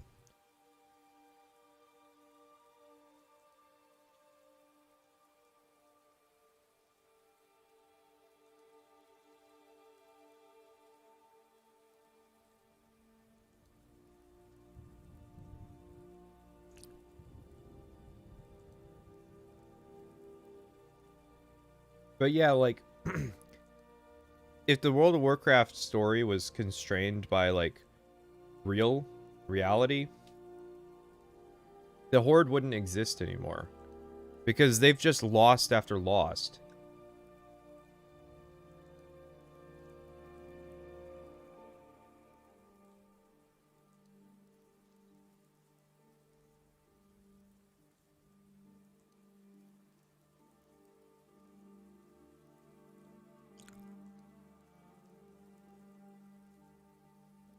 What's the cutoff point where WoW goes to shit? Like, everything before this point was okay, and people... Well, that's the thing, is... The reason why World of Warcraft is the way it is because there's no one day that you can point to that says, yep, everything's downhill after this day. You can trace elements of the shittery going all the way back to Classic. And it just gets... it snowballs into being worse and worse, and I think the first symptoms really started to manifest with Cataclysm. Now, Wrath of the Lich King had its issues. And it's sort of like decisions that were made during Wrath of the Lich King later down the line would be massive issues for the series. Or for the game.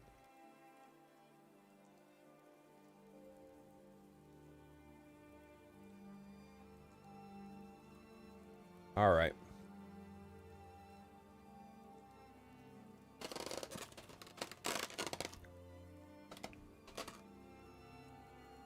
I am sated.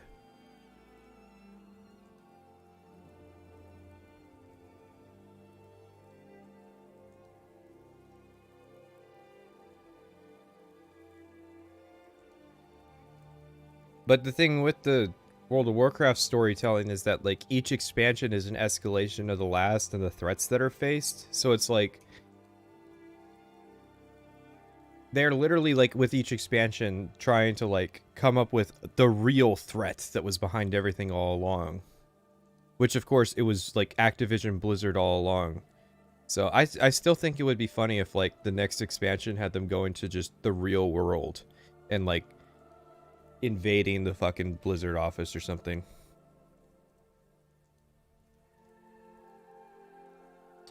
Alrighty, let's,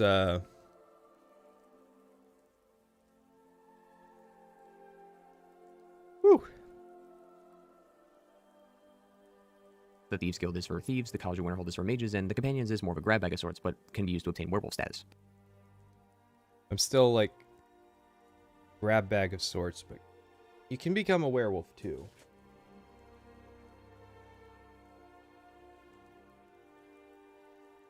To be fair, Battle for Azeroth is a step down from Legion. I mean...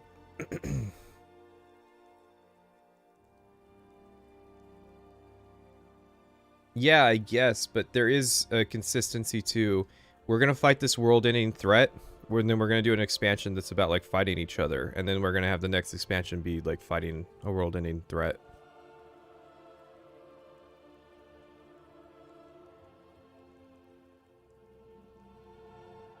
There are no prerequisites to joining these factions. While being a mage is helpful for the college questline, it's not a large requirement. The character I made through this playthrough, as mentioned before, is heavily spec'd in one-handed and heavy armor, so technically, I should be as far away from the college, the Dark Brotherhood, and the Thieves as humanly possible.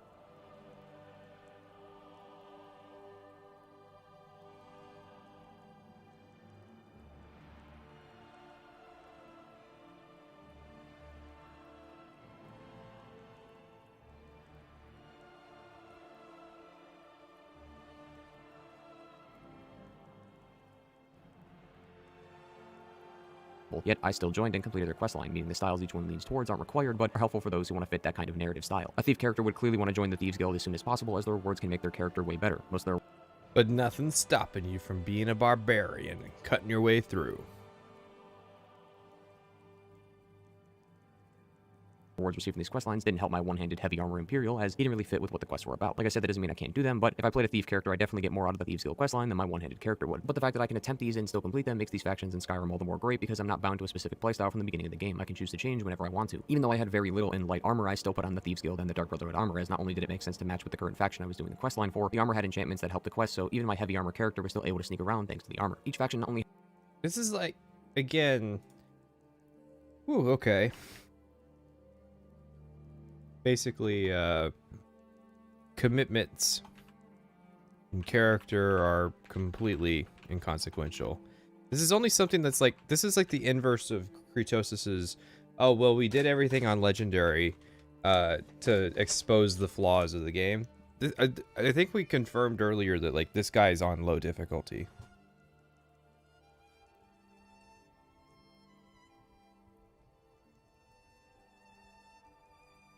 I'm kicking my legs up here. I've got to endure. Got to get comfy. Grit your teeth and bear it. Oh, that's horrible. It has unique styles they lean towards, but also a unique questline. This usually ends up making the Dragonborn the leader in some way. For all the factions, usually start out as some sort of initiate, doing small contracts like a simple killing or beating someone up. What do you don't want to, like, what's the rest of this faction section if it ain't you just explaining what happens in each questline?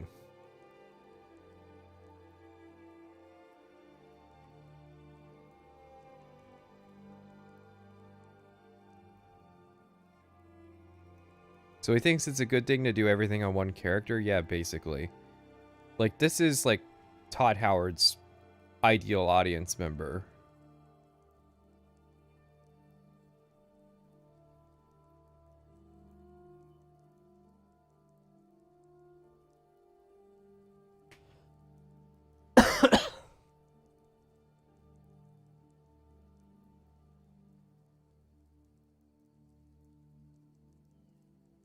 Afterwards, you're then given more tougher contract, like stopping operations in Golden Glow Estate or killing someone of a higher stature, like a politician or noblewoman. Obviously, having to kill 3 people back to back isn't much fun, but since they're in different locations, the style of the kill is a lot different. With one assassination, you could be in an open field, so creeping up next to them shouldn't get you caught, but you'll definitely not be caught if you do a ranged attack. The other could be located in a city, so an up-close encounter may get you caught, which means you may have to only be able to do ranged attacks, making the engagement a bit more interesting. Of course, doing the same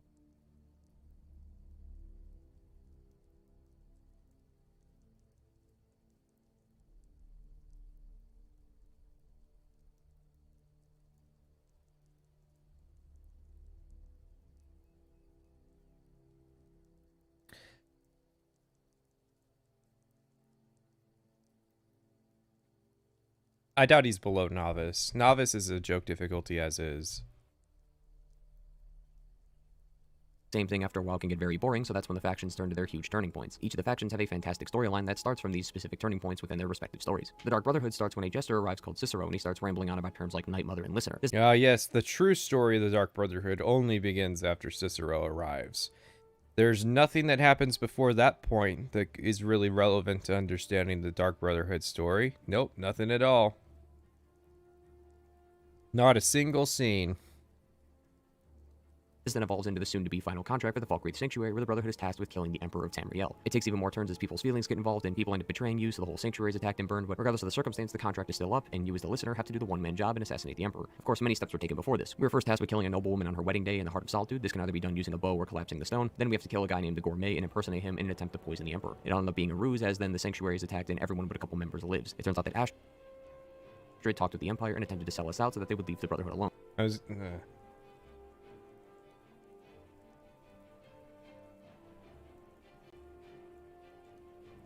Even though almost everyone in the Brotherhood is dead, the contract is still up, and we're the listener, so it needs to be fulfilled. We end up finding out that the Emperor is located on a ship called the Kataraya, which is docked in the East Empire Company near Solitude. The boat is filled with penitents. I thought you were wearing the Dark Brotherhood armor. You're wearing steel plate there. Oculatus guards all armed and ready to defend the Emperor, which we need to get through before we get to the Emperor himself. When we arrive, the Emperor doesn't put up a fight, as he knows what we are here for and what we're going to do, and is content with that outcome, so we end his life, ending the questline. Yep, these are things that do happen.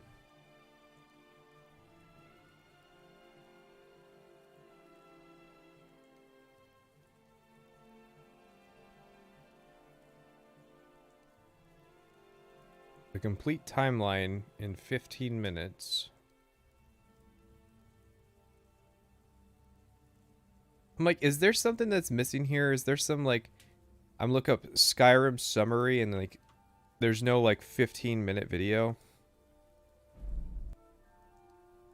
A few bandits and a super Draugr who will later be considered what the scientific community calls a bitch.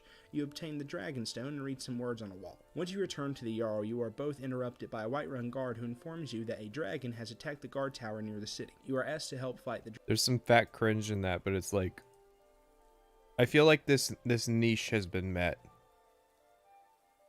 Astrid's married. And not only that, she's married to a Giga Chad. The Thieves Guild has always been intriguing to me, as it's a group based around thieving. Just the idea has kind of always fascinated me. You get to go a lot more Yes. The fascination of a criminal organization, which does the criminal organizational things. in depth with the people of this faction as some others, although I think the companions go the furthest in depth, but we'll get into that later.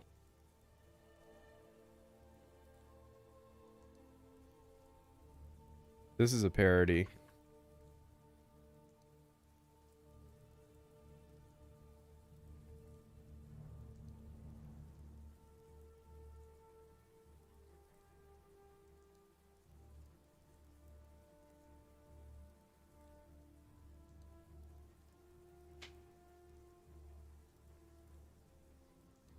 She's not a furry, she just likes the knot. You meet many people: Rune, Vex, Sapphire, Mercer, Delvin, and Brynjolf, among a host of others who are all unique in their own way. Mercer is the current guildmaster. Didn't you just say that the companions were the most in-depth?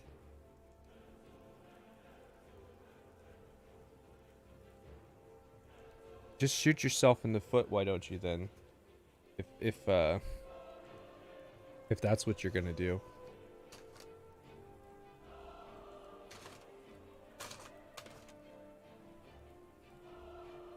I know it's been said 1,000 times so far, but it still blows me away how Skyrim content on YouTube is so cringe and full of low IQ takes. It really is the case of, like, if you don't have any self-doubt, you can look at Skyrim and think to yourself, I can do this. I can do this. No inhibition. Just full stop. Full send.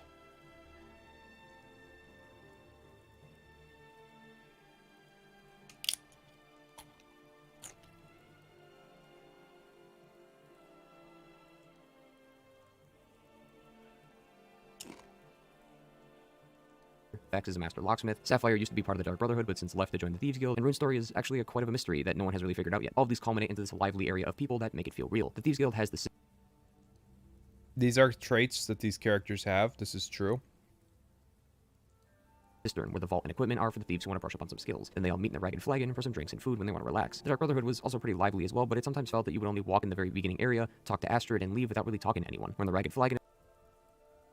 So, basically, I understand it, the advantage the Thieves Guild holds over here is that it makes you go a farther distance to turn quests in.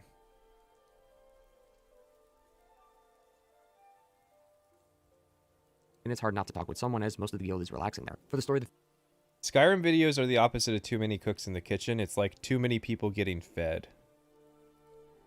Thieves Guild has been having some monetary issues, as they haven't been doing too well in their recent raids, which is where the Dragonborn comes in to help them get them back on their feet. Everything goes haywire as Brynjolf mentions the possibility of a traitor attacking the guild. After finding some info, you discover it's an ex-member named Carlia, so you and Mercer go to Snowvale Sanctum to confront her. Like the Emperor assassination, though, it's all a ruse, and Mercer was the actual villain and traitor all along. He was the one who killed the previous guild master, and for him... It's like he came to the same conclusion that, like, there was repetition between the Dark Brotherhood and the Thieves Guild, as I think Acer Thorn, but, like, doesn't really have any thoughts on that.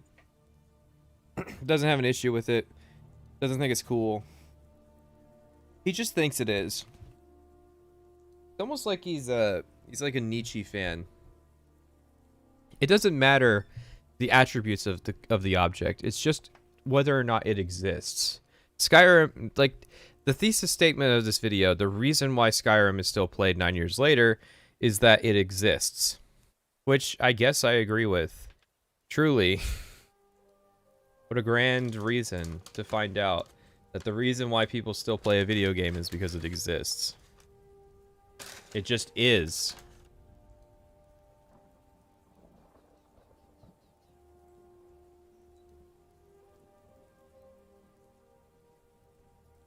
How long until April 1st? Do you guys think I could make, like, let's say an hour to an hour and a half long parody video of Skyrim videos before April 1st? The thing is, I already have all the footage, so that's like a big part of it taken care of already.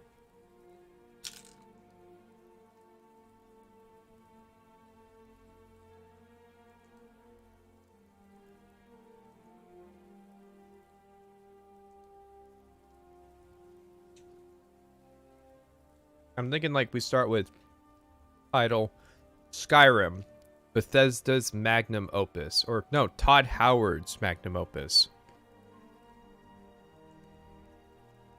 All right. Fuck this. Hang on. How do I set this up?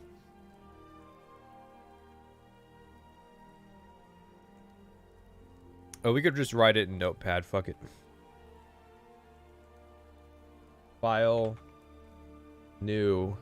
Oh, wait. Whatever. Save as. We're gonna write it in Notepad, and I'll put it in a real software solution later.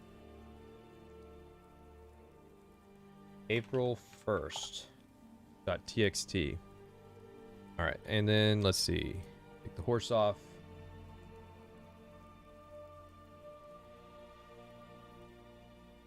Take the video off, and then we're gonna.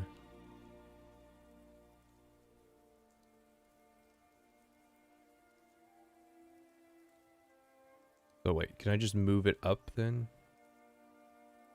Yeah, there we go. All right. Skyrim. Do we say Todd Howard's or do we just say Howard's? I feel like Howard's is almost better. Howard's Magnus Opus. That's even better. Magnus Opus.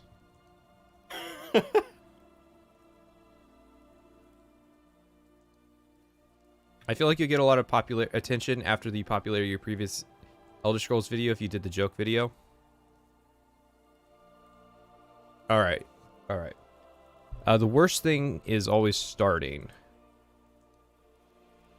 Okay, so we have the basics, right? We can do hello everybody.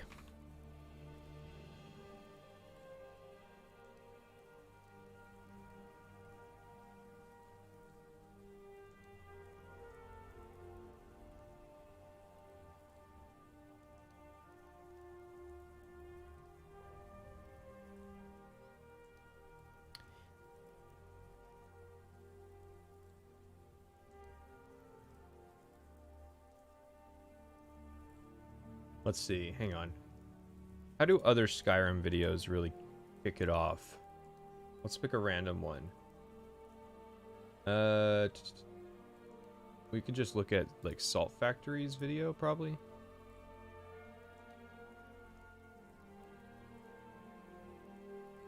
In the beginning, the earth was dark. Yeah, see, there's some fat cringe right there. How about this one? It's hard to believe, but Skyrim is almost 10 years old. Alright, we definitely gotta mention how old the game is. To start. Wow, these videos are like 4 days apart. Anyways, Alright.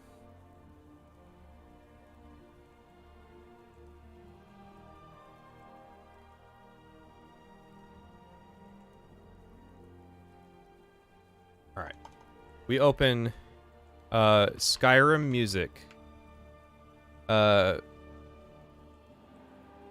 Skyrim music over the trailer, but it's got to be the Creation Club trailer, right? No, we don't want to go too crazy. We don't want to do like, oh yeah, let's do a calm ambient track and like try to. No, that's not gonna work. We do the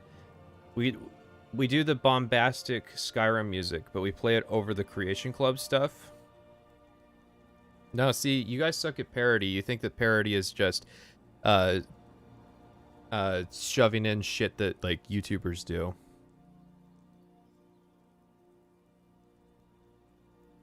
Gotta open with the cart ride. No, I'm thinking, well, okay, hang on. Cause yeah, I kind of like, I think that it's overdone.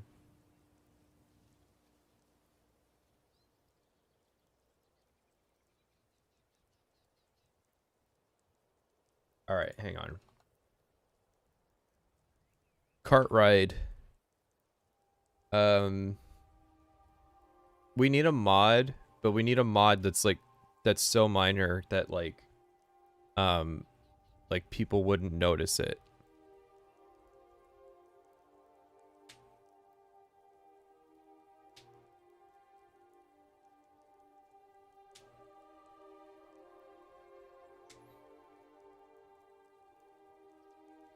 We got Heart Ride.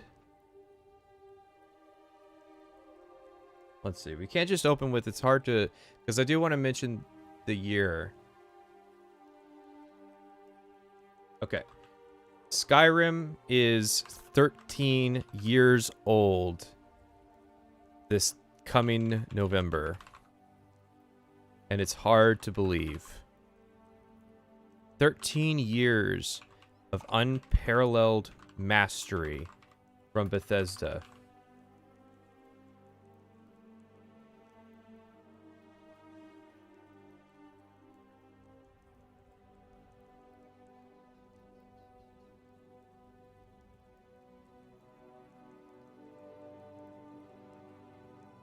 We can't go too crazy with the footage. It's got to be really basic stuff. Like, really basic changes. Things that make you think that it's wrong, but don't necessarily... But, like, don't, like... I'm thinking of, like, when they use the footage of, like, the anime girls in Skyrim. That's too overt. We can't go that hard.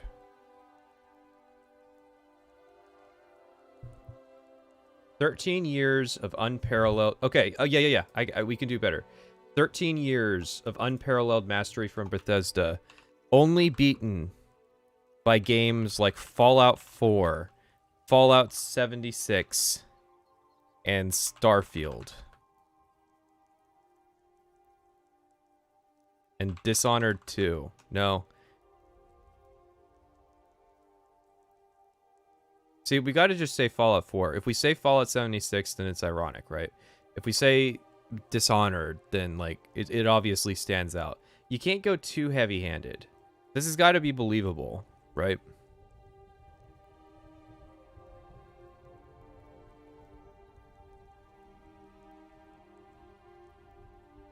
It is my hope to demonstrate my opinions on why Skyrim is the subjectively greatest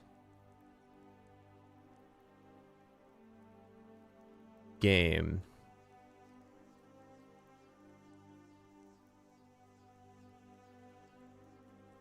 of the 21st century.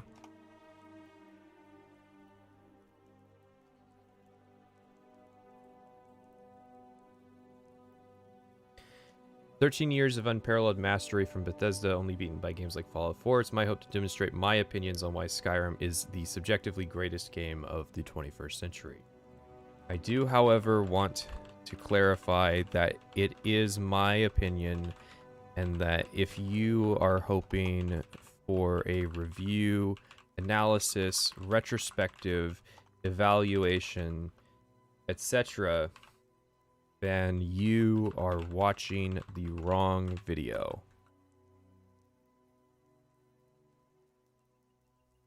You are watching the wrong video, and I would instead encourage you to check out the in-depth review provided by the Salt Factory.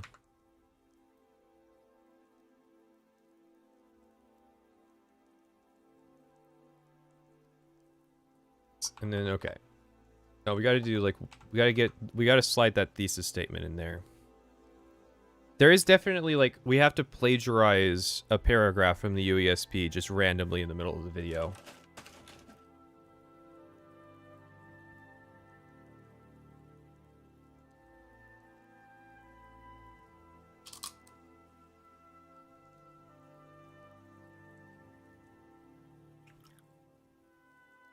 You're right, the best game of the 2010s is pretty good.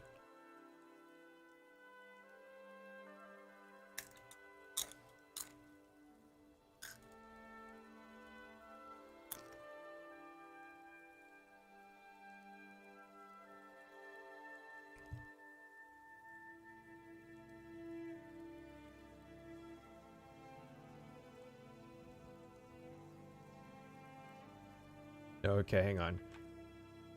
There's our thesis statement. We do this after we show the Creation Club trailer with the Skyrim music over it.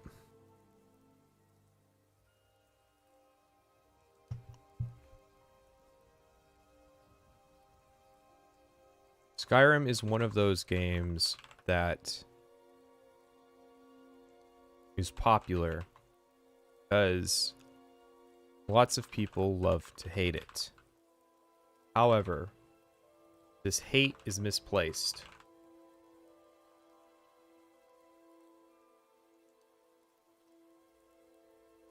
See, like, I'm trying my best here, and I'm trying my best here, and like, it's too easy to just do it wrong.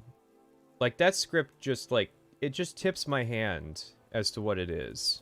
Like, there's no way you're gonna walk away from the first 30 seconds thinking it's not a joke. That's why, like, as nice as it is to believe that, like, this is a parody and that, like, the piss is being taken,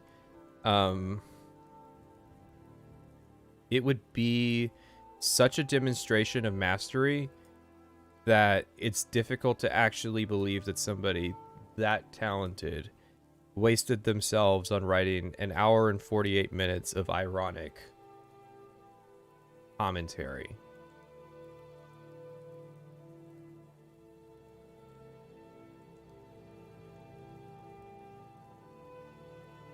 Like, it's much easier to just say, he genuinely believes all of this. To Carlisle for it. You end up chasing Mercer down by finding his final battle plans, which are to steal the Eyes of the Falmer from a dwarven ruin, which are some of the rarest items in the game. This then ends in a one-on. These are some of the rarest items in the game. They're unique.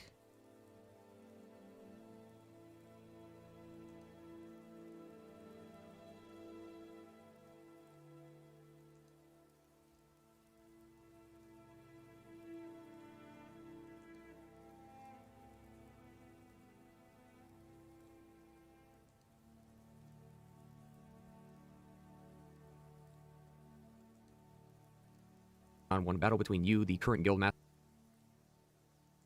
I'm just gonna do.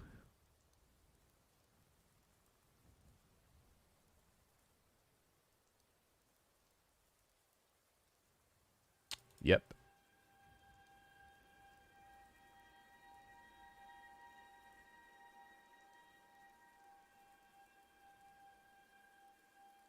And while the previous two factions have that, nothing really surpasses the trust of the companions in this regard. When you think of companions, you think of brothers, sisters, partners, and family, and those are all correct in what the companions are. They address each other as shield sister and shield brother, and are constantly mentioning how they are a family. The companions have no leader. While a harbinger does exist, they are only there to handle disputes, resolve issues, or clarify.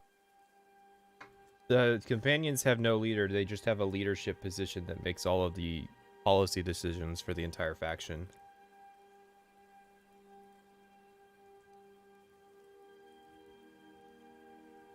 Questions. Other than that, everyone is on a level playing field. No one has authority over others, which is emphasized in their name, companions, a group of people who share the similar ideals without a leader. It's clear this faction is one of the more nicer and legal ones, as they are first seen fighting a giant. Exactly. That's why, I mean, look at the name, communism.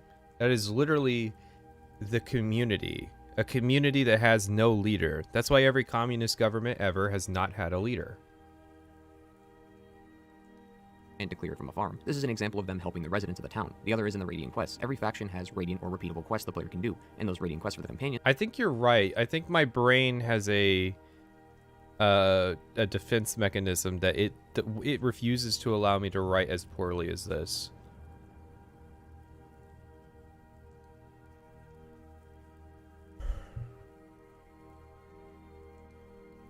A cave. The companion's home base is Jorvaskr in Whiterun, and it's almost just as alive as the Thieves Guild is. Upon entering, the first 2 seconds, there's already a fight you can watch between the two members. Outside is where the companions hone their skills and where the group's blacksmith works. Inside is the dining hall, big enough to fit everyone, and while yes, the cistern has tables as well, it feels like whoever's at the table is going to be conversing with those at the table, not so much as alternating. But when there's one giant table, everyone is involved within the conversation. Lastly, of course, is the basement where the group sleeps. Where do people get the idea that companions are nice? I think it's the inherent assumption of, like, Skyrim's a baby's game. There's no way that the Bethesda's gonna write the Fighters Guild to be bad people. And you'll find most of the members in here. The companion's questline takes a turn when you're introduced to the circle. A small section of the companions are a part of the circle, and as they claim, are in touch with their hunting ability, and that's why they're werewolves. There has been some debate on whether being a werewolf is the morally right choice for its members, but remember, nobody has authority, which is why there's a mix of werewolves and non-werewolves within the faction. You absolute spoon.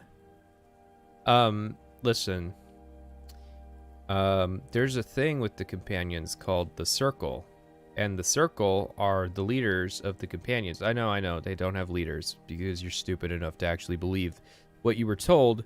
But yeah, the top-ranking members of the companions are the Circle. The Circle are all werewolves. You cannot you cannot join the Circle without becoming a werewolf.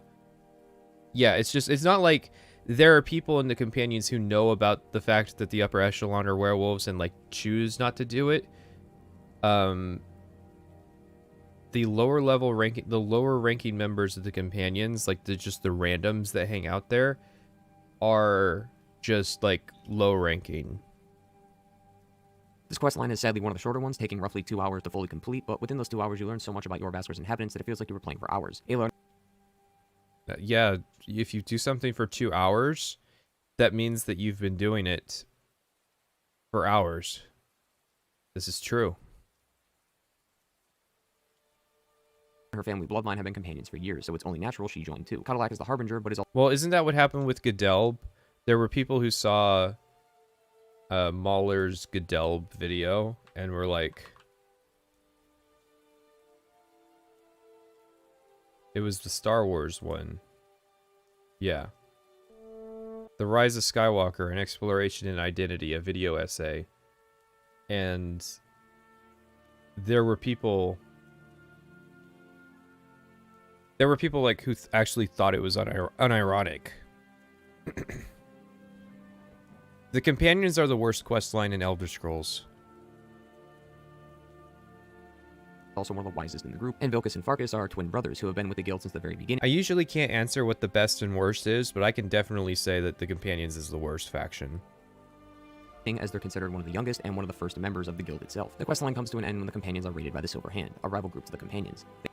Yeah, that's where the story ends. Questline's over as soon as the Silver Hand raids. You see what I mean? Like, this guy's a master.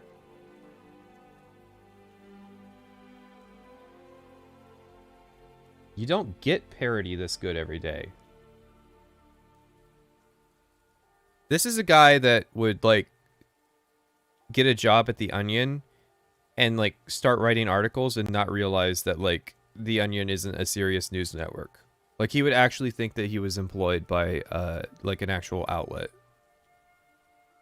And the thing is, it would take a while for anybody to notice that, like, there's got to be at least one person at The Onion who, like, doesn't realize that it's a parody outlet.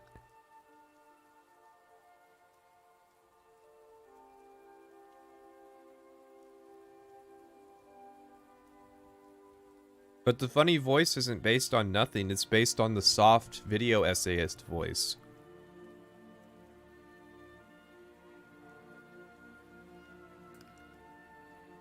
They attack the hall and slay Cadillac and steal the Wuthred fragments, so you chase them down to find the rest of the fragments. No, not my Cadillac.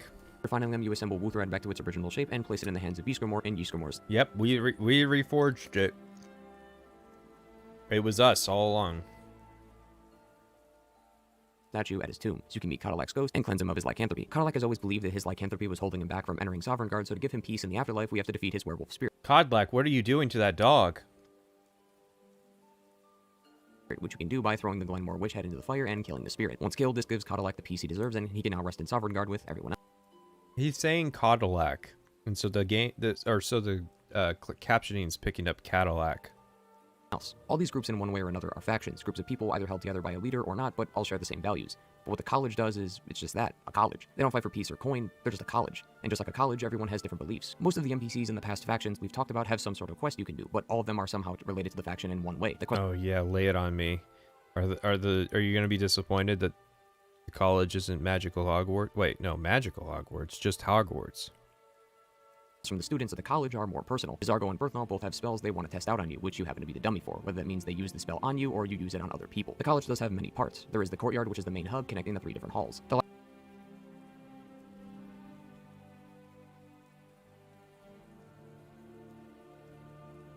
For Cadillac! Yeah. The college has many parts. Wow. Truly.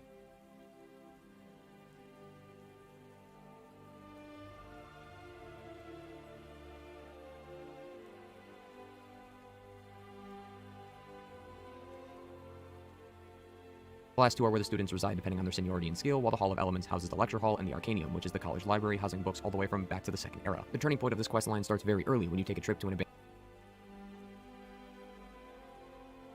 abandoned crypt when you come across a giant glowing orb of magic. This then turns even more crazier as a member of the so-called Sijic Order talks about a predetermined chain of events that will occur and that it's our job to stop it when it happens, which as we discover is the betrayal of Ancano as he planned to gain knowledge of this orb to help the Thalmor embassy. Yeah, you're really jumping around. Why is it that you spent more time discussing random dungeons than you are on the actual factions?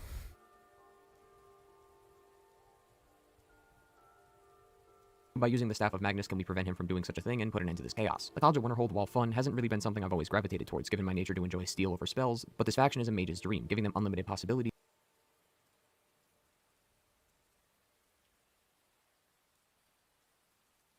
My brain's made of chicken breasts. I'm just jumping forward.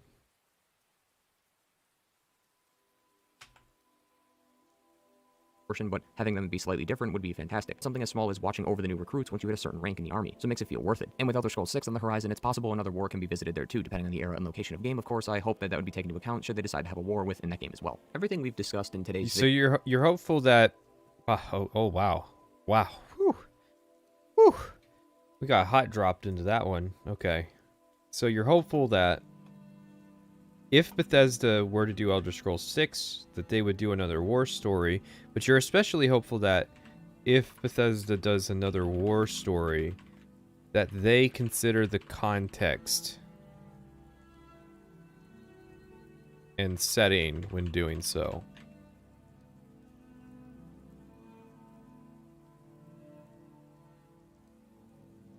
Yeah, okay. So far has been part of the base game. The music, the quest, the story, the within possible another war can be visited there too, depending on the era and location of game. Of course, I hope that would be taken into account should they decide to have a war within that game as well. I really hope that they in today's video so I far really hope they take the setting into account when coming up with the stories for the next game.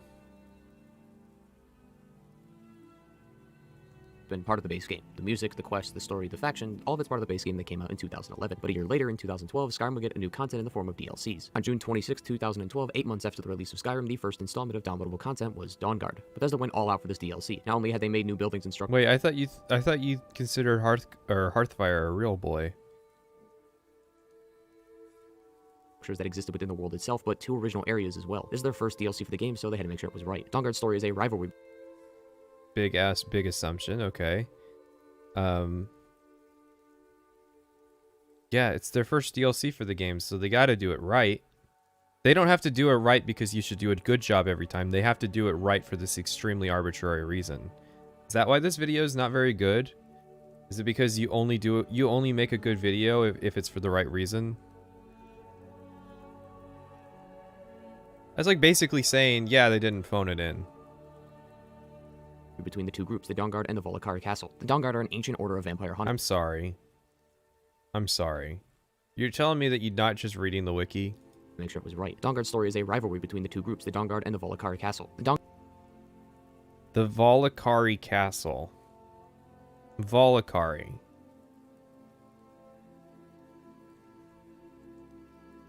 Like someone said in chat earlier, if you were doing a parody, there's got to be like one name that you just butcher and not address, and it's like, how do you transliterate Castle Valkalhar into the Volakari Castle? Dawnguard are an ancient order of vampire hunters. It's clear where the origin. Well, I feel like you didn't get the story then.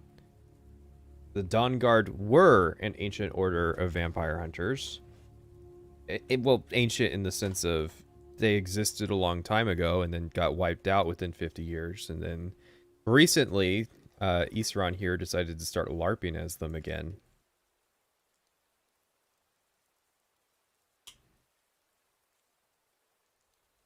Like, when you say that something is ancient, that implies that there is continuity. Specifically to, like, an order or something, right?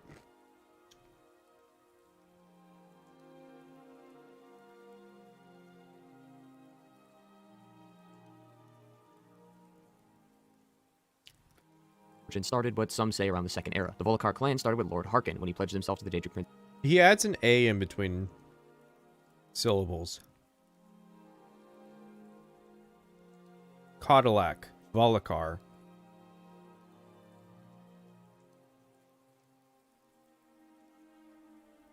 This man has severe dyslexia. Please don't make fun of him.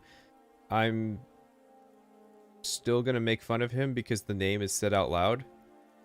It's more like ball. It's unclear when this happened as well, but since vampires don't die of old age, this could have easily been around the same time at the Second Era, or maybe even earlier. The story revolves around the feud between these two groups and specifically their plans. The Dawnguard simply wants to wipe out the vampires, but the vampires have a more sinister plan. Is that the implication? Like, okay, this guy's useful because he can speak the same language of Moron that, like, Bethesda's writing for, so it's like, was the implication I was supposed to take away that Clan Volkihar dates back to the era of the original Dawnguard?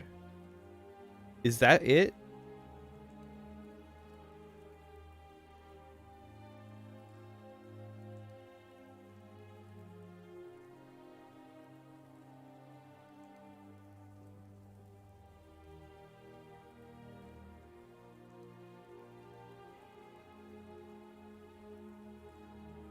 They plan to purge the world of sunlight so the vampires can roam free once more. They do in fact want to kill the Dawnguard, but the purging of the... Once more. Once more.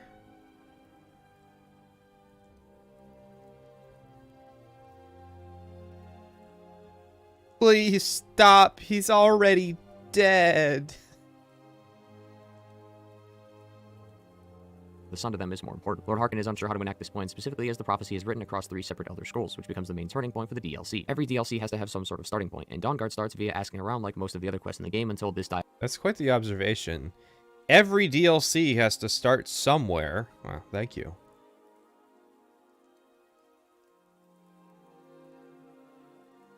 Riding with my Volokar in my caddy.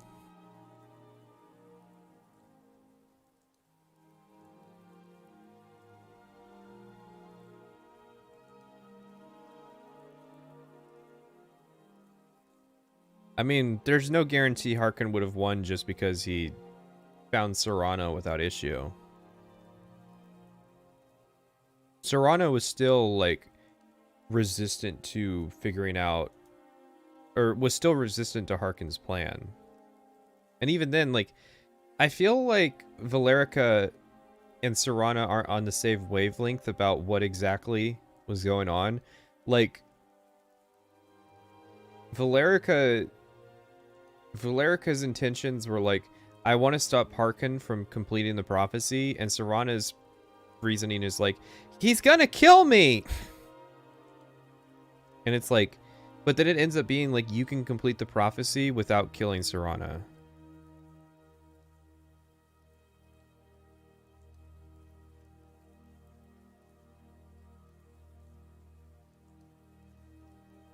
Here's the thing. Taken in a vacuum, saying something like that isn't particularly outrageous. You know, you need to start a sentence and you want to talk about the start of a DLC, so you just say something like, every DLC has a starting point and the starting point of Dawnguard is X, right? It's not taken by itself that it's stupid. It's in conjunction with everything else that we've seen so far that, like, it creates issues.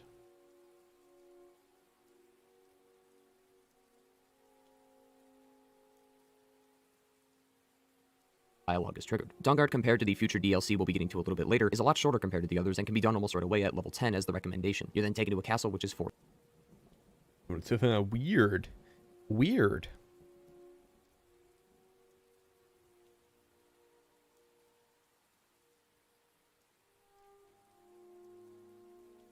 Dawnguard. The leader Isran thinks that you have some skill and he wants you to prove it. But okay, how would that work though? Like, you can only dip an arrow in so much of Serrana's blood. You know, it's like, okay, let's say you completely and utterly exsanguinate Serrana, making the basic assumption that, like, Serrana couldn't just donate like half a liter of blood every month into the blood pool, right? It's not like they found the bloodstone chalice or anything like that, but okay. So you got 5 liters of Serrana's blood. How exactly do you attach that to an arrow and send it to the sun? Is it about the quantity? Because, I mean, like, Serrana's blood touching the sun makes it turn blood red when it's shot from Ariel's bow. I don't understand how, like, killing Serana is somehow necessary. It's not like the Soul Stone in Infinity War, where it's like you can only get it if you sacrifice somebody you love. Right? Like, that's not how the rules of the bow are presented.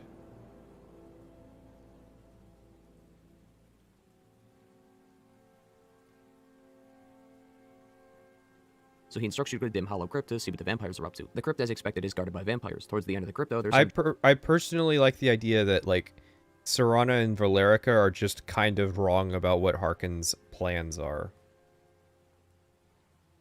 Giant device of some sort in the middle of the room. By moving the braziers, we discover it's a puzzle, which when completed, opens something in the middle, and that something is a woman who's holding... Hey! Hey! You can't say shit like that.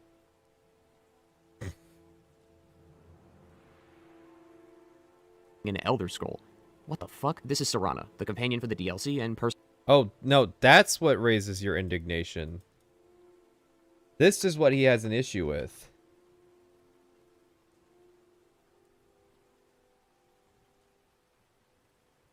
Finally, he's come out of his shell and finally expressed his thoughts on something, and it's moderate confusion at Serana, or at, like, Serana's introduction to the story.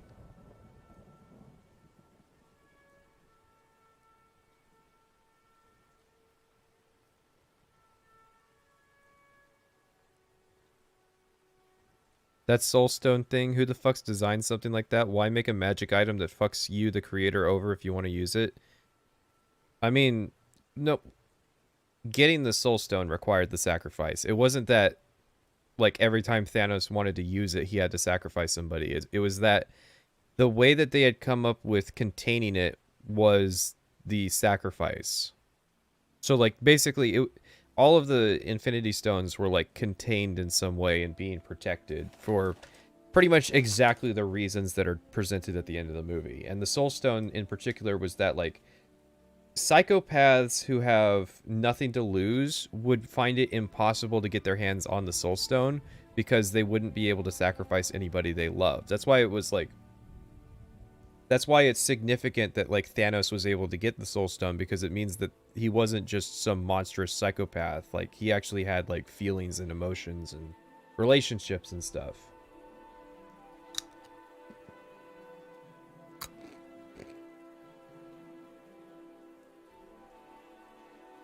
But yeah, like, it is funny that, like, that something is a woman. What the fuck? Is this a woman in my... I'm sorry. Is this a female standing before me?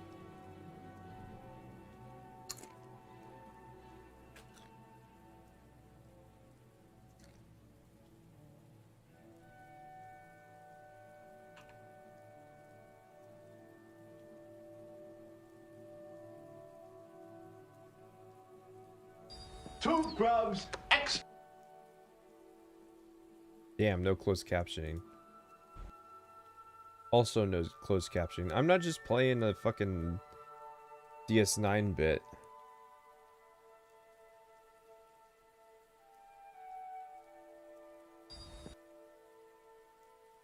in light of her illness. Actually, all she has is a slight rash. Say to me, Quark, I don't know what I'm gonna do about that female.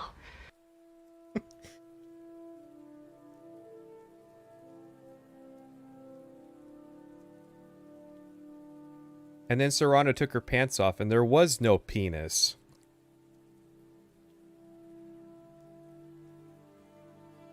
Personally always been my favorite. She tells us that we need to get back to her family, and then she'll explain everything when we're there. Long story short, we find out that Serana is the daughter of Lord Harken, which would explain the vampirism. Lord Harken thanks you for returning his daughter and offers you a reward, but as he states, the only thing equal of value to an Elder Scroll and his daughter. In the context of the story, somebody being somebody's daughter does not, in fact, explain their vampirism.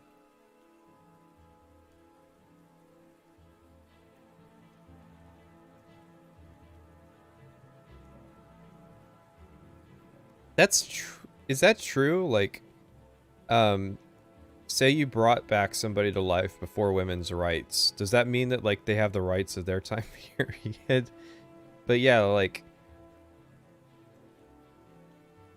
if you had paid attention to the story, I don't know. It's a minor thing. It's a nitpick, but like, how, like, by implication, you're saying that like Harken had a child, and that child was a vampire as a consequence. Order is to give you his blood, which would not only make you a vampire, but a vampire lord. This decision is where the game splits. From here, should you accept, you're introduced to the new vampire skill tree, very similar to the also newly introduced. Yes. That's the place to start.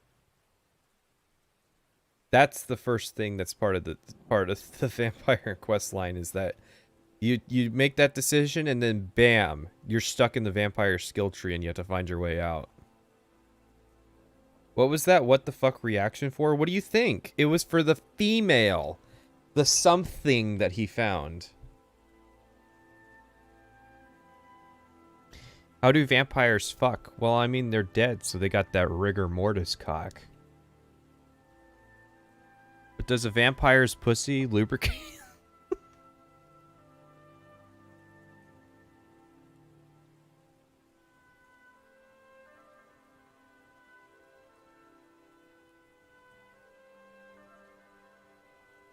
Introduced werewolf skill tree, but just a vampire one. I like the meme. Hang on. There was a meme that somebody posted that I liked about Serana.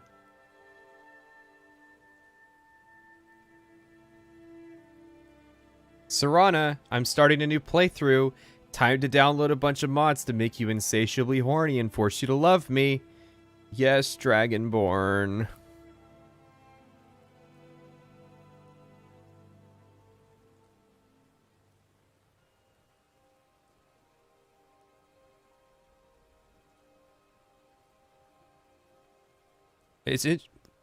You're implying that this guy knows that this guy is such a cultural pleb that he hasn't even played Oblivion. Okay? You think about that sentiment a moment. He's too much of a pleb for Oblivion. But like, I don't know, it's a shame. Like, vampires being undead kind of complicates the fact that like sex is a that's what vampirism is, by the way. It's just sexual relationships.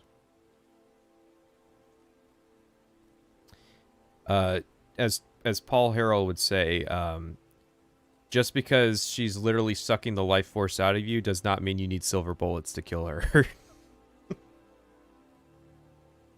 These follow the same procedures to ranking up. To increase two-handed skills, you need to use two-handed weapons. To increase the vampire skill tree, you need to be a vampire lord and do some damage. Denying his request forbids you from ever entering the manor again. Wow, thanks for that. I was really curious how being a vampire lord works, but thankfully your analysis has shown a light on how it works. And will force you back to the Dawnguard side. While we're at the crossroads, let's go over some of the rest of the content that is coming with this DLC, besides just a new story and a couple perk trees. Dawnguard also introduced Dragonbone weapons, which at the time only the armor existed, and these Dragonbone weapons are even more deadlier than Daedric weapons are. There's also a new ranged weapon. I know, they got like 1 whole point of extra damage to them.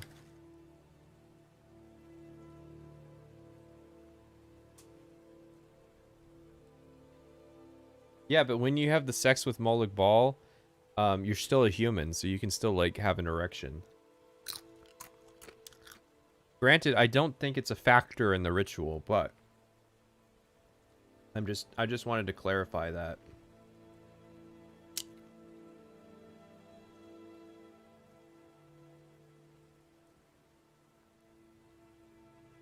I'm not signed into my account, so like whatever's on the recommendation page is just what's there. It's based on like all the weird shit we watched. Also, this is a analysis video of the Black Parade.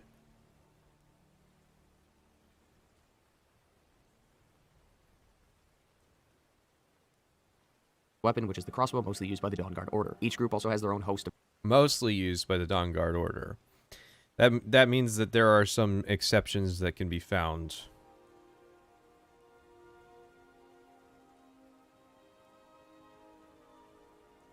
Am I cynical enough to think this guy didn't actually play Skyrim? At this point in the video, yes, I am. Well, that's the thing, is like, if we looked this footage up, would we actually find it on like a Let's Play channel or like some kind of like open source like video hosting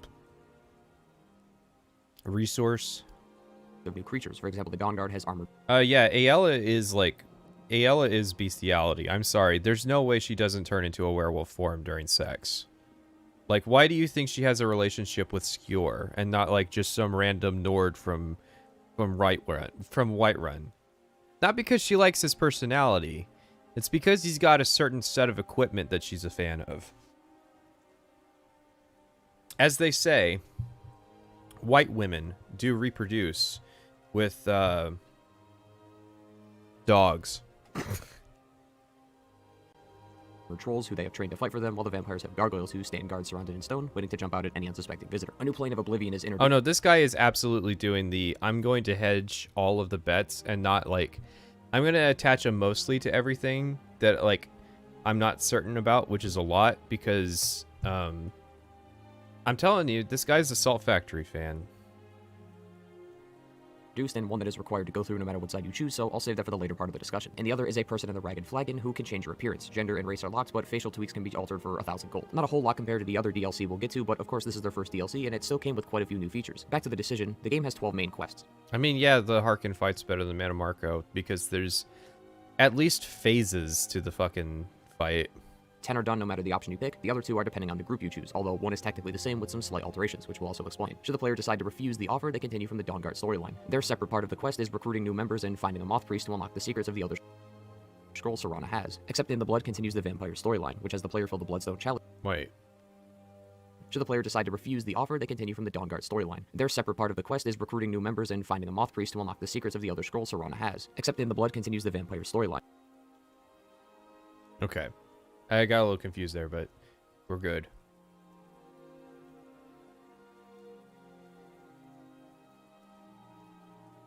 Which has the player fill the Bloodstone chalice. Well, objectivity's a myth, actually.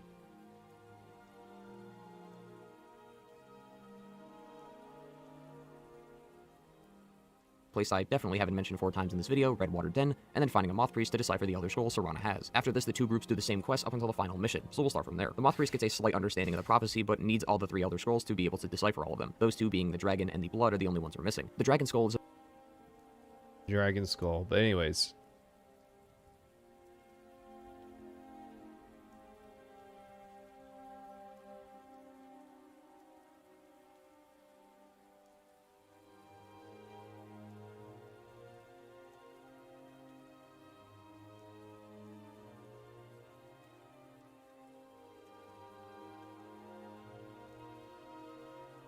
I'm just reading through the transcript here.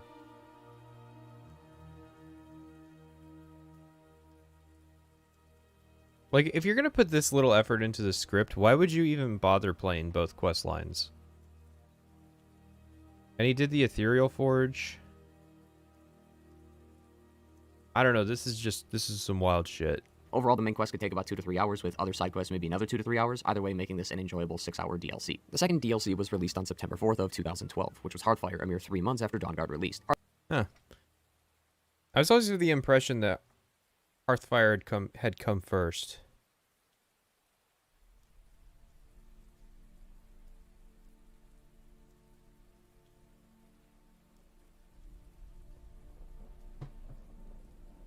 Wouldn't it be funny if the Skyrim bingo card was a 7x7 instead of a 5x5?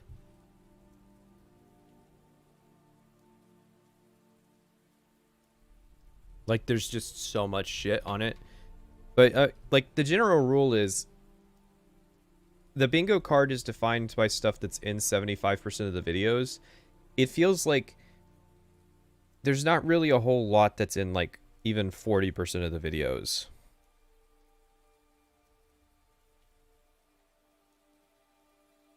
But yeah, like, we can look at the bingo card. Let's see. See all those notes. Anyways, we got kill cams. We got block. Here's the thing you can do instead of New Vegas, Blame Todd, The Witcher 3, cart opening, puzzle locks, Lovecraft, stealth archer, iron daggers. Iron dagger smithing is a better way to put it. Unrelenting force, showing modded footage, Jarl balling gruff.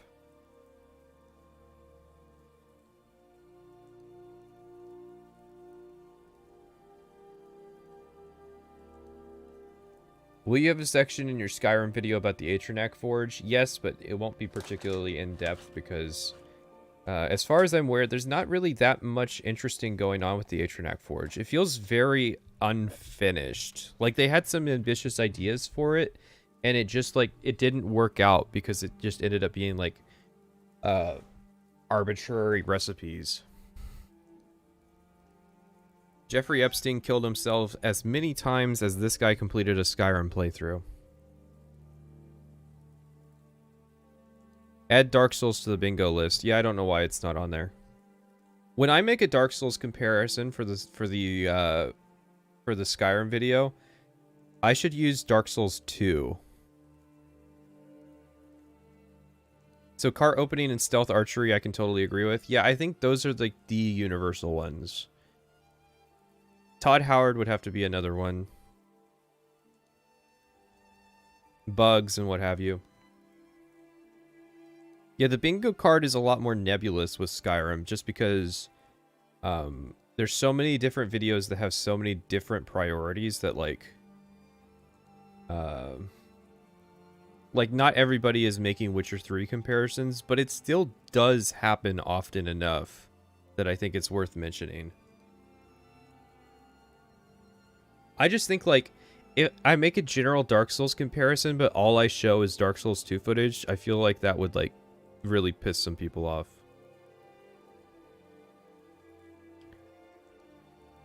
Hearthfire was more of a laid-back DLC, providing the player with immersive world-building options like purchasing property and building their house. Skyrim has... It's laid back. It's casual. It's chill. 9 different holds within the game. On launch, 5 holds allowed homes to be purchased within the city, until Hearthfire came along, which had the ability to make... What the fuck? What the hell is this? This is like effort. You had to, well, I mean, that you magic wanded these, but you had to like cut these out and add them to the video. There's not one behind my head, by the way, so it's like uneven, but still. Mods.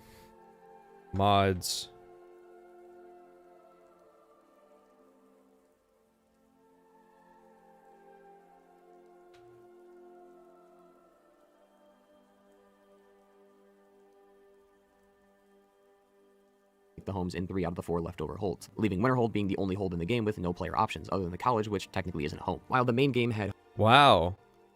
Yeah, just because you don't like the college doesn't mean that other people can't find a home out of it. Plus, like, you literally get an entire floor of the biggest building as a penthouse.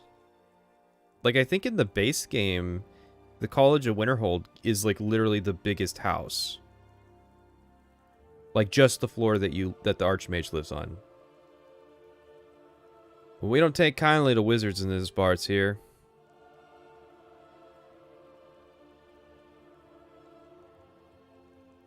At homes, Hearthfire introduced homesteads. With homesteads, you can live outside a city, but within the hold and build your house the way you want to. Unlike homes, which are within the city walls, predetermined interiors and upgrades were also made with gold, not resources. Of course, the issue is that it requires lots of gold or resources to make with these homesteads. The 3 locations you have are Morthal, Falkwraith, and Dawnstar, with the Winstead Manor, Lakeview Manor, and Hell. Whoa! Now we got some B-roll. I feel like...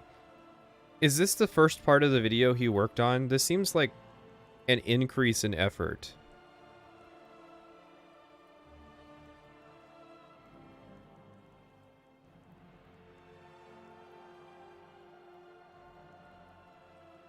Someone's actually trying.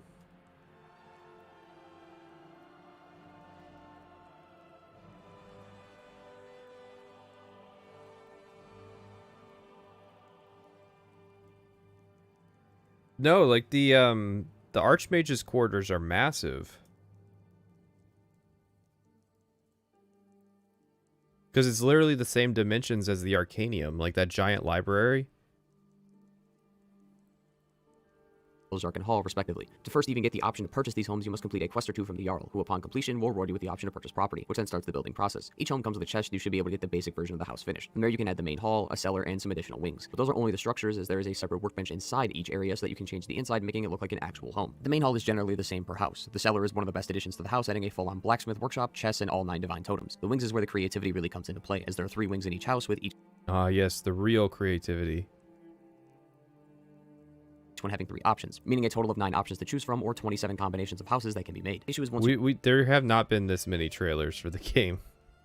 you choose one, you must keep it, but thanks to there being 3 houses you can choose from, assuming you have the loads of resources it would take to actually build all of these, you can then have the 9 wing options split evenly by the 3 houses. The west wing has additional bedrooms, an enchanter tower, or a greenhouse. The bedroom is good if you He's got more B-roll.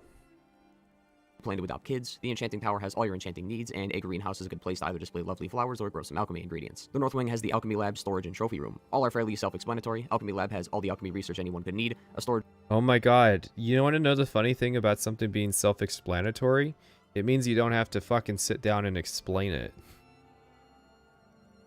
room for all the hoarders of Skyrim, and a trophy room to display your most prominent killings. The east wing has the last 3 options of an armory, kitchen, and library. The armory has all your armor and weapon display needs at the bottom, with an archery target on top. And the library can house all your books, or categorize them, seeing as there's tons of different shelves that come with this installment. The kitchen has tons of ingredients to make all sorts of food to take on your adventures, and the library can house all your books, or categorize them, seeing as there's tons of different hang on. The kitchen has tons of Anybody ingredients else, to make all sorts anybody else see that? He accidentally stopped while filming the B-roll and then continued. of food to take on your adventures, and the library can house all your books, or categorize them, seeing as there's tons of different shelves. He jerked the camera to the left and then continued, because he was doing it on a mouse and keyboard. The best way to do B-roll is a controller, because you can do like smooth movements. That come with this installment. Of course, the wings function like any other part of the house, where you first start building the structure and foundation, then go inside and actually get the more detailed stuff inside. There are also a few exterior options as well, like a stable or garden, but each one gets a unique exterior. What does this have to do with the houses having an exterior option? Like, this is such a back and forth of quality. He'll go from, I have specific B-roll for this extremely specific wing of the manor, and then like he'll just cut to like random combat footage while he talks about stuff. Like, this is like fucking with me, but in a new way of fucking with me. Right? It's like, he figured at this point I would be so used to the other ways that he was psychologically messing with my head that like he started coming up with new ways to do it. And he started like trying to attack other centers of my brain. Winstead gets a fishing hatchery, Lakeview gets a beehive enclosure, and Hell's... No, I like building settlements in Fallout 4. I don't necessarily think that stuff would be out of place in Elder Scrolls. I think that that's a logical progression of kind of the stronghold idea that was in Morrowind. I think that they really want to go that direction, and I don't think it's a bad idea.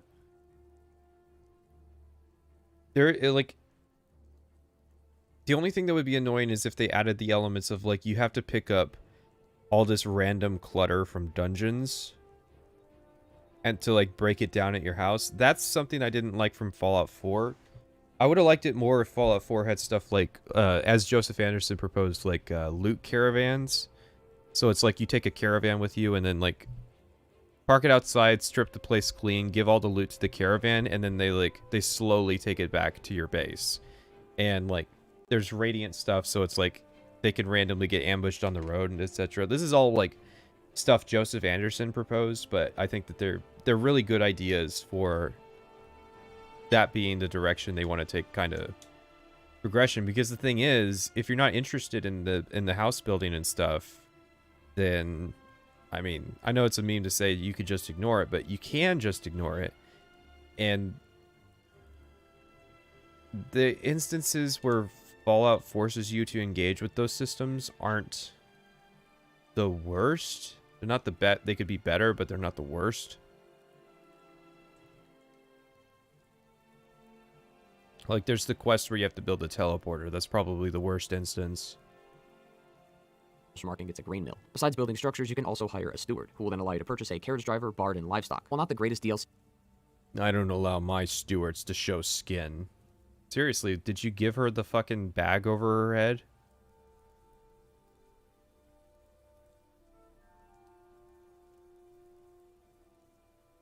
Compared to the other two, Hearthfire still offers an immersive world-building experience that helps make Skyrim feel more I think real. she has the Nightingale mask, I think. Your house into what you want, and the way they make you build it makes it feel more rewarding to the player when it's finally complete. I usually do the Hearthfire DLC as soon as possible, as it's personally not something you want to do at the end of the game unless you've saved all your resources. Assuming you didn't, it's best to start the building process early, so by the end of your playthrough, you should be pretty much almost complete. We then come to the final piece of downloadable content. well, I'll take that into consideration next time. Content, which was released on December 3rd of 2012, 13 months after Skyrim's release, Dragonborn. Knowing this was the last DLC Skyrim would receive, I'm okay with that. While the series is never going to truly end, this was a nice way to end the content for the game. Bethesda switched... You're okay with it?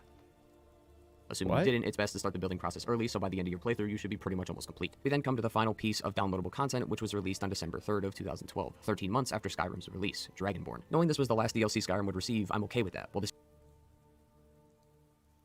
Wait, what part are you okay with? You're okay with that it came out 13 months after Skyrim's release?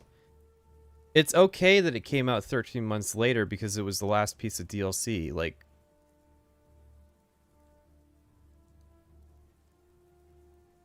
what? What are you okay with?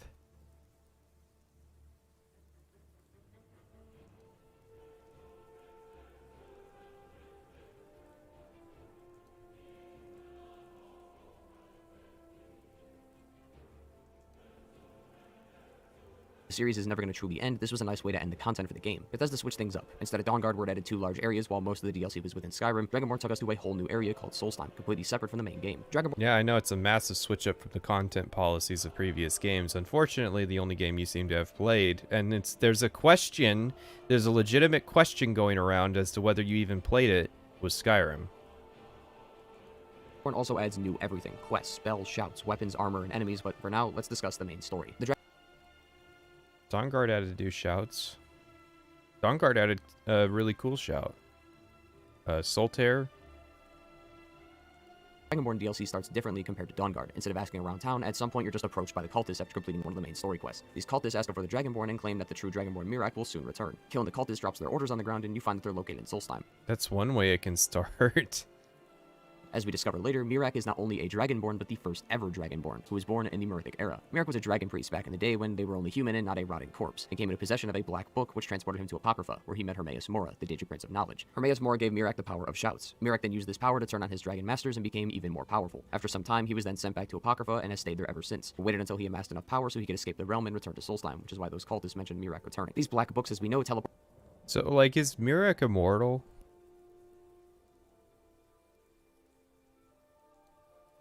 The player to Apocrypha, but at the end of each section, the player can pick certain buffs as a reward for making it through the dungeon. First, we need to find out where Mirak is located, and the closest thing... Thanks for mentioning it. It was really valuable that you just mentioned random features that the game has. We have is his temple. At the end of his temple is a black book, which, just like with him, we have to read it. We then... Who was it that had the mods that made it so that, like, it changed the lighting so Mirak's face was in shadow and it actually looked kind of imposing? Teleport to Apocrypha and meet the man himself. He says that once his temple is fully built, he'll return, but we're clearly not going to let that happen. At the temple, we meet a woman named Freya, who helps us by escorting us to her village and having us speak with the town shaman. He says we must learn the words to the Bend Will Shout, as that will get the people of Solstheim out of this possession that they're in. The shout is located in Saring's Watch from a word wall. After discovering that it works now, it's time to collect the...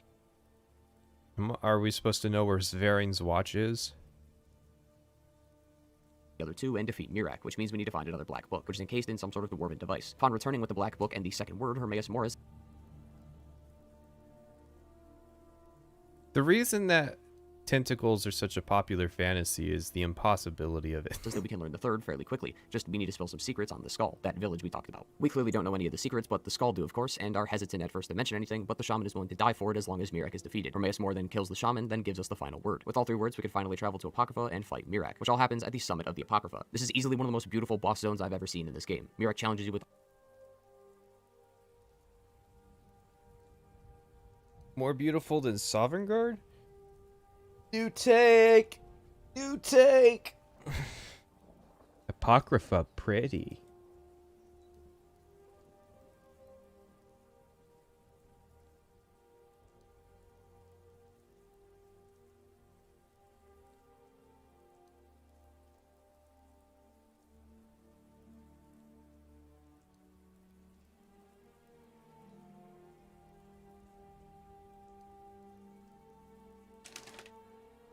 I will live my whole life before I understand how eras work. It's just an arbitrary measure of time. Something significant happens, so they like change it. So it's like the second era ended with Tiber Septim's conquest of Tamriel, The third era ended with the fall of the Septim Dynasty.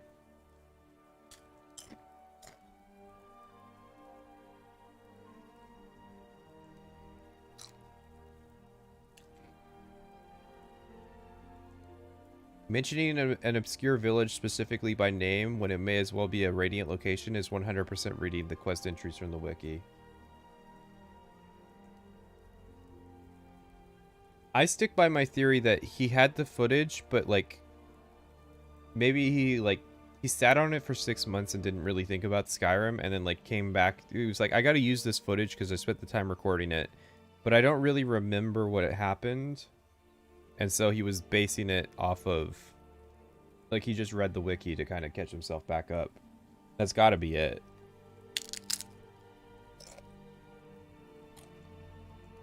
All of his different abilities and constantly regains power and health by consuming his own dragons midway through the fight. But of course, we're too strong for him, and we defeat Mirek. Now, the only one of our kind that we knew of is now gone and dead at the hands of his master. But on the plus side, Solstheim and the world is saved.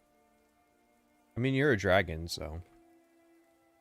The ending award is pretty solid in terms of quantity. We get dragon scales and bones from the dragons he killed, we get Mirek's armor, we get the dragon souls he took from us, and the ability to respec all of our skill points at any point in time from any skill tree. And this can be done infinitely as long as we have the book Waking Dreams.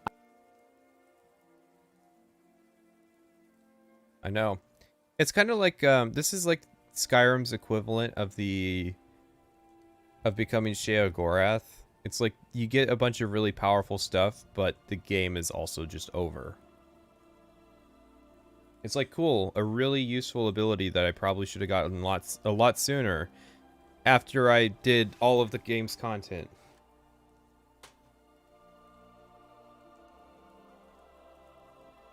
Yeah, everybody knows where Sphering's Watch is. If you've played fucking Dragonborn, you've been there.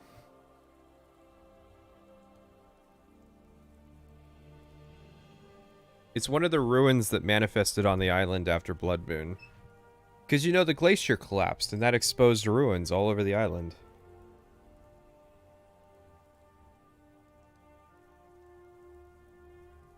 No comments about the boss fight, how it played out, any unique mechanics, what you struggled with? Okay, then. No, it's just, we don't have time for that. We don't have time for that. We cannot spare the time for that. I know we just blew by a 3-hour storyline in what seemed like 4 minutes, but there's many things this DLC adds that I want to mention, and I prefer not to do a play-by-play of each of the DLC story missions, especially if you already understand what happens in it.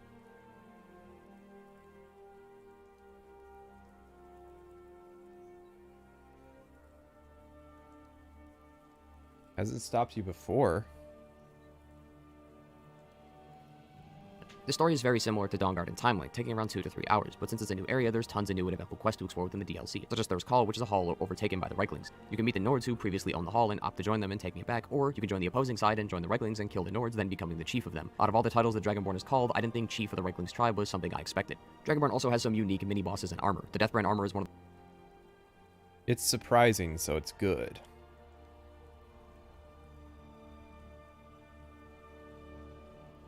the best light armors in the game in all of Skyrim. It starts by finding a book called Deathbrand, which tells the tale of the legendary Deathbrand armor and how it was stored away and hidden for years. The armor is stored in 4 separate locations you can find via the map, and once obtained, the buffs you receive are absolutely insane. The more pieces of the armor you equip, the better, and assuming you have Wow.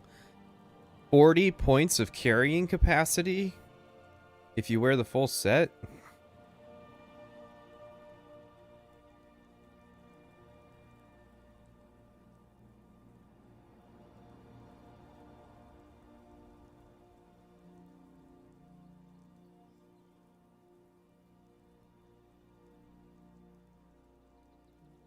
$15 points of stamina up to 60 points. Ooh.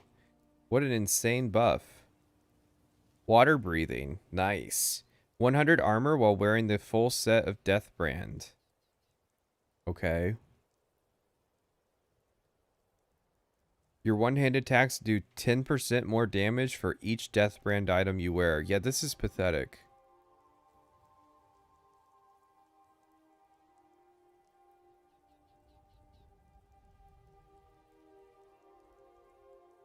have all 4 pieces you can receive. Well, in fairness, he said it isn't a review. He said it's not a review and it's not an evaluation. He didn't really establish what it was then, but he did say it was not a review.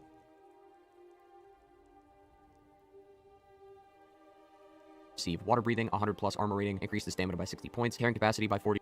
Oh no, he explained it. That's even worse, because it means that he actually thinks that these are powerful effects. Points, and when dual wielding, one-handed attacks will do 40% more damage. And that's not even including the buffs that you might be adding from the light armor skill tree, easily making this a go-to armor for light armor users. Hang on, isn't it heavy armor? Oh, it's light armor. Well, I saw the... Why is it light armor? Isn't that Stalrim? Whatever. Percent more damage. And that's not even including the buffs that you might be adding from the light armor skill tree, easily making this a go-to armor for light armor users. I like that metric. And it could be even better if your skills are leveled up. I know, it's like everything in the game is better if you do that. Dragonborn also comes with arguably two of the hardest enemies in the game, the Ebony Warrior and Karstag. Karstag has a whopping 4,000 health when fighting. Wow. They got big numbers. Big numbers. Hard fuck. Hard fuck. Can't you just unrelenting force the Ebony Warrior to death?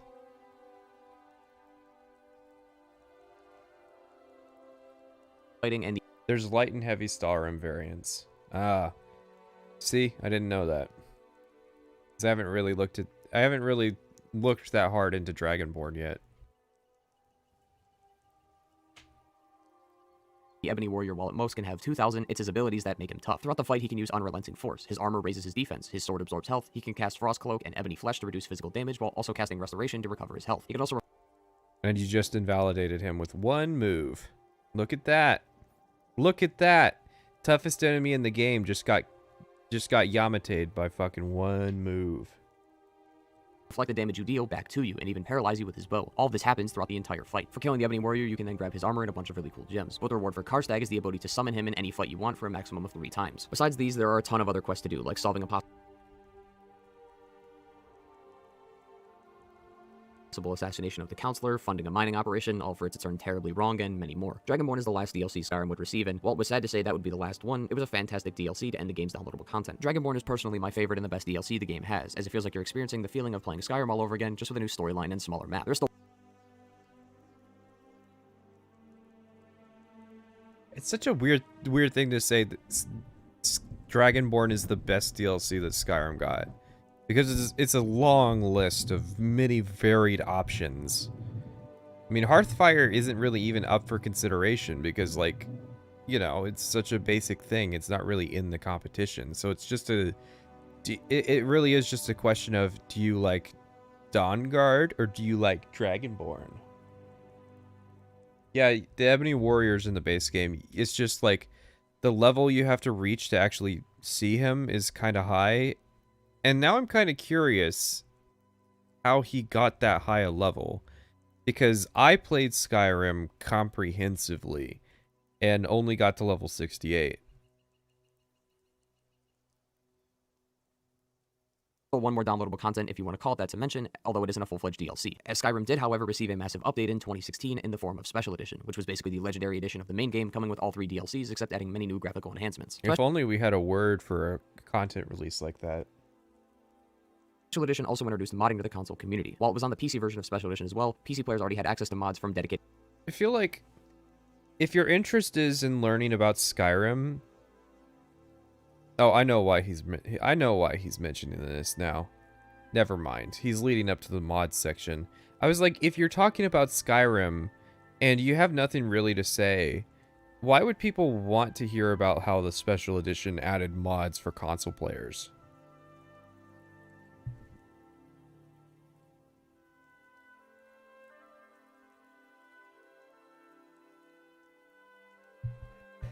Alright, I'm thinking of the base game as like Legendary Edition at this point.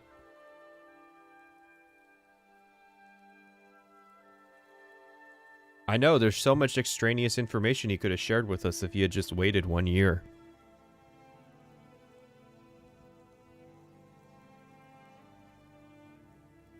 modding websites. But Xbox and PlayStation were never able to experience that before, which was a huge milestone for the game, as this came in the form of a mod listing in the game, and the Creation Club, a monetized version of the mods that Bethesda deemed worthy to pay for. Christian Club. Also,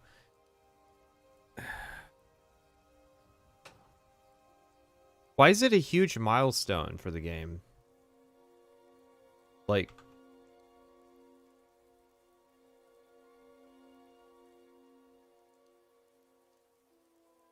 Like, what's the accomplishment? Like, do you know what milestones are?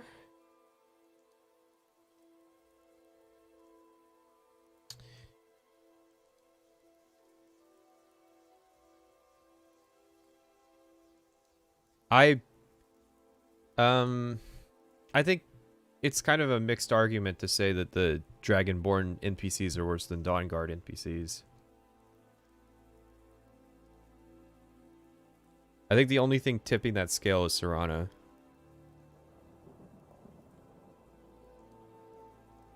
Was and is still a controversial topic, but conveniently it goes into our next and final topic of the video, arguably. Yeah, you're really regretting the fact that you missed the anniversary edition. The main reason most players will play Skyrim to this day, mods. There are loads of mods that Skyrim has. There are so many that I can make a video based on why mods themselves keep the players going, which I may even consider doing in the future. But because there's so many mods, there's one for everyone. With tons of different things changing and being made, it really changes Skyrim going from something like this. And only one.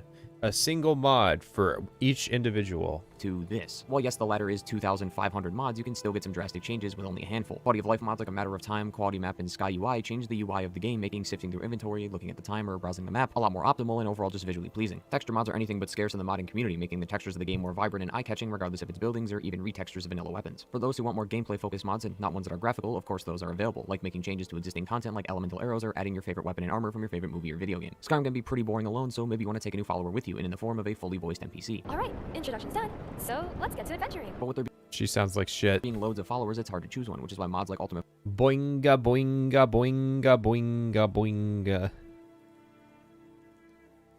Follower overhaul and others like it all serve the purpose of not making you pick one, but all the followers you want. And depending on how popular that specific follower is, they may even talk to each other. Hello. Just thought I'd introduce myself. I'm Lucian. I am pleased to meet you. My name is Inigo. Pleased to meet you too, Inigo. I think we're going to make a great team. I think you get where I'm going with this. I could ramble for hours talking about the mods that this game has, adding new creatures, a survival mode, immersive mods, and anything to make the game just feel more alive, but we simply just don't have the time, so I'll just talk about some of the ones that I personally like. After playing Skyrim for a while, you tend to gravitate towards the same build. I still can't get away from the one-handed heavy armor brute, and some can drop the stealth archer. So Ordinator by Ine changes things up, allowing you to use the same build, but overhauling all the perks in every skill tree, going from the vanilla 251 perks to a new 469. And it's not just adding And a whole 20 of those perks might actually be good ideas.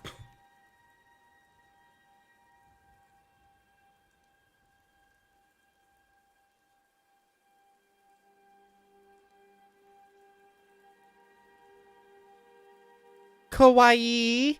Dragonborn!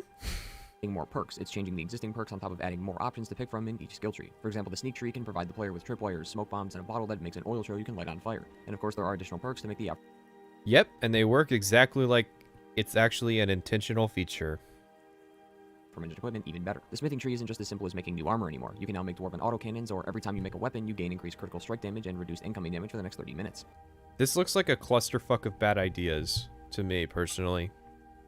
Every skill tree and Ordinator gets changed to make... Like, this looks exactly like what my games would look like after I failed to do a good job modding them. Skyrim feel new again, as now you can't go to your normal go-to perks. Ordinator gives you some that may be better than your usual picks, or makes you choose between multiple good options, which makes the playthrough that more engaging again. Ordinator can also be installed mid-playthrough, so it refunds your perk points, allowing you to put them into new skills, so there's no loss of progress. But of course, there's going to come a point where you really want to try a new build, but you've either done all of them or nothing really feels unique. So let me introduce a very unique one to you with the help of the new mod Thunderchild, also by Ine. Thunderchild is for the people that want a more in-depth shout build, or to have a shout-centric character. To get access to these, you need to visit High Hrothgar and meditate. I'm not watching your section on mods. Be able to see these visions in person. After some exploring, talking with people, and more crazy visions, you meet Jespar, one of the 3 companions of the game, and personally one of the best voice-acted characters I've ever listened to. I can't put my finger on it, but there's something strange about you, and that intrigues me. What do you say? He is where the story... This is one of the best voice-acted characters that you've ever heard. Oh yeah, okay. Chat, congratulations. You've been mostly right all day. This is very well a case that I don't think this man has played very many video games. I guess if, like, your main thing was you just played For Honor all day, then you might be, like, really impressed with this voice acting.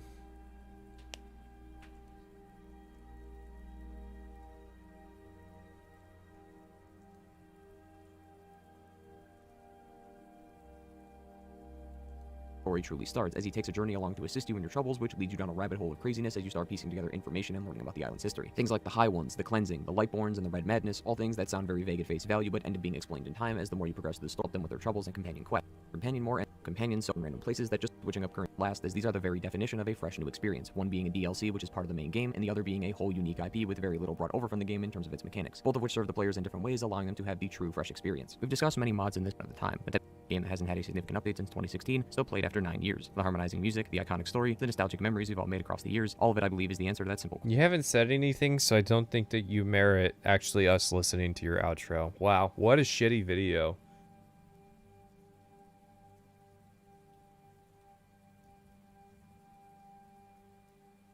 What an actually terrible video.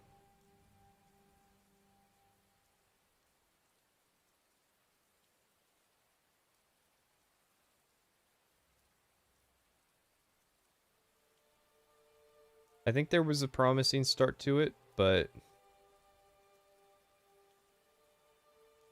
man. Wow.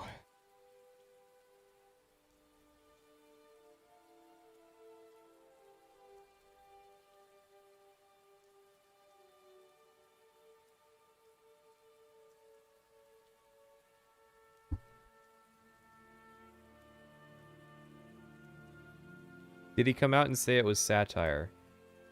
Maybe it's like the last line of the video. Me on this journey through the wondrous world of the Elder Scrolls V Skyrim, and I'll see you soon. Goodbye.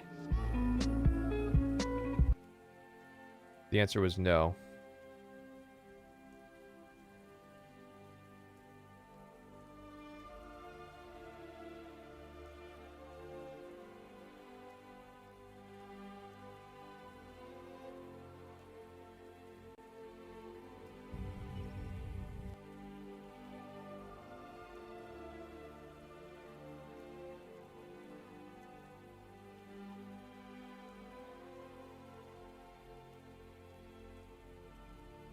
Functional garbage. Fuck this shit. Fuck this garbage ass shit. Motherfucking 1 out of 10. What the fuck levels?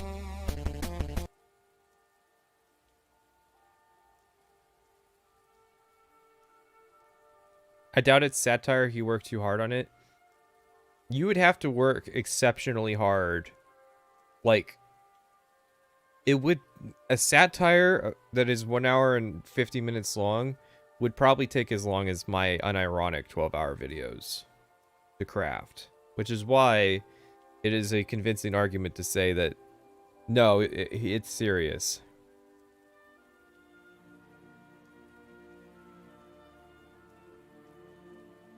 How does this rank? I would say that if there was a 4 horseman of bad Skyrim videos, this is the horseman of boredom.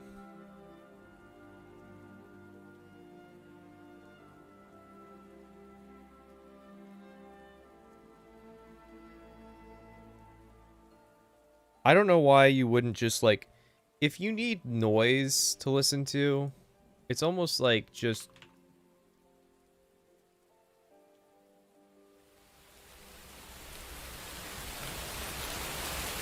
Like, this will work so much better for you than that.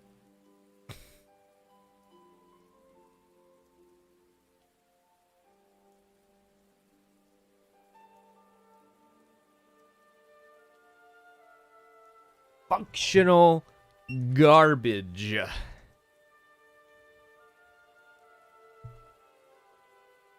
If it's a satire, it's one of the best satires that's ever been written in human history.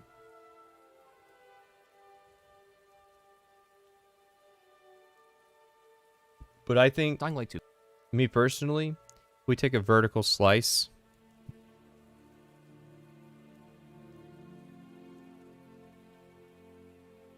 Yeah, let's just take a vertical slice out of this BioShock video, see where it goes. Kindly master. Was a man slave. Stop, will you? Familiar friend. How you get this? Would you kindly head to Ryan's office and kill the son of a bitch?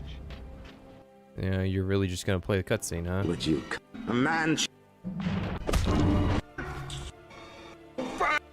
Yep. This is the cutscene. This is what makes Bioshock so hard to speak about, as so much of this game revolves around this key moment, and summarizing the journey here in just a few short sentences is a disservice to the effort that went into creating this plot twist. Right before this, we actually get to see a room that Andrew Ryan was working in, trying to piece together what was going on. He was confused why there was some random person who just happened to survive a plane crash right next to the entrance to Rapture, and who was capable of defeating all that he throws at him. Yeah, I don't think it's... I think it's serious.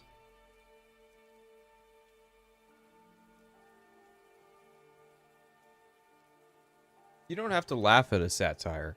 A satire isn't necessarily funny. Satires primarily are about the craftsmanship and the cleverness.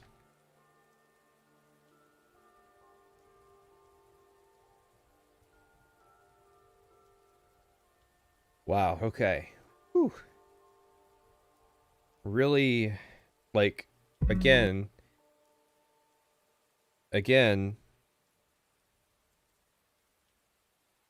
terrible Skyrim video gets 125,000 views.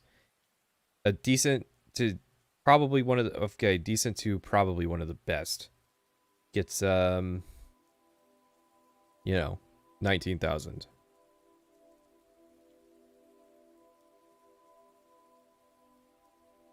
Would you kindly, Gingy, make a real video?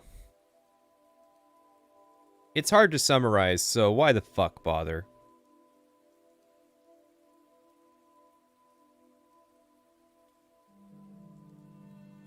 What do the comments say? I was showing them before. It was a lot of, like, the top comments are literally just, yeah, I'm nostalgic about this game. Skyrim is a cult. Not just Skyrim, but the whole Elder Scrolls series. Go fuck off. I'm not part of your stupid cult. And we love to be a part of it.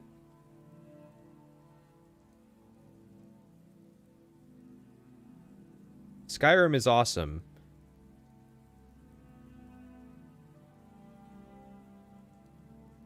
Thank you for this eye depth analysis. Oh, zoom out. Skyrim remains one of my favorite games of all times.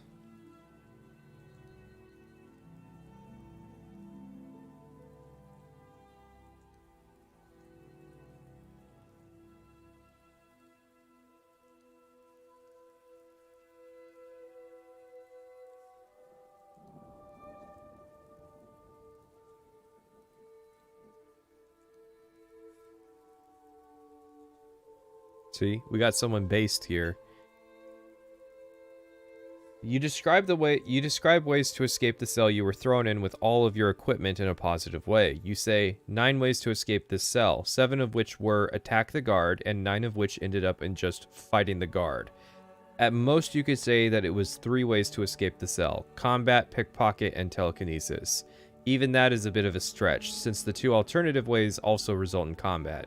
The combat is just terrible. I'm fine with it becoming more action-oriented, but it's just clicking and hope for the best. I really hope the next game gets a reasonable combat system, especially if it is something you do so much. It doesn't have to be hard, but I at least want some... Okay, less based. This person is equating difficulty with, like, complexity.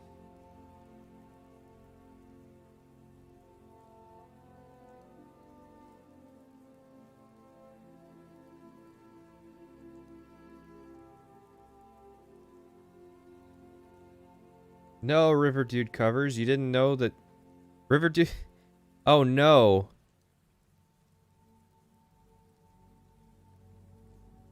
That means that by assumption, you just, like... basically, this means that you just took Salt Factory's word for it. That was the extent of the quest.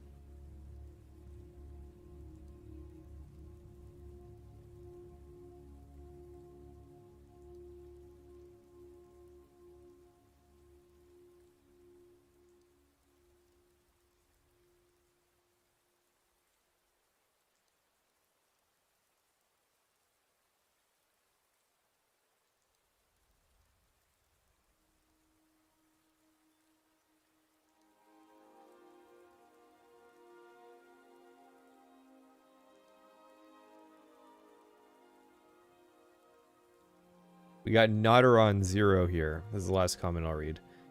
Don't play Skyrim. Devs know it has bugged corrupt all save files for 10 years and still don't give a shit, and forcing everyone to quit Skyrim after 20 hours. Period.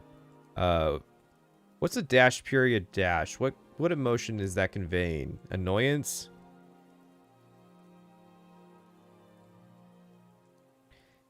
I was expecting some kind of analysis, but this guy just described the game. We know the game. It's 9 years old. From Smokey McGee.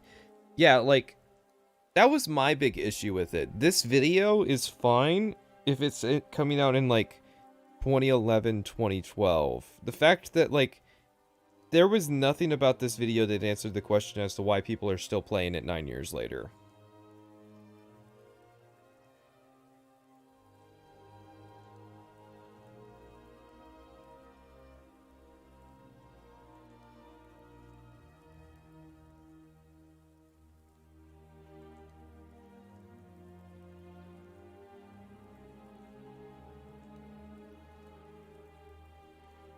Ah, man. I was thinking to myself we could watch this dumbing down part 2 video, but the fact is,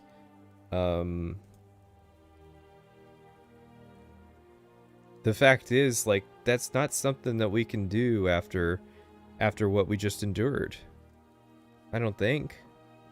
We have to watch something good. We have to watch something good. But there is nothing good. So it's like, what do we do? What do you do in this situation?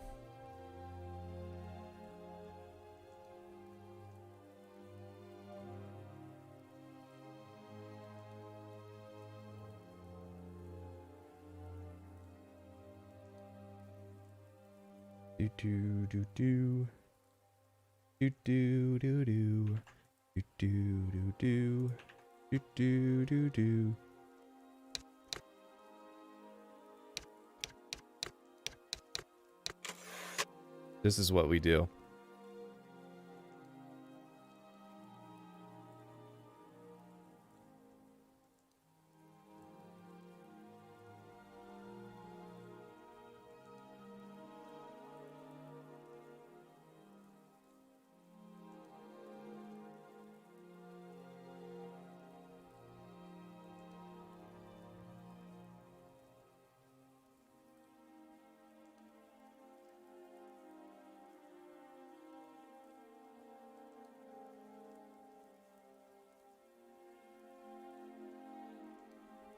It all keeps tumbling down, tumbling down, tumbling down.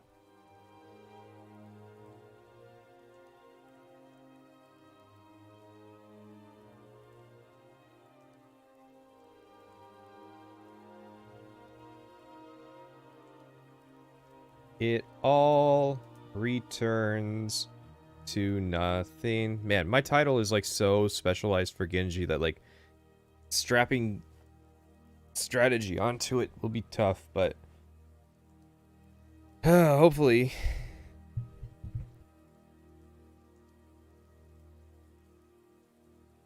This has got to be better than the last one. As in, there's no way it's not. In both sentences of that phrase. Skyrim's like a handsome hooker addicted to crack. He's down to do just about anything and is permeated with STDs that have gone untreated, including syphilis, which has slowly eaten away his brain and any depth he might have had before he started turning tricks in the airport bathroom. Remember, kids, you won't find any glory in that side of the hole. But like any good hooker, you'll probably get your money's worth and have a hell of a lot of fun doing it. Now that we've gotten our mandatory sex joke out of the way, what is Skyrim? Skyrim is dirty. It's unpolished. And riddled with phlebitis. And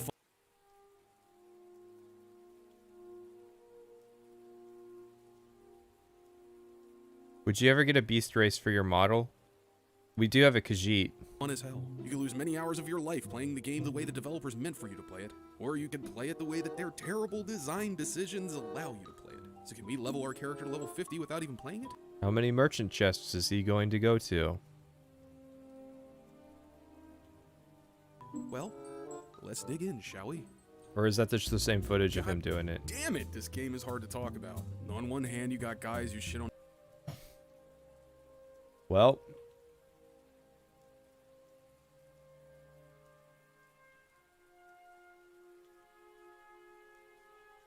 At least there's somebody out there who realizes just how difficult Skyrim is to talk about. On the game and say it's the worst thing that Bethesda's ever made, which is disingenuous at best. And on the other hand, you got people who say it's the best game that Bethesda's ever made. It's as if none of these people ever played Redguard and Elder Scrolls Story. So I want to start by saying that Skyrim's not a bad game. Let's get that out of the way right up front so all you maniacs out there waiting with bated breath to jump on every little thing that I say can close the video and queue up something else. And for all those that thought I hated Oblivion. Alright.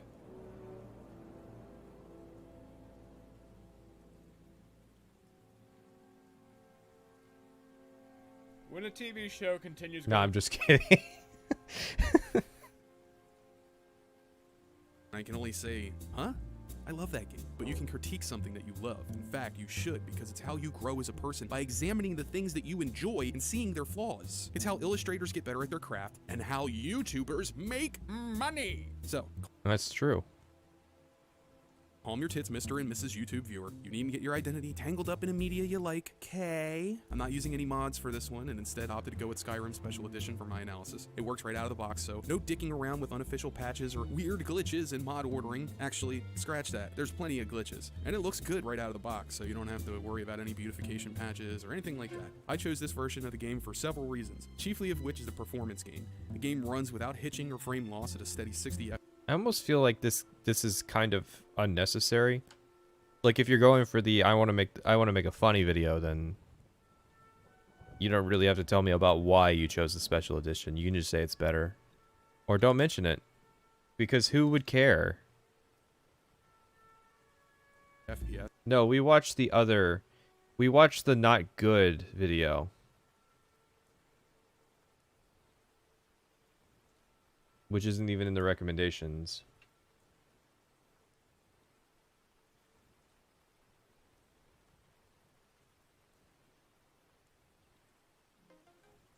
Right, so you were limited to asking questions about keywords, and almost every NPC would tell you the same thing.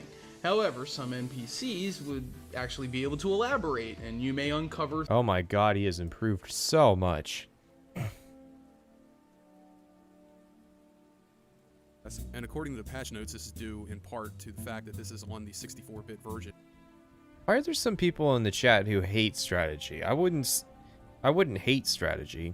Of Bethesda's engine, so it has better memory management. No longer are you stuck with just 4 gigs of memory. So mod to your heart's content. And in the over 40 hours of gameplay I put in for this analysis, the game never crashed on me.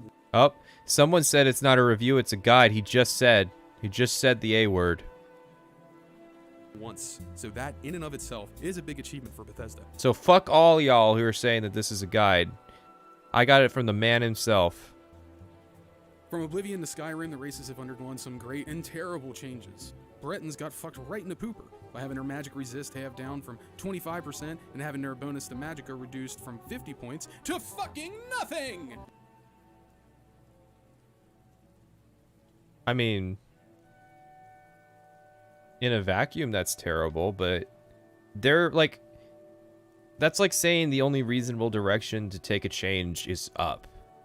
So it's like Bretons either have to stay the same at half resistant to magic, or what, be given more magic resistance?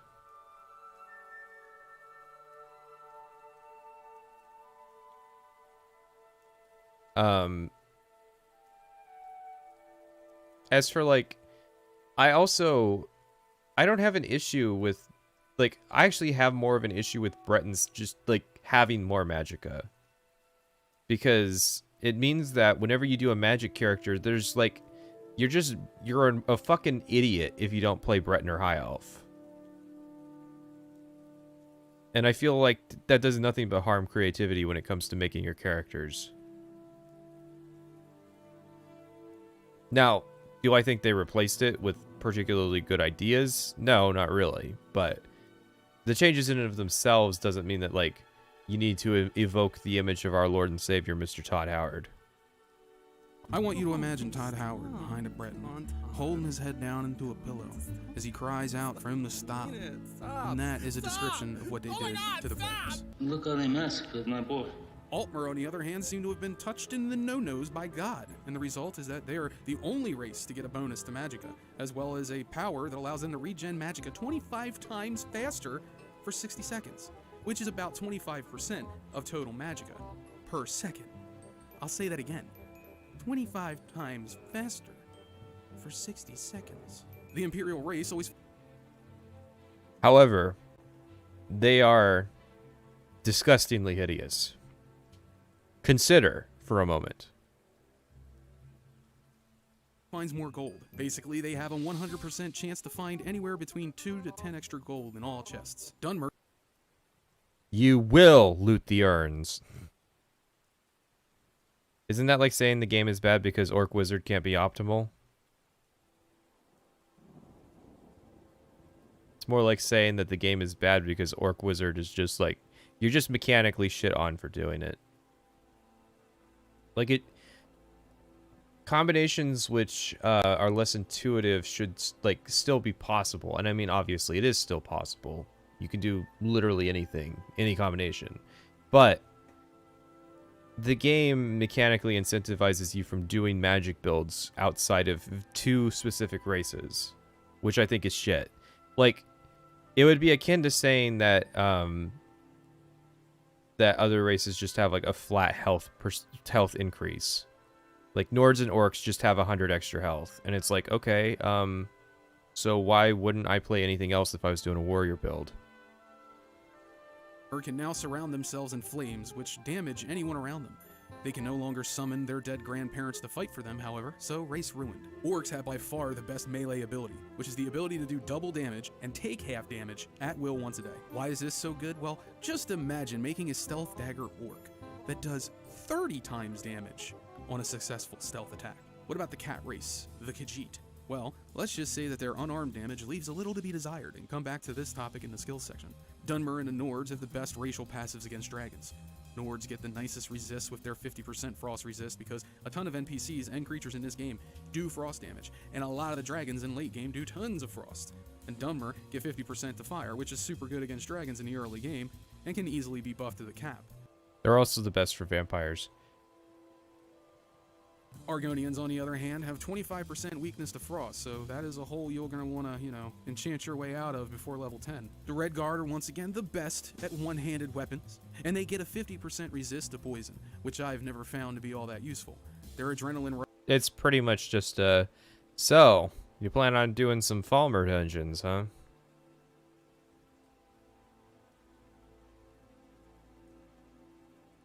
Rush, which now only regens stamina 10 times faster for 60 seconds, is useful at times, but not really useful enough to justify going into the menu and fucking around with that shit every time you want to use it. There You almost touched on the apathy threshold thing. are 3 attributes in Skyrim. Nah, see, he's one of these.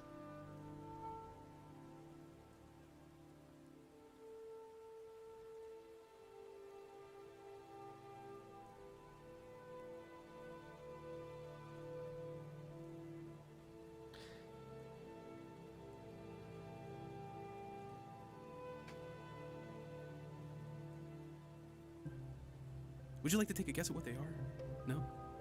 It's health, magicka, and fatigue. Guess what they do? Go ahead, I'll wait. Yep, that's exactly what they do. Yeah, health is how many times you can get hit, and that's a flat value across all races. Magicka is how many times you can make sparkles come out of your fingers, and that is a flat value except if you're There's some mixing issues here. an Ulthmer. And fatigue is how much you can run, block, and do power attacks before you Saying something is better than Gingy's video is like an exceptionally low bar. get winded and have to take a nap. And that's it. A couple of problems here with this shit. First off, let's talk about speed. Speed is the same across all races, and the only thing that modifies it is the height of your character. Okay, so then it's not the same across all races because racial choices affect how tall you are?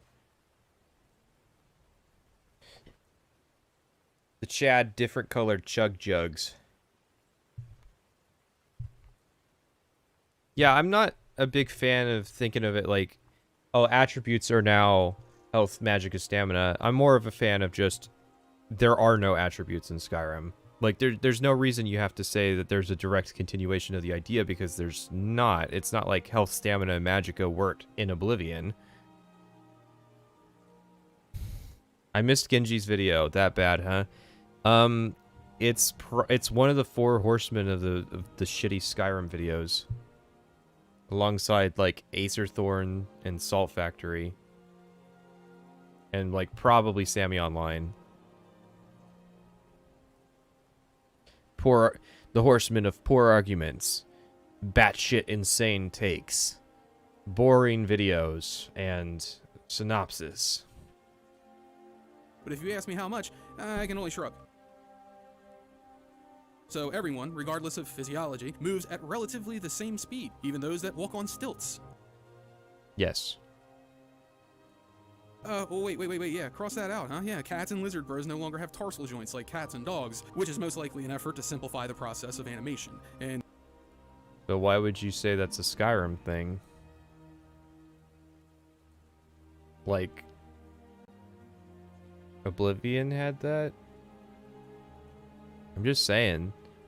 You don't have to lie about Skyrim to make it look bad. the creation of armor, but I thought not being able to wear boots was actually a nice way to drive the point home that these are not normal races. They're beast races, so yeah, no Fuck you, Morrowind nerd. race is healthier than another race because apparently environmental factors have no effect on people's physiology whatsoever! I didn't realize that the Bretons' homeland was full of smog and caused them to live shorter lives. Skyrim, the video game which is the RPG equivalent of purgatory. Everything is neutral, nothing matters, fuck the whole thing. I've been thinking about for a while. I mean, I think I started this thought on stream, which is there a reason why we think Skyrim is a role-playing game other than it has Elder Scrolls in the title? I mean, obviously, if you put Avengers in the title, you're going to assume it's some cape shit garbage, right? So...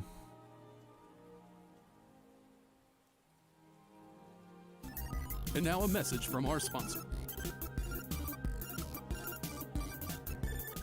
Did you know that Vignar Greymane is making shady underground deals in his bid for councilman of Whiterun? But Vignar is hateful and irresponsible. That position requires the utmost trust in your elected government officials. Do you know what Vignar does in his spare time when no one is looking? He kills kids. This message was brought to you by the Memorial for the Battleborn Clan.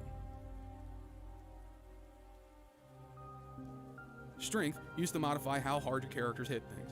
Well, in Skyrim, strength no longer exists, and the only thing that modifies it are spell effects, perks, and Don't be over-exaggerating. This is not, like, even a mild amount of psychic damage.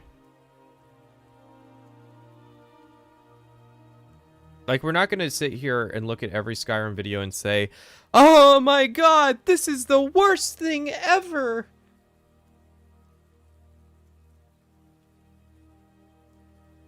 items. How often you stagger is no longer determined by your agility. How much cool shit you find is no longer determined by how lucky you are. Shit, your personality no longer matters. So long as you got a mouth that speaks honeyed words, people everywhere will love you. Even if your breath smells like the inside of a dead cat's asshole and your face looks like a freshly stepped in dog shit. In one game release, Bethesda managed to cull so many mechanics and the depth that those mechanics bring, simplifying everything to the point where you no longer need to really think about your choices. Now, on to derived stats. Ah, get it? He's doing a fake laugh because there's no derived stats. Again, is it fair to make the assumption that Skyrim was trying to be an RPG? It probably is. Let's be honest, it probably is.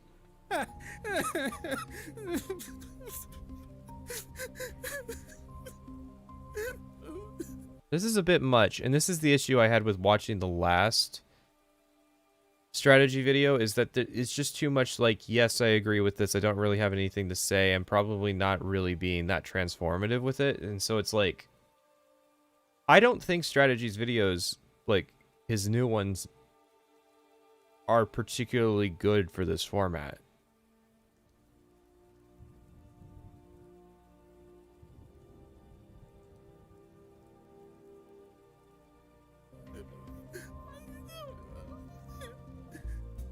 Alright, so now we're coming Alright, so here's the deal I'm gonna make with you. If he starts making a joke and I think that, like, it's gonna take a while to get anywhere, I'm gonna hit this right arrow button and skip it. And if that fucks up the analysis, then that's just kind of a side effect of it being painfully unfunny. I'm into the real big change here, and that's skills. But before we move forward... Now, I'm not one to dictate terms on hilarity. So... we need to address that big, fat, bloated old dude in the corner. Yes, the skill system has changed, but I can't say if it's for the better or for the worse. The system has its dizzying highs and its roller coaster lows. On one hand, the system provides you with an insane amount of versatility in classes, and you can specialize in things that you might not have actually specialized with before because you can branch out without penalty and dip into skills you might not normally try. With the perk system, it is possible to mix and match certain features. For instance, to buff your magical resist, you can take the Atronach perk from the alteration tree, and you'll absorb 30% of the spells that come at you, and restore your magicka with it. So there's no longer a need for a star sign or anything, but I gotta say, that's part of my problem with this. The star signs were unique. They were cool. They were a feature that you guys basically invented. I mean, maybe Ultima had you on that with the card system before. This was a really good thing. It made the character you were making unique to all the other characters. Instead, now it's just sort of homogenized. Every character you end up making ends up feeling a little bit the same because the character develops because of your habits and not because of a build that you're going for. You know, I always hear people complain about how when they're playing this game, they always end up just playing a heavy armor conjuration mage or a light armor stealth archery build.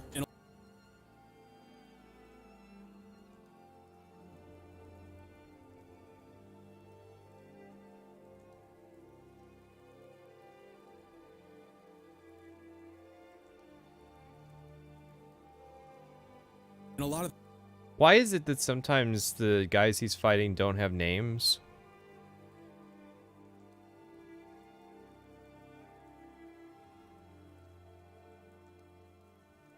playing a heavy armor conjuration mage or a light armor stealth archery build. And a lot of this has to actually do with level scaling, which I won't get into much right here, but basically when you open up a system like this and you allow people to pick whatever they want, what they end up drifting towards is whatever makes the journey to get to the end easier, whatever their end goal might be. Whoa, whoa, whoa, hold on now. That's not level scaling, that's dominant strategy. And people like that who are very concerned with that might end up going out and looking for a build guide online or something, right? But for most players, I think what happens is they fall into that rhythm because it makes the journey to get to the end easier, and they actually end up getting a... So the reason why Stealth Archer tends to be ubiquitous is that there's not really an equivalent for other builds. So it's like, there's no reason not to attack from stealth with a ranged weapon, because it's not a, it's only like 10 pounds to carry a ranged weapon. So it's like, I'll use a ranged weapon to open up fights, and then once you start being able to one-shot enemies, because like you're opening fights with stealth archery, and then you start to one-shot enemies, that's where the that's where like the dominant strategy of I'm just gonna be a stealth archer comes into play.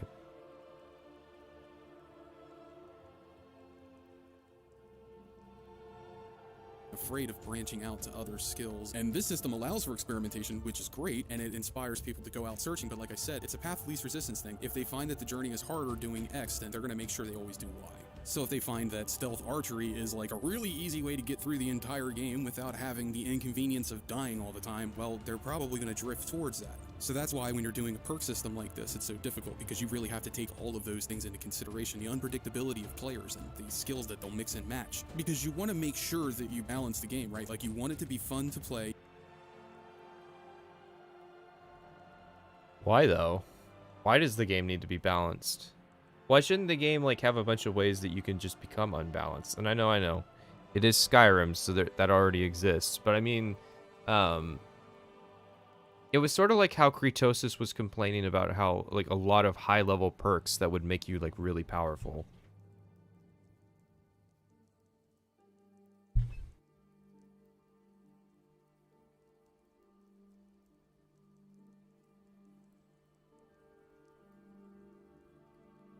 Easy to handle, but you don't want it to be easy to beat. You want it to be challenging.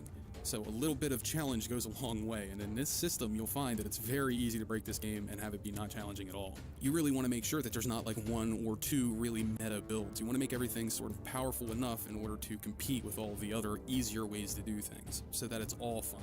And I'd say for the most part, the skill tree manages to do that. The only problem is that it doesn't really advertise itself very well in the way that it's presented, unfortunately. That there are amazing builds out there that are super fun and unique to play with, but, you know, most people won't ever discover it because of the way it's presented. Okay, ran over. Back to perks. Some of the perks that you take can actually change. Okay, the music's a little too loud. Also, one way they could go about trying to kind of fix that is encouraging people to start new builds. I know it's contrary to Todd Howard's design philosophy because he doesn't want people restarting, but it's like, I'm not saying, like, if you encourage people to restart after 20 hours, then you're giving them a blank slate on the perks to kind of start over and know what they're doing the second time. A single character who does everything is almost always a problem in role-playing games. That's like Cyberpunk 2077's problem is, it's such a pain in the ass to restart that game that there's no reason you wouldn't, but that game is then like designed around the idea of like having multiple characters. Like you can't really do everything on a single save of Cyberpunk in terms of the mechanics. The way some of the weapons handle, and therefore how you play the game. So I naturally like that about the system. But on the other hand, it overcomplicates what used to be an easy system to grasp, and instead of being more transparent with the numbers that are in the background, what we got were several skill trees that we need to navigate in order to get the build that we need to make. I mean, you need a goddamn spreadsheet and a flowchart to figure this shit out. But look, at the end of the day, Do you though? It's just like you look at the perks, you see what you want, and then you get all the perks that you need to get to the one that you want. Like, it's not really that crazy, and a lot of the issues just stem from the fact that, like, some of the perks are really far into their trees. But is that really an issue, or is it a reward for, you know, committing yourself to that particular style of play? Like, you can complain that Atronek is really far into the alteration tree, but that means that, like, you've been playing with that, with the alteration spells.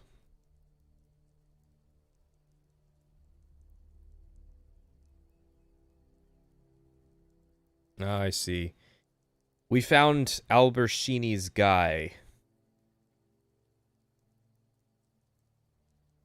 Trust me, this is not going hard. We've gone hard before.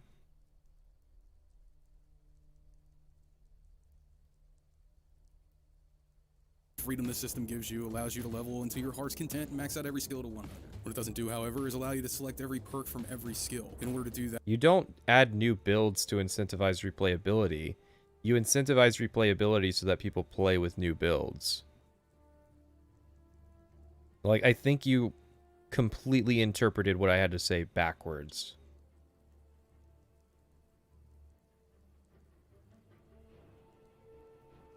But yeah, I would say I've never really heard the complaint from like any of the plebs that we've watched that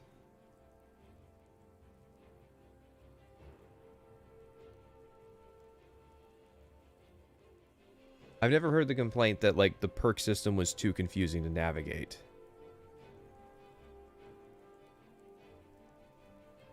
that you must grind out legendary skills, and eventually you can max out every perk. That way the game has some life beyond the level cap.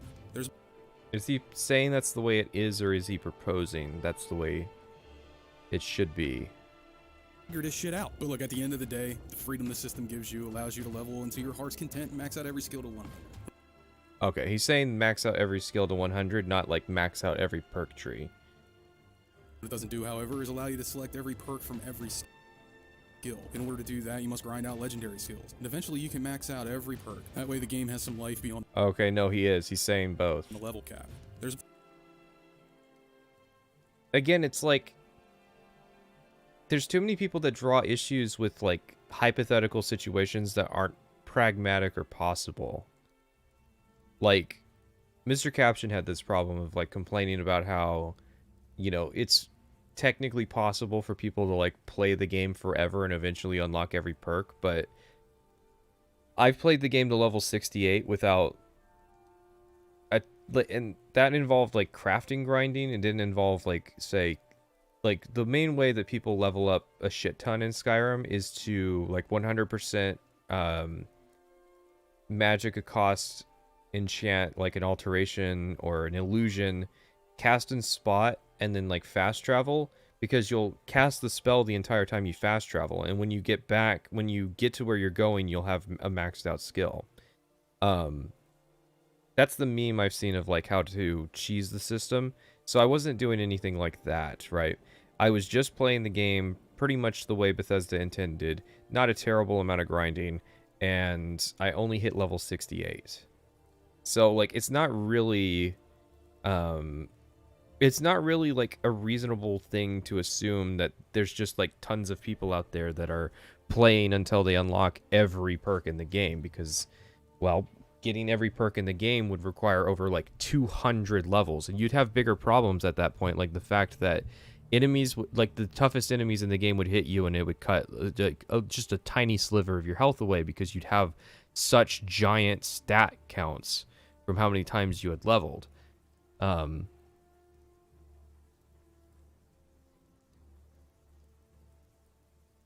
So yeah, I don't give it particular credence, because it's almost arguing a hypothetical that I've never seen anyone do. Like, I think the highest level we've ever seen on this channel was 51.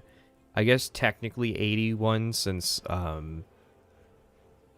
Gingy fought the Ebony Warrior, but I doubt he actually leveled to 81. I think he probably did something to like get that fight to happen without actually like putting in the hours needed to level that high.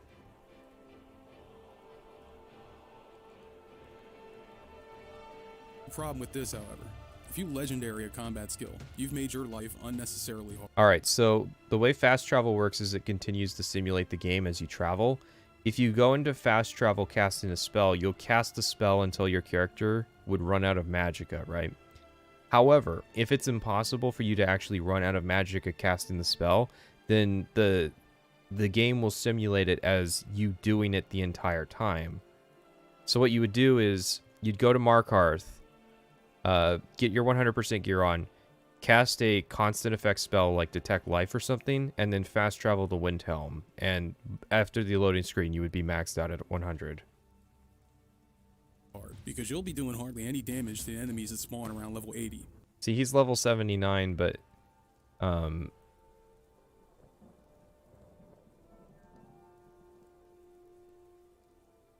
don't know. He might legitimately be level 79. He's got 335 fatigue, which means he's got equipment, right? Like, obviously, I don't count, like, Will was level 81 because he used a command to unlock all, like, level himself up to that high so that he could show off that he had maxed out every skill, right? And your armor rating and health pool may be large enough for that to not matter, but it's still a tedious grind to do it that way. No, you have to cast a spell that is constant effect.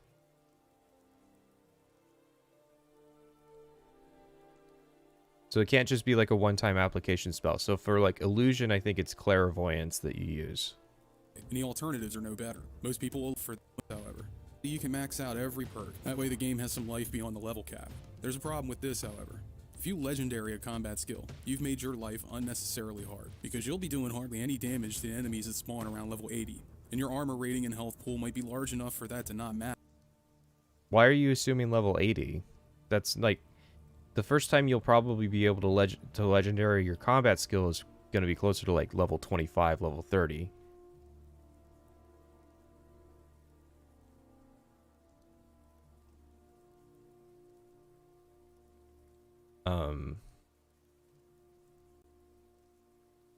But he is right in the sense of like you're shooting yourself in the foot.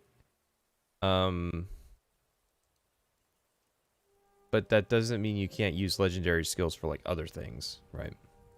I don't know. I feel like legendary skills almost get way too much attention for something that was clearly, like, a post-launch kind of fix. Like, it's almost a... Like, people mention it. They don't really mention, like, Gingy was the first person to just mention, not really talk about, but mention... the end reward of Dragonborn being like refunding your perks without resetting your skills. But it's still a tedious grind to do it that way, and the alternatives are no better. Most people will legendary a crafting skill and grind that out, but oh my fucking god, how boring is that shit? No thanks, not worth it. I got better shit to do with my time. Why? I don't know. It's like again, it's making the assumption that like, oh, you have to do. Why don't you just play the game? Why do you have to like max out your skills and do shit like this? I guess it's to get more perks.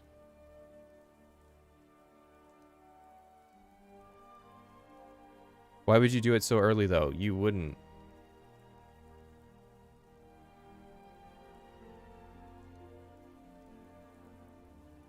I mean, it's a godsend because it's like, so like I've said before, I would smith the gear. I smithed all of the gear I would want for the rest of the playthrough and then legendaried the perks back. Is legendary skills respecking perks? Legendary skills is when you hit level 100, you reset the skill level to 15 and get all the perk points that you spent back. So it's basically just refunding perk points.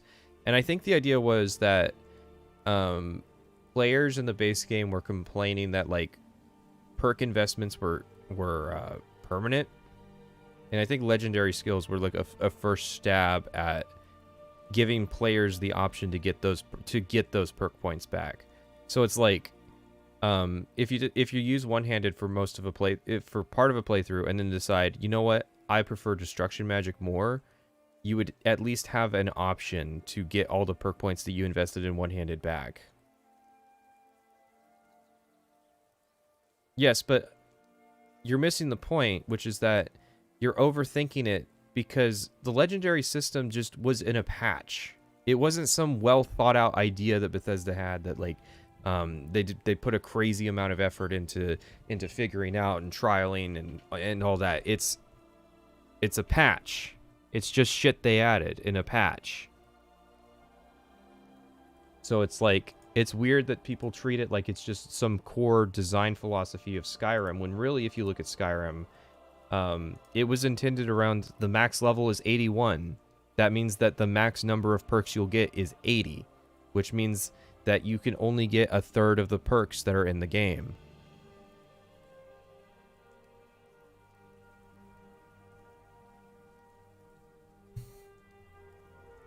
But ultimately, I kind of have to ask this question again, which is, why are we bothering with this? You know, what's the thing that's forcing you to like level all these skills out?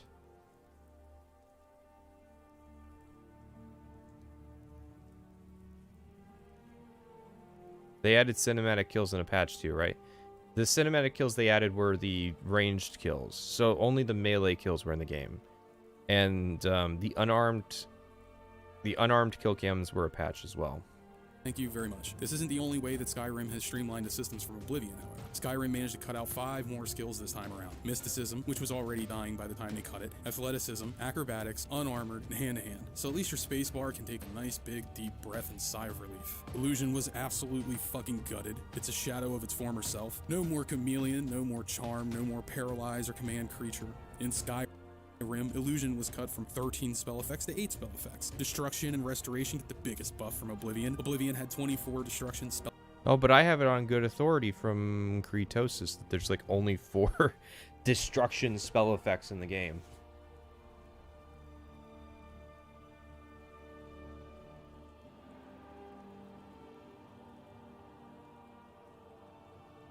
I think legendary skills are like not the worst thing. And I think that people like read way too much into it for what it is. It seems intuitive to me that you wouldn't want to reset your skills back to 15. Spell effects, and Skyrim has 32 spell effects, which, if you think about it, is kind of a problem. Skyrim emphasizes straight up killing shit, as opposed to unique ways you could kill people in Morrowind, and to a lesser extent Oblivion. Here's what I find annoying about this. Illusion was a great school of magic. It had uses inside and outside of combat, and those uses stretched from warrior utilities like Calm to thieving utilities like Chameleon. Here's a neat trick for you Oblivion fans. See an NPC that's carrying an item you want? Cast Frenzy and Rally on him, and you can kill him without getting a bounty. It's easy peasy lemon squeezy. Guess what you can't do in Skyrim? That. That's a good thing. I'm sorry, but that's a good thing. I know people love to complain about this. I think it's the dumbest fucking thing that you have a free murder pass just because you can cast Frenzy on people.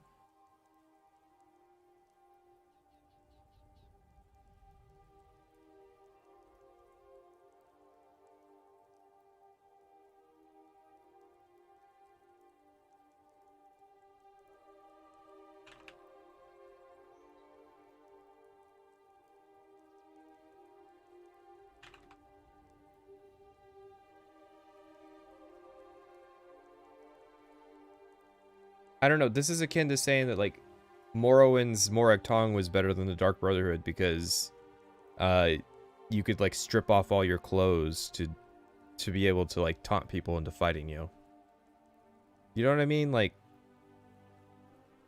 I don't know. It's this fallacious assumption that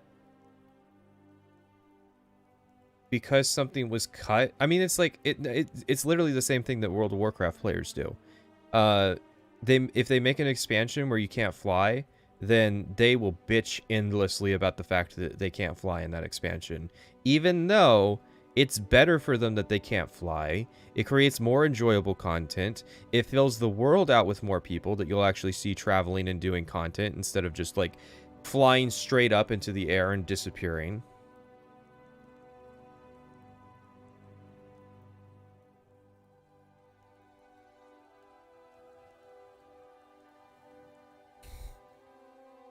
But players don't want to hear that, like, their favorite mechanics should be, that their favorite mechanics are actually making their own games worse for them.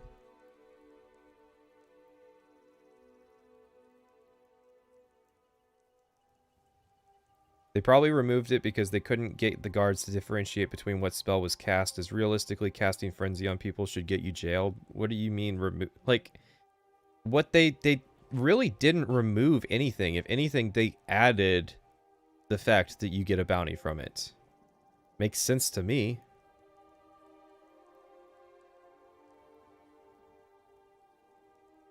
Yeah, no, you can get away with the murder if you're not seeing casting the spell, but in Morrowind, you can literally just walk up to somebody in full view of guards and cast a spell on them that makes it legal for you to murder them, even though you are the initiator, even though you literally showed up in cold blood to murder somebody. It doesn't matter because it's legal in those games, and that's stupid. Because it basically means that, like, there's no incentive in Morrowind to try and come up with clever ways to actually kill NPCs. Because you can always just frenzy, bam, I can kill you now. It's free. It's like, yeah, you can do it with taunting too, but, like, you know, that's a skill check. I mean, sure, frenzy's a skill check, but a 1 second frenzy spell is all you need, and I think, like, a low-level illusionist can do that.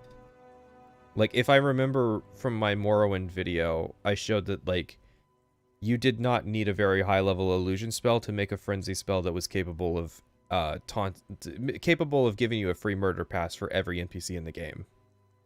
Whereas with Speechcraft, you need a decently high-level skill to be able to taunt NPCs into fighting you.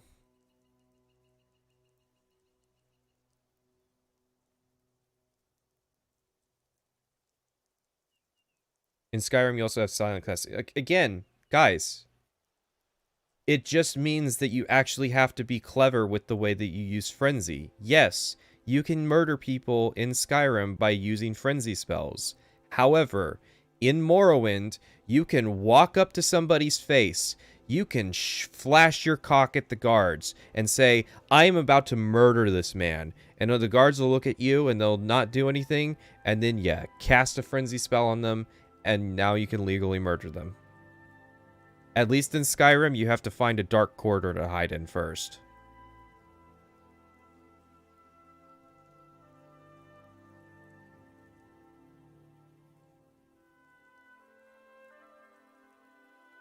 Nah, see, here's where you're wrong. If you spam taunts, you actually make it harder for yourself. Because because taunt works better at a disposition higher than 0. If their disposition is 0 and you're spamming taunt, it takes forever.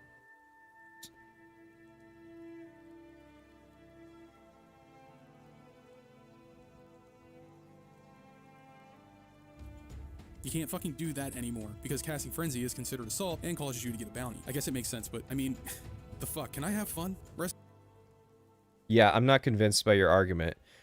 What? I'm not allowed to just kill whoever I want to without consequence? It's like, at that point, why have bounties?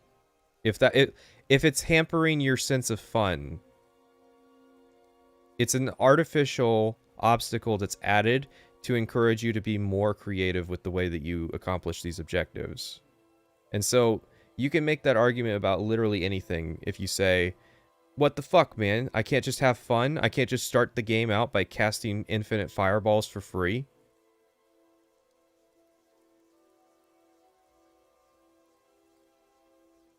Restoration has 25 effects in Oblivion, and Skyrim has a metric shit ton, which again is exactly what Skyrim is emphasizing. Straightforward, streamlined combat, which is easier if you have many ways of keeping yourself alive. Okay, so this is kind of like the equivalent of counting language skills in Daggerfall as like a bunch of separate skills. It's like there's a lot of restoration effects, but most of them are just fortify skill, fortify skill, fortify skill, etc. Like there's not 25 or however many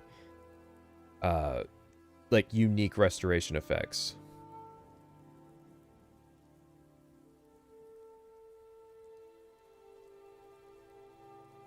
Okay, but here's the thing.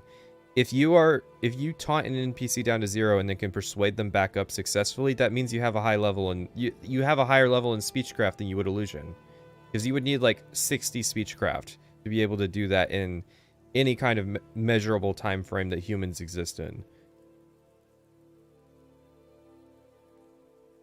And again, the issue isn't that, oh, well, there's an alternative, so I should just be allowed to do whatever I want. I should be allowed to cast infinite fireballs for free because there's a combat alternative where you can swing swords and shit.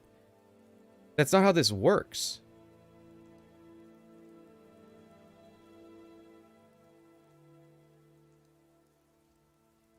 Okay, again, you're explaining to me your creative solution to the problem that you came up with because you weren't allowed to do the easiest thing. You see what I mean here? If I take free frenzies off the board, you seem suddenly very creative with the ways that you are coming up with murdering people. That's almost like, yeah, you're making my point for me. Now look, I'm just as big a fan of shooting lightning out of my hands as any red-blooded patriot, middle-aged, balding YouTuber, but looking cool is not a replacement for doing cool things. Yes, that's true, but you've not made like a preceding argument for this.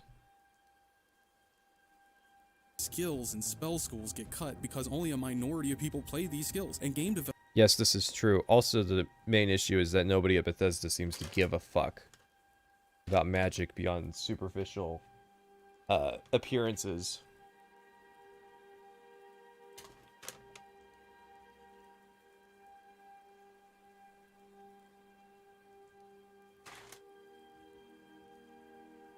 I don't know, how many NPCs in Morrowind are there worth stealing items off of that, like, you can tell at a glance the NPC has a cool item that you would want? I'm thinking, like, Daedric's shield guy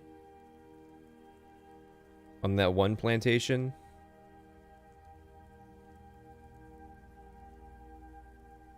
Developers know this shit because of telemetry, self-reporting surveys, and user experience research. That's why they can make fairly safe cuts. Hang on. These skills and spell schools get cut because only a minority of people play these skills, and game developers know this shit because of telemetry, self-reporting surveys, and user experience research. That's Bethesda sat down and had a meeting and said, we've been looking at the latest telemetry data from Oblivion and we've made the decision to really just, we gotta make the magic shitty because nobody uses it.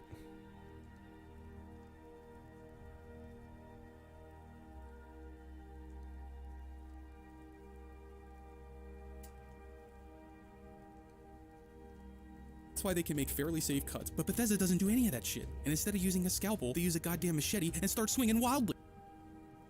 Oh, okay. So cuts are okay as long as, like, it's precise.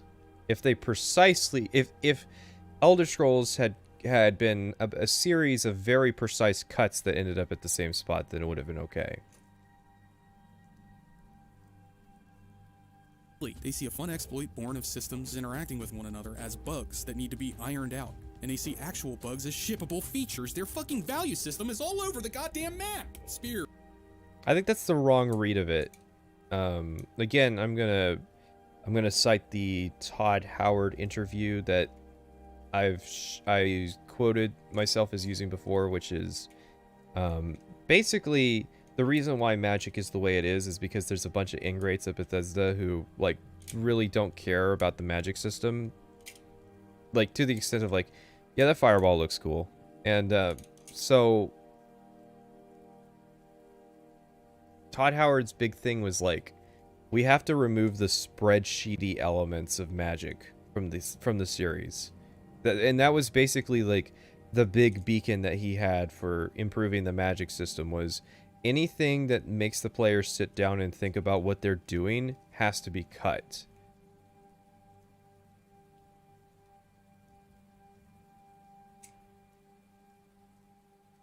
Blunt, axe, long blade, and short blade have gone the way of the dodo. If you know how to use a one-handed weapon, you know how to use them all. And what's really fucked up is that I've heard people actually call this a better system than Oblivion. And I guess in some ways it is, but you know what's really fucking crazy? What really pushes my nipples inside out? It's this goddamn shit. This overly complicated bullshit representative of nothing, giving vague promises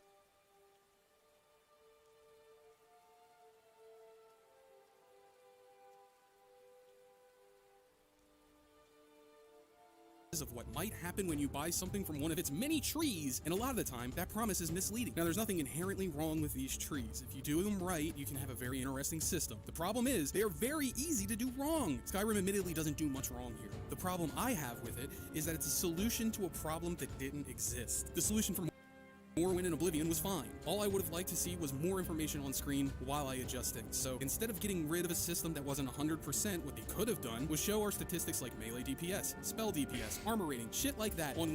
Yeah, you see what that quote. See where that quote is coming back?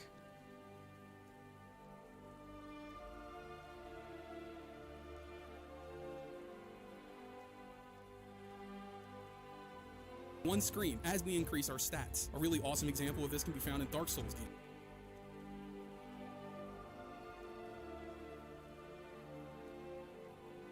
We got him. And the great part is it's one of those like things that doesn't necessarily require Dark Souls, because all of them, all of the Souls games have the same like character sheet example that he's trying to evoke, even though he's not showing it. So, which, depending on the armor and weapon you have equipped, oh, no, never mind. There it is.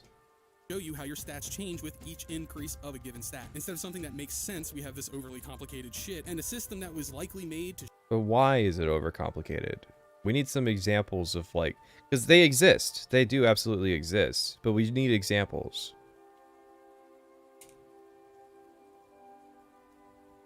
Trying to figure out a fair challenge in Oblivion is more complicated. Yes and yes and yes and yes, basically. Dark Souls games have their own fucking problems. Well, I was thinking about like, so yesterday I found the Pyromancer in the Undead Village, and what kind of struck me about it was like, you talk to the Pyromancer and then you're given a choice, yes or no. You say yes, because, I mean, like, who says no to, I'm going to teach you how to use fire magic? So, you say yes, and then he's just like, cool, I'll see you at Firelink Shrine, and teleports away. And so it's like, Dark Souls games are superior in one particular aspect, but not all aspects. And I feel like it's kind of an issue to compare, but not contrast. And to not, like, I know it would slow down to have technicalities like, however, Dark Souls has other issues, but like, yeah, like Dark Souls doesn't really concern itself with NPCs traveling the world between locations. When they want an NPC to go from one spot to another, they just teleport them between those spots.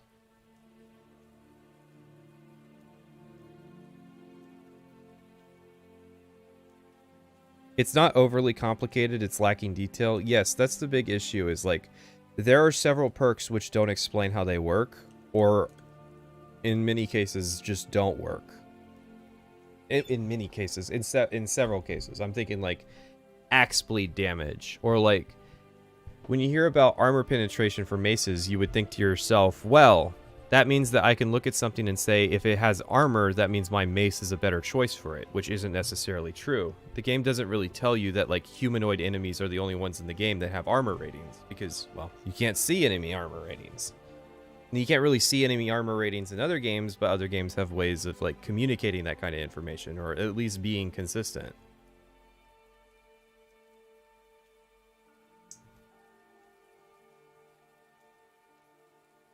Streamline something to better communicate info to a player, not used RPG systems, in fact, overcomplicate something that used to be simple, but was gimped by a lack of information on the screen. Let's try to make sense of this nonsense, shall we? First, we need to talk about unarmed, and... Look how they massacred my boy. Unarmed is no longer a skill, so if you choose this as a weapon of choice, you do so for the memes and those badass kill cam animations. If you're looking to do an unarmed build, become a vampire. Get the 20 damage bonus to Claw from Vampire Lord, get Fist of Steel from the Heavy Armor tree. You missed this. You gotta roll Khajiit. In fact, max out heavy armor. Your Khajiit claws will do 12 extra points of damage. Your gauntlet armor rating increases damage further, but only from the base armor rating. Then you can enchant your gauntlets to do even more bonus damage. And if you really want to do it right, exploit the Necromage perk. Without the Necromage exploit, this is what hand-to-hand looks like, and it's okay, except when you go against a dragon. Here's a side-by-side comparison of hand-to-hand with a dragon.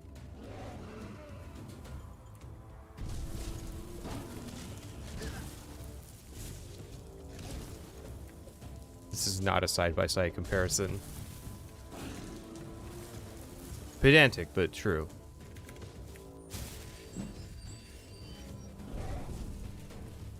So is this now with it, or is the first example just going to have you, like, fully killing the dragon? And it would be useful to know, which one is this? Is this the Necromage one? I assume it's not. I assume you would open with the shit one.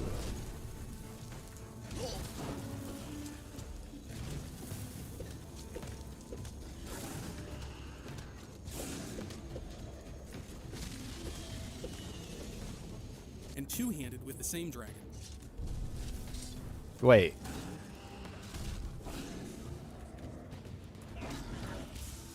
I thought the comparison wasn't the comparison between, like, wait, isn't the comparison supposed to be unarmed with and without Necromage?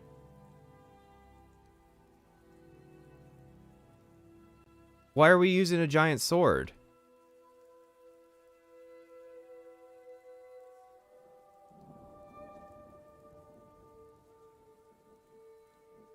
Okay, so when he was setting up the comparison, he did not clarify that what exactly he was comparing. So that's fine by itself, but when you don't clarify the full extent of what you're comparing, that means that what you're comparing is the previous example. So he says, it's okay except when you go against dragons.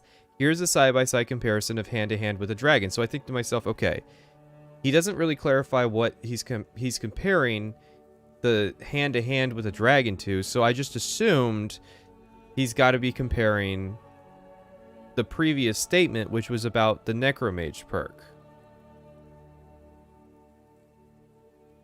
I guess optimal unarmed versus using a weapon. Okay, that's clear now, but the thing is, when I'm watching a side-by-side comparison, like, you've completely changed the comparison. At this point, I'd have to start over.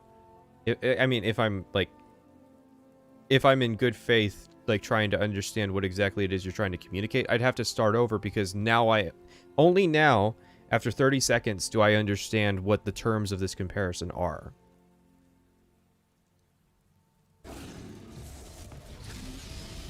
Like, now that I understand what's going on, it's a lot better of a comparison.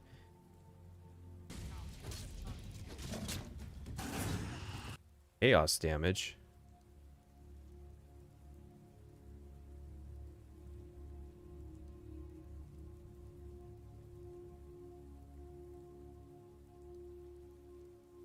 Oh, it's from Dragonborn. Enchantment has a 50% chance of dealing fire, frost, and shock damage simultaneously. Didn't he resist it? Okay. I say didn't he resist it because I have the transcript open, and one of the very first things he mentions about it is that the weapon does magic damage.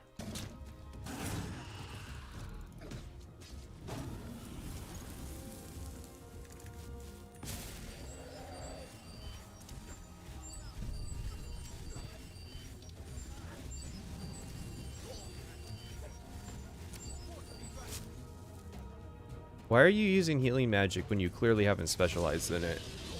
Like, no joke, the base level healing spell with like 4 perks invested into restoration can heal you exceptionally quickly.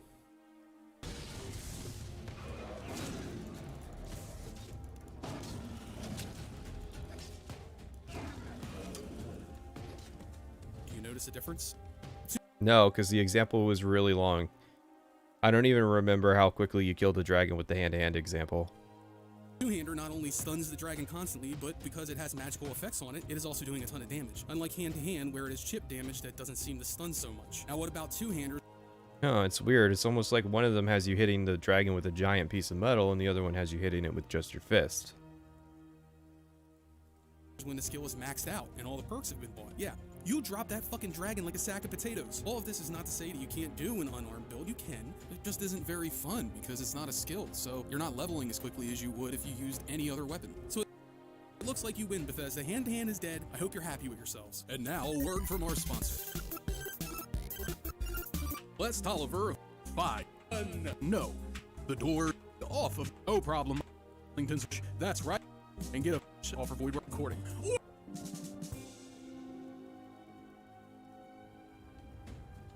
Now, speaking of weapons, let's start off by looking at one-handed skills. An actual side-by-side comparison would have been way more persuasive. Well, exactly, because if you do a side-by-side comparison, you can show that, like, the dragon's already dead and being absorbed while you're still, like, you know, chipping the dragon's health away with your hands. Like, actual side-by-side comparisons are very persuasive with people when it comes to making comparisons between two things. The first perk in most skill trees is usually the same per type. For spells, your novice spell cost is halved. With weapons, your damage is increased by 20% per level, and there's usually 5 levels, so by the time you max that skill, you'll have about 100% extra damage. I will not be mentioning this perk again, so for two-handed and archery, just keep that in mind. I found that in this tree, swords are the most underwhelming, while maces and axes seem to cut motherfuckers down pretty much quick-like and in a hurry. Mostly because each weapon subtype gets their own specific modifier. So for instance, blades may...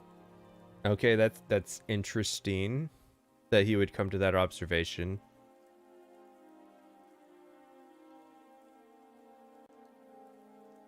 Gives you a 10%, 15%, and a 20% chance of doing extra crit damage. And let me tell you, this perk is bullshit. Level 1 may give you a 10% chance to do crit damage, but guess how much crit damage you actually do? It's... Who has no fucking clue? 0. Yeah, you do 0 extra crit damage. Yeah, I didn't believe that shit either when I read it, but it's true. In classic fucking Bethesda, you have to invest 3 points into this to get a measly fucking 50% extra crit damage, where maces enjoy a perk where you ignore 25%, 50%, and 75% at max of the enemy's armor rating. I know what weapon... For one enemy type in the game. And I pick when I'm going one-handed, but I'd be wrong, see? Because NPCs are the only enemies in the game that... Oh, see? So he does mention it. So he's doing one of these, and then axes will be the strongest, except they're not, in which case, why would you say that, like, swords are the weakest?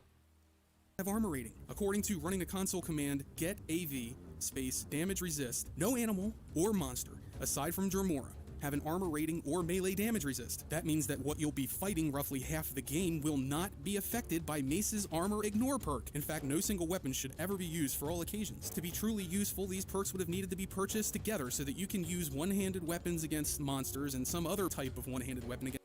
Is Bethesda being based and encouraging you to be a weapon master? Against NPCs wearing armor. This isn't something communicated very well by Bethesda. For example, in the Witcher games, if you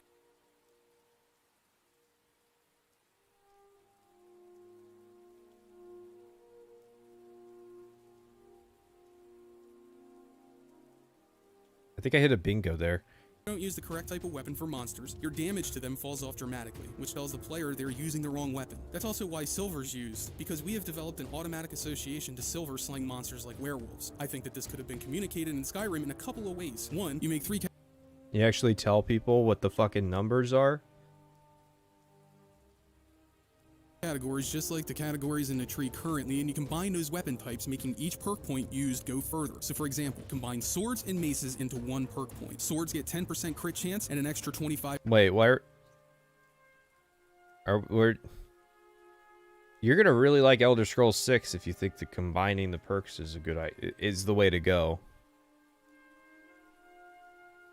Categories in a tree currently, and you combine those weapon types, making each perk point used go further. So for example, combine swords and maces into one perk point. Swords get 10% crit chance and an extra 25% extra critical damage. The second group, axes and swords, get the same kind of perks, as does maces and axes, which is the third group. By doing this, you're communicating to the player that they should always be using different types of weapons on different enemies, and have each weapon play an important role in killing an enemy of that type. That sounds extremely arbitrary and even more confusing than the way it already is in the game. Granted, it's you who thinks that the game is confusing, not me. But I just thought I would say that, like, that seems like a really weird idea.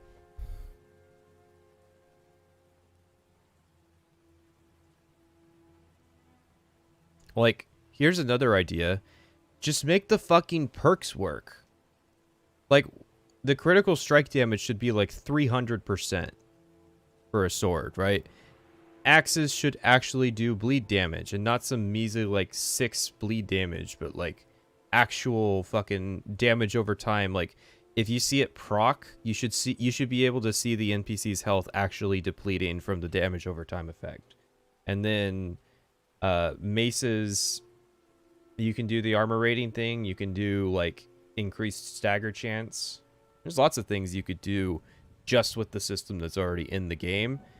But yeah, it's like just, I don't know, make the perks ideas themselves work. It's like, how can you argue against homogenization and then like basically advocate for homogenization to also apply to the one area where the weapons are actually different? Something maybe about axes being able to cause extra damage against monster types feels right. Maces being good against armored enemies as good as it is. And swords being good at big bursts of damage against unarmored foes like monsters or light armor penetration. I think that those values needed to be doubled in order to be useful. Maybe if you didn't cap damage resist, you could... Okay, so you know what? Just cut that line. Cut that line where you're doing the hybrid weapon builds, and just, that's all you have to do to fix this.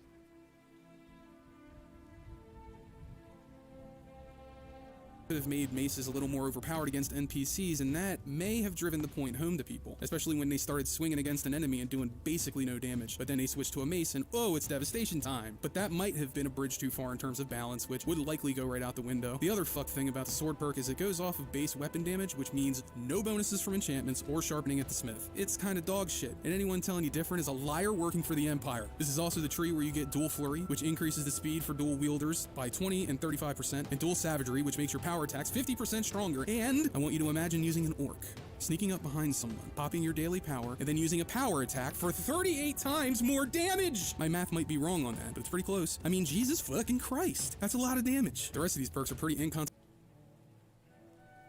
The downside is that you have to be, or the upside is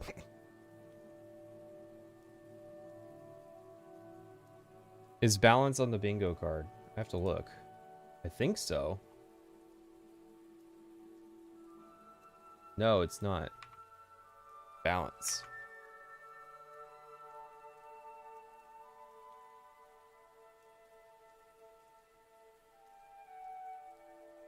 Consequential, save for maybe paralyzing attack, but two-handers get access to that as well. And speaking of two-handers, let me tell you about my favorite skill in the game. It's called Sweep. What Sweep does is cause all your side power attacks to hit all enemies in front of you. What's the cone of this attack, you might be wondering? I don't know for sure, but it looks like a 180-degree cone. So when you're in a group fight, get a nice conga line going and spam those side power attacks because it likes to stagger opponents. So not only does it... Why does it sound like this is a complaint? Dual Flurry works on unarmed, but unarmed doesn't improve your skills. Ah, that's funny. It acts as an AoE, but it also acts as crowd control. The rest is pretty much the same as one-handed weapons with Warhammer standing in for maces. But you can't shield bash with a two-handed weapon. Also, you're gonna mention shields. The transcript looks like you're just moving on to archery. Are you gonna come back to shields? Because like, I feel like that's a missing part of this is shields, please. Can you please bring up the shields? Are you serious? Like, one of the main utility abilities that's new in Skyrim, and you just like I guess you just forgot about it. You either forgot about it or thought that, like, somewhere later down the road it was more worthy to talk about. And I don't know why you would think that.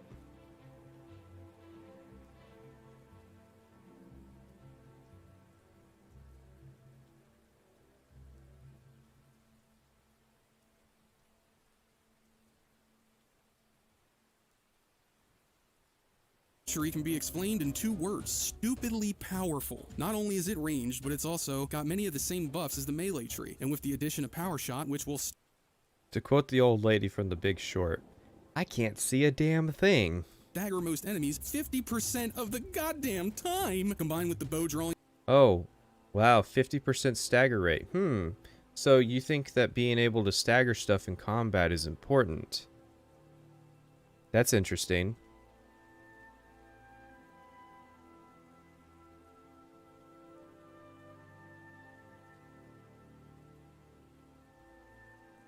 30% faster and a chance to paralyze motherfuckers. They can't even. Well, here's the thing. If your basis is Dark Souls or Dodge Souls and The Witcher 3, which has no shields, there might be a reason why they don't bring up shields.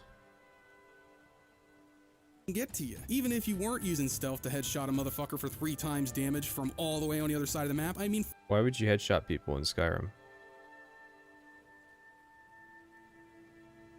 Fuck, if you aren't one-shotting people from the shadows, you're paralyzing them by shooting them in the dick with rapid-fire arrows. The effect of rapid fire is hilarious in VR, by the way. It really makes you feel like a shittier, out-of-shape Legolas. Sneak, on the other hand, is ridiculous no matter what weapon you're using, as it. You should have shown it. You would have been one of the few people we've seen to actually show Skyrim VR.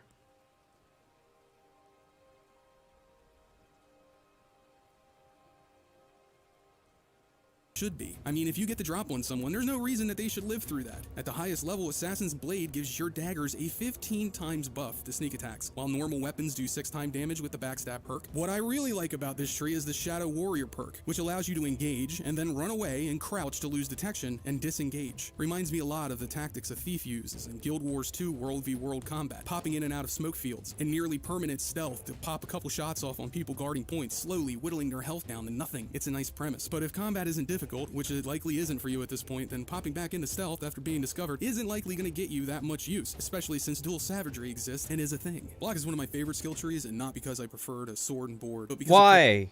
Why? Like I said earlier, I literally said earlier, why would you not mention blocks like sooner? And then bam.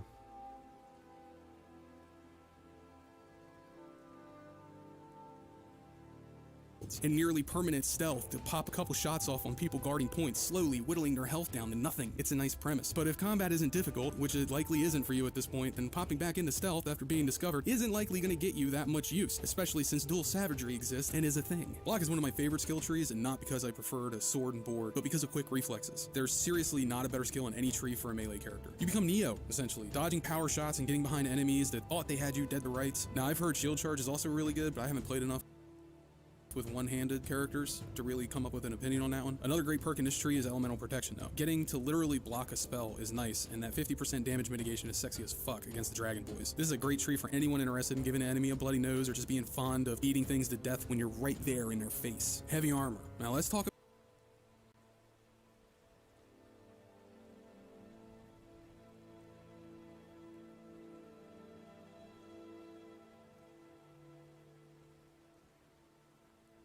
I wish I had gotten to do more dual wield. But I feel like, I guess I'm the only person who uses shields when I do melee. About reflect blows. Now, I'm gonna come right out and say this right now. I'm not totally sure how reflect blows works, but what I think happens here, and this is from reading what other people have said of it and kind of doing my own little bit of research here, I can tell you that this is not a perk to even bother taking. So from what I understand, after your damage mitigation, which is capped at 80% and can be brought up to 97%, if I understand how the math works with block, all of that is taken away from the damage done to you, and then that 3% is what potentially gets redirected at the enemy. 3% of the damage meant for you that you've blocked. That's it. So it only reflects the damage you actually take. So not only are you taking the damage, but you're only reflecting back like this little tiny portion, so it's not worth it. Some highlights on this tree though are conditioning, which makes it so that heavy armor doesn't slow you down, as well as fitted and matching set, giving you a total of 50% extra armor rating. Now, I want to talk about the fact that the heavy armor actually slows you down. This is a great fucking thing. I think it's awesome. But here's kind of a little Oh, wait, so... Oh, no, you're gonna go somewhere, aren't you? But... So you'll accept this intentional annoyance, huh? pitfall talked about before with these skills. Conditioning right there is the reason why so many people gravitate to conjuration and heavy armor, because they get to do magic, but they also get to have the protection of heavy armor. It shouldn't be a thing, if I'm being completely honest. So what's this conjuration heavy armor thing? Like, this is the first video I've heard them mention it.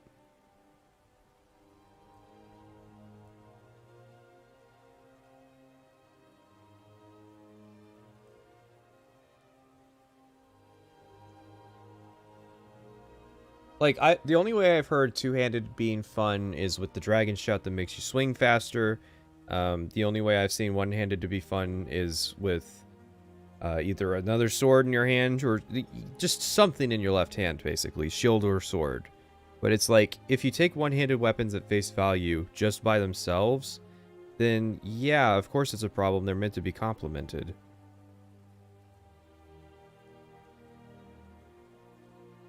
Think that you shouldn't have a perk that gets rid of the only reason you wouldn't use heavy armor, right? Like, it just doesn't make sense to me. But here's the thing, armor... What?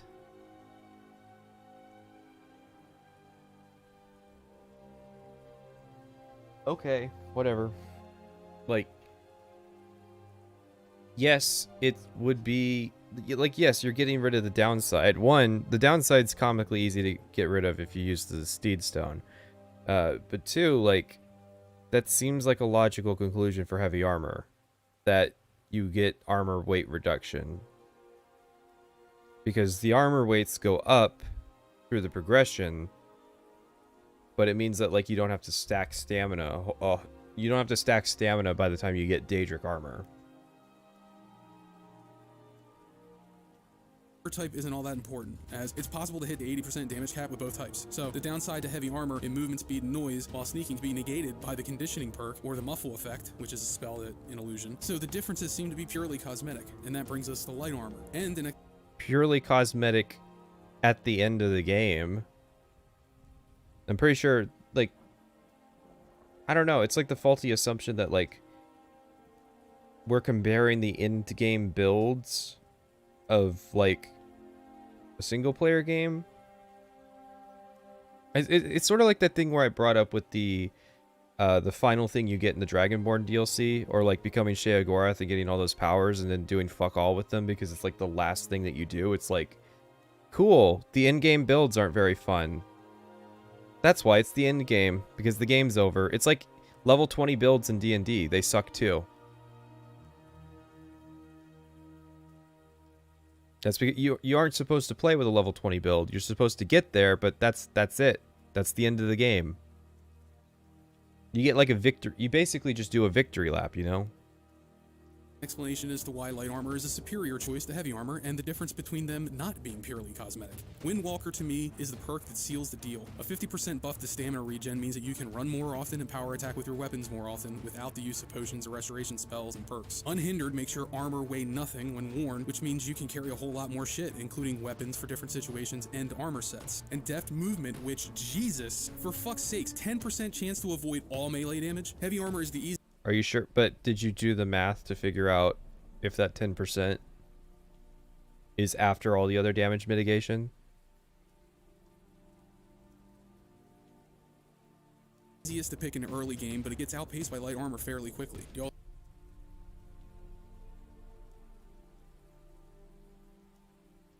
It's stuff like this why builds are so inconsequential by the end of it, because having a skill that rewards you for your investment is criticized. Well, that's the weirdest thing, is like, there's so many people who are like self-defeating with what they are asking for. It's like, okay, you want a variety of builds, but then you just encourage homogeneity by like taking away stuff that makes the builds unique. Although I guess with the armor things, it's a different thing. But I'm still curious, like, did he factor in the damage mitigation with the light armor perk as well?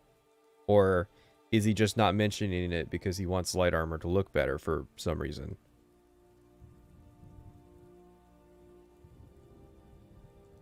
Lord knows why you'd lie.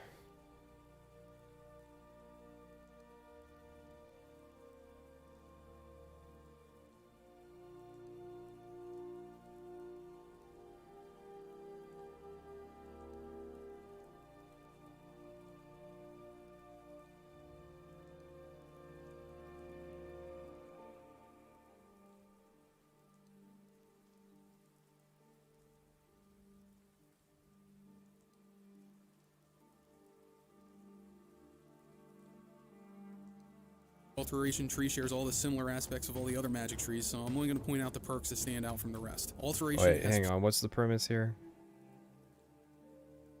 By light armor fairly quickly. The alteration tree. Okay, so it just kind of like slapped me in the face with his cock there. Like, all right, we're done talking about armor. Time to talk about magic. So like, I thought I had missed a sentence or something. Shares all the similar aspects of all the other magic trees, so I'm only going to point out the perks that stand out from the rest. Alteration has plenty of these kind of perks. If you were to take this tree with the block tree to get 30% spell damage resist, as well as a 50% from block, as well as a 30% chance to absorb spell damage that makes it through your defenses as magicka with the magic resistance perk, and the Atronach perk. Mage armor is a great perk if you're going unarmored, and it's pretty much a requirement on my mage runs. Conjuration. The most notable perk in this tree. I feel like there's some big assumptions there, like having to level alteration to 100 to get the Atronach perk. Like,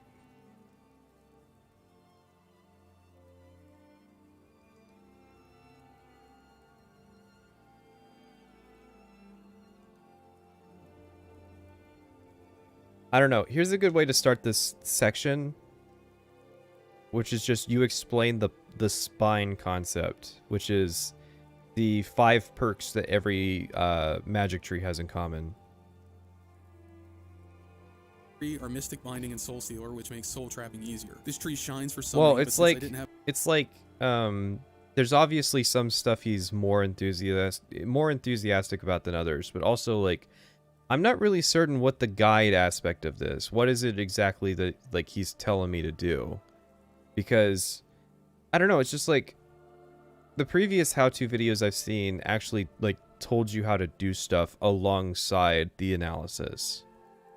And so it's like, if you're not enthusiastic about something, then like it's okay to just focus on like not every Skyrim video has to be comprehensive in its discussion of a topic. If you just want to focus on the melee or the magic or what have you, then that's okay. Have much experience with summoning, I can only assume that it has diminishing returns late game as the summons get outpaced by the level of the enemies that you fight. Destruction. This perk tree is the most straightforward in my opinion. It provides flat bonuses, and aside from empowering dual wielding spells, it doesn't significantly change the way you play the game. Impact, on the other hand, is a crazy good perk, and it is a 100% guaranteed way to stagger an opponent. You can basically crowd control an entire room of enemies if you time the charge up right. You'll never take damage. That one ability makes the entire game a fucking cakewalk, honestly. Restoration. The highlight of this tree is recovery. I feel like he really didn't talk about impact as much as he should have, given the, well, impact that it has on the game. Whether or not you have that single perk changes literally everything about how magic works in this game. So it's like he'll talk all about all the other shit, but it's like one of the most important magic perks for analysis is just like, yep, this is how it works. It kind of makes things easy. Moving on.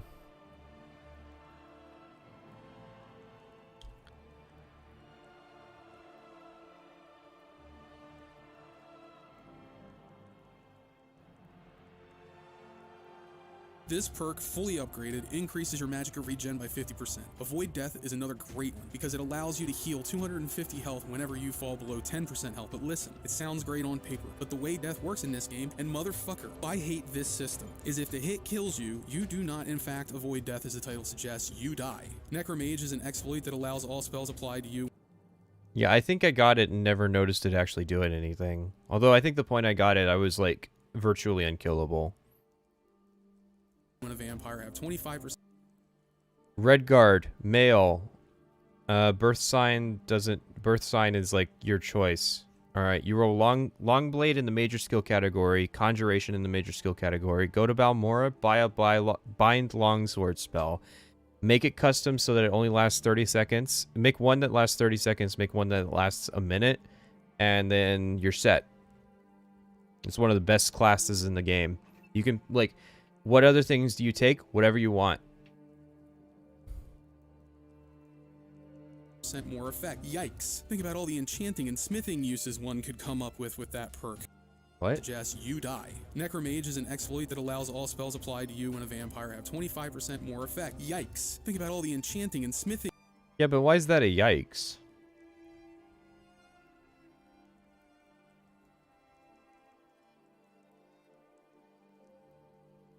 Okay, but you're not gonna have as good a time with that. I gave you a class. Uses one could come up with that perk. Ward Absorb is another highlight for those going unarmored. Your warding spells, absorb spells, and restore your magicka. Illusion. Even though this spell line was gimped greatly, this perk tree has one really good perk, Quiet Casting. All spells and shouts are cast without sound, so you can cast spells without breaking stealth. So you know when I said that casting Fury on someone would get you a bounty? Well, if you have the Silent Casting perk, you can cast that spell from stealth and avoid the bounty, in theory at least. This means that you can get caught stealing, aggro the entire town, escape, and use the stealth to disengage and calm all aggro from stealth and walk casually out of town. Give it a try on a playthrough and see if it works for you, and let me know in the comments below. I'm lumping all the crafting skills together.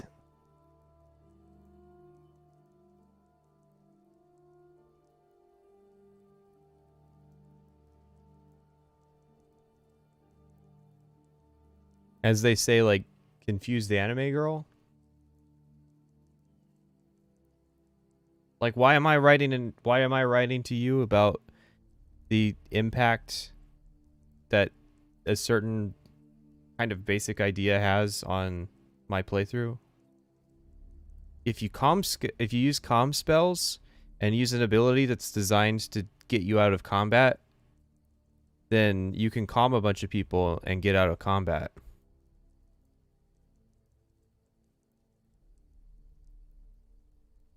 Because they're all really the same with just a few standouts. For enchanting, the standout here is extra effect, which allows you to place, which is a bad thing, because it makes you make new gear. 2 fucking enchantments, motherfucker! Arcane Blacksmith allows you to improve weapons and armor that have enchantments, which is a pretty important perk in smithing. And Alchemy has the Purity perk, which takes the negative effects off potions you make and positive effects off poisons you make. The purity effect is terrible. I hope you bring it up. Thief utilities have some pretty unique perks as well, though. Yeah, okay, you didn't. Yeah, purity is a waste of a perk point.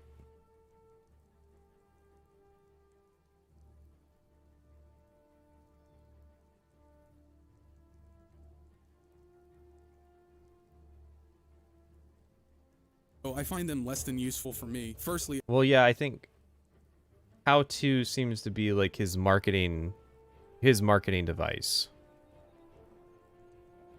Even though I'm pretty sure How to Morrowinds like had a guide for how to be powerful. Into one handy installer. It allows you to pick and choose which fixes you want in the game in case you just so happen to like. They don't even need hair. Enjoy a 0.5 times buff to magicka, a shield skill, and are 50% resist your arm. Eventually, your wrist will ache with the effort, but don't give up. You keep hitting that rat. Yeah, see, like, know it, you'll gain a level. Now, at least at some point in this video, he actually told you, like, what to do.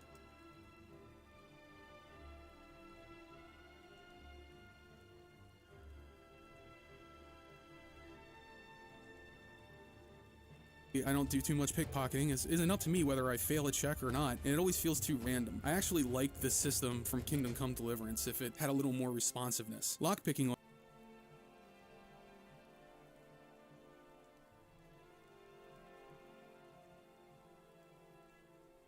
Like, literally all I'm doing is just writing down when he references what games.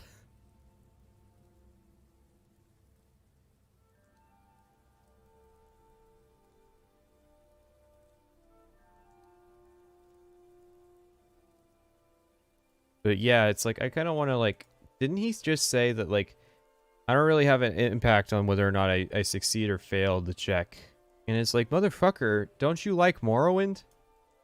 I find them less than useful for me. Firstly, I don't do too much pickpocketing. It isn't up to me whether I fail a check or not. And it always... So you don't do pickpocketing because it's not up to you whether or not you succeed at pickpocketing. So strategy is advocating for a pickpocket system, which is just, I guess, guaranteed.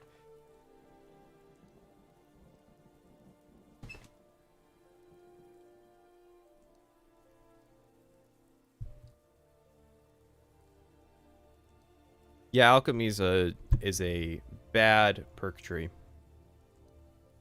Because there's not enough reason to buy most of the perks.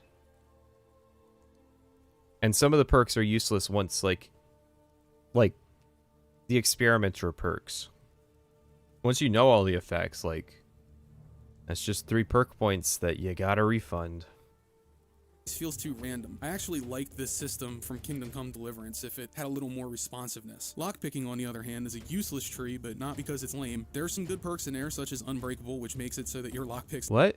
I have it on good authority that lockpicking is the worst skill tree in Skyrim, and that the person who made this claim could come up with a better skill tree in their sleep, but didn't actually propose what that skill tree would look like. Never break, and Treasure Hunter, which increases the chance of finding 1 extra weapon or armor, which may or may not be enchanted by 50% in Both of those are memes.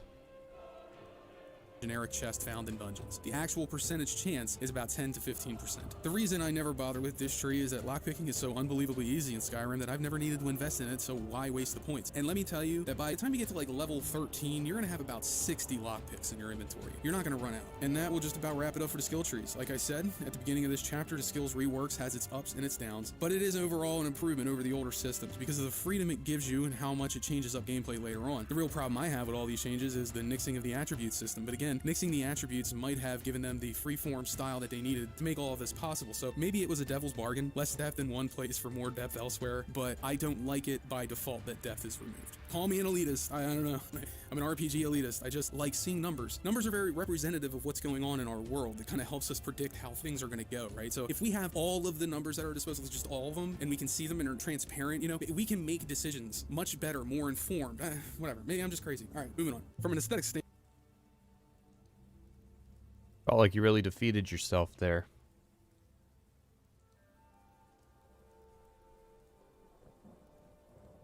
Well, it's like, as he said, you don't even really need to keep the skeleton key unless you just don't want to see the end of the questline. Like, my magic character kept the skeleton key just because, like, I kind of want to show off that, like, that is a choice the game gives you. Even though the majority of the choices you're given in Skyrim is just, I didn't turn the quest in.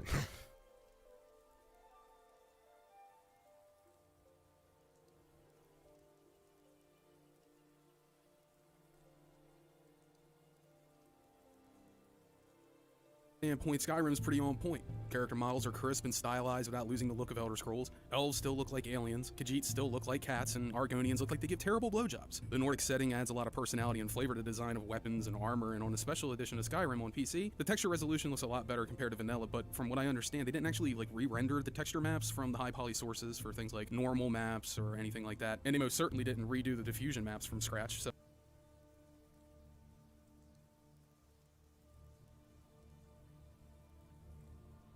not a terribly skilled texture artist. You know, you could probably half that for most people. Specular texture, this can take anywhere from 2 hours if the diffusion can be used as a base for it. So the specular is what gives the highlights, right, on a character model. So this can take anywhere from like 2 to 4 hours. Yeah, okay. Yeah, just don't talk about textures.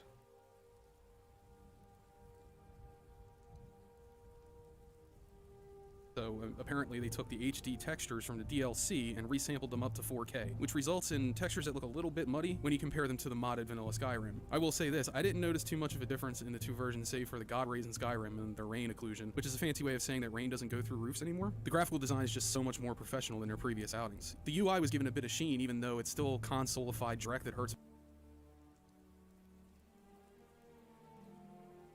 my eyes to look at, and for some reason you can never seem to detect that I have hovered my fucking mouse over an option. The minimalist monochromatic borders and directional menu You should show that. Anyways. New system is a nice change of pace, and the addition of a favoriting system is exactly what the series needed. I remember being impressed with what Bethesda did when I played this game for the first time, because at that point in the company's histories, their graphical ability, when it came to characters at least, had been memed on for 2 straight games. Plus now you can have, beards. Not only had the graphics gotten better, but their character creation tool got a big and much needed overhaul. Remember what I said in the Oblivion analysis when I said lips, eyes, and nose? Well, they changed it for the better. There are many different nose types, eye shapes, and lips to make your face and the rest of the NPCs in the world look unique. As far as magical effects, shooting fire and ice and lightning from your hands was all that any reviewer could talk about when the game was released, and for good reason. It's a pretty cool effect that I hadn't seen done with Magic in first-person games yet. Overall, I think that Bethesda kind of knocked this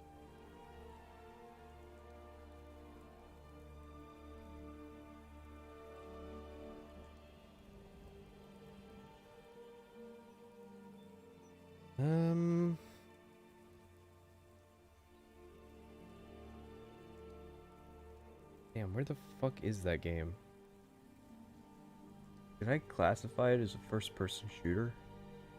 That's funny if I did.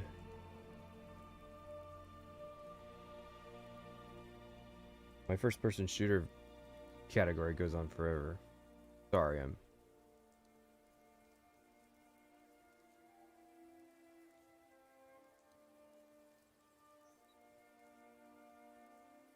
This point made me think of something.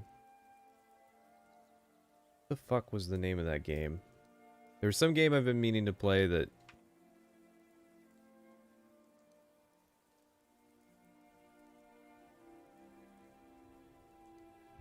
Oh, it's from 2014.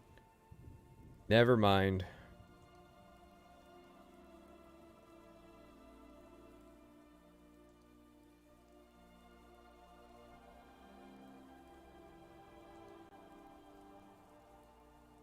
shit out of the park. You know what they didn't knock out of the park though? Stores. In particular, how they handle them, I mean. So as far as I could tell, the way that the NPC shops in game work is that everything they sell is contained in a chest that is underneath of the ground. So if this is also sometimes true in Morrowind and Oblivion, that's how they do the thing where you can kill an NPC and they don't actually, you know, drop all the items that they sell.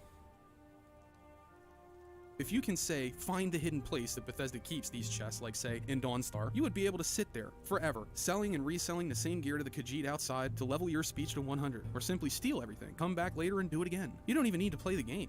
It's a 10 out of 10 design. Usually when populating towns with lists of shit like this, a programmer might use an external list, like a JSON file, or some kind of proprietary file system. And in that list are things like the items that a vendor contains. Some games even use those lists as a database of all items contained in the game, and when they need to pull an item from that list, it is easy enough to do so without too much overhead. I guess this concept was foreign to Bethesda and instead opted to go with this chest system. The same chest system they use Fallout 76.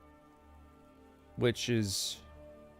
you know, only really a problem if, because I mean, it's the same effect, it's just, there's an in-game representation of it, but it's only really a problem if, like, the chest is sticking out of the ground, or if the players are, you know, breaking bounds to go to places that you can't actually reach. Like, right now he's looking at the only chest, I think, in the game that you can reach, without breaking out of bounds, but most of them are put in places where you have to do an exploit to reach it.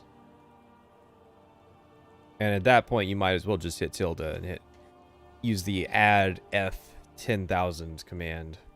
I want to point out that this was the solution to a problem that was already solved years ago, but it is a solution to a problem that was created by fun systems from previous entries in the Elder Scrolls series. For example, stealing. It used to be that everything that an NPC sold you was pulled directly from one of their many shelves, and if you had a half-working brain, you could come back to that shop, like in Daggerfall, and steal everything from the shop and sell your ill-gotten gains to another shop. In Morrowind, they fixed the imbalance issues in the economy by making it so every shopkeeper in town has a crippling skooma and moon sugar addiction that allows them to stay up all night and never sleep. Now that may have chipped away at a slice of your immersion for sake of balancing the economy, but there was a much better solution. Just do guard shifts. Have guards shift in and out, and in the middle of the shifts, if the player times it right, they could steal everything from the shopkeeper. This would have created some pretty neat little gameplay situations where the player has to work their way out of a constantly...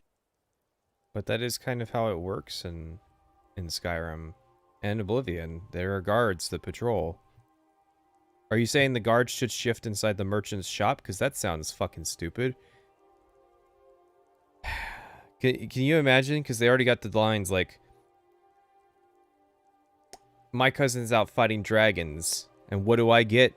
Guard duty. And like his job is to just like stand for 8 hours inside Arcadia's shop in Whiterun.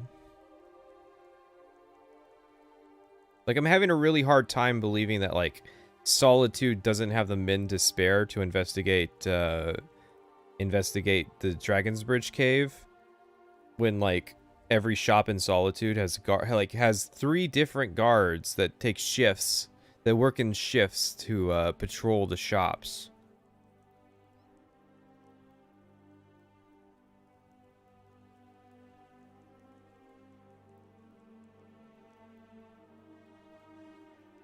Changing situation. But Skyrim's like, nah, fuck all that bullshit. Chests with all the shopkeepers' shit are under the floorboards where the players can't get to them. But they never seem to expect shit like this, do they? And as a result, Bethesda is always getting caught with their pants down when we, the player, break their games as if we are all collectively a part of Bethesda's quality assurance department. And now, for a special announcement from my friend, Pussy Slayer 23.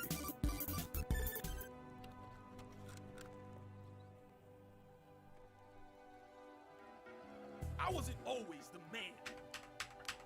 Oh, the camp just after the Pussy Slayer. Table is raining. Skin the bar open to me. The mod community is continually different than the... Alright, fine.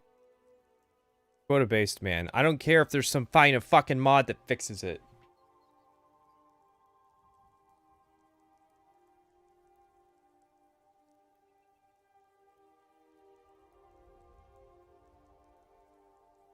Well, then if it's private guards, then I'm just thinking of like all the poor shopkeepers. They still have the money to buy protection. I mean, it's just like, I don't see it as being that big an issue, because it's like he's advocating for the same system regardless. His only complaint about the system is that he went out of his way to access the hidden chest.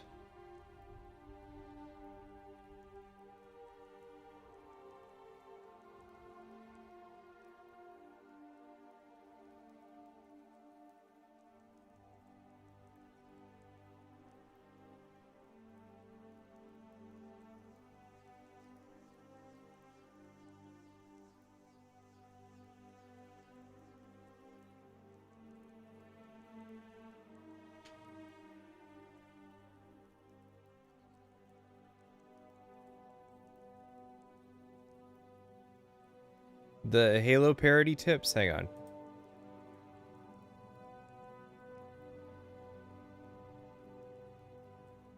Welcome back, you guys! Once again, this is Josh from Stupid Obvious Information Magazine, and I'm here to give you some Halo 3 Combat Evolved pro tips! Now, when you get the chance, what you're gonna want to do is grab the rocket gun, aim a little ahead of your moving target, pull the trigger, and your opponent's gonna explode faster than a flood carrier form!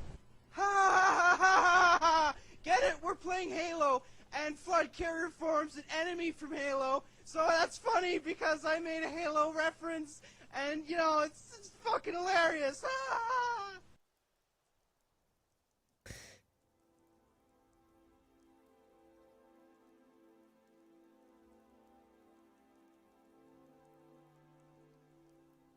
Final verdict time. How do I feel about Skyrim?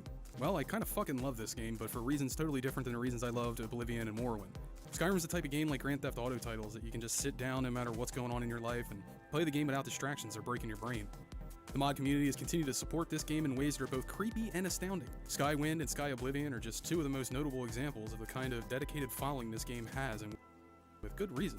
So yeah, final verdict, yeah, I kind of love Skyrim. Just want to say thank you to everybody for sticking around and everything, and the people who've been supporting the channel, being out there, you know, sharing the video on Twitter and everything. I think it's Rekieta Media. I'll put a link to their Twitter down below, but they recently shared out a video. Did he mean like, yeah, he meant Rekieta Media.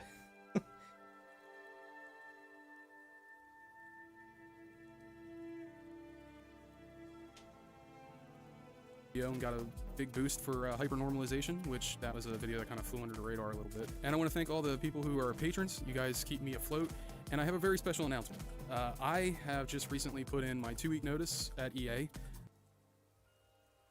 Electronic Arts. I saw that the subtitle specified it, and I wondered like if he did. Wow, woo, that was not better. I mean, well, it's not that it wasn't better, because it was better. It was absolutely better.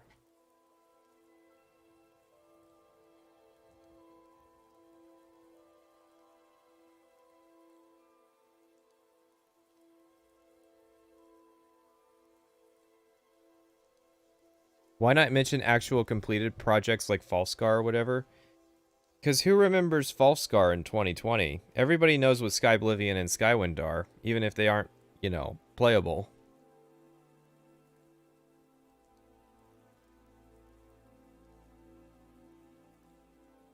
Well, yeah, and also Falscar is kind of a mixed bag.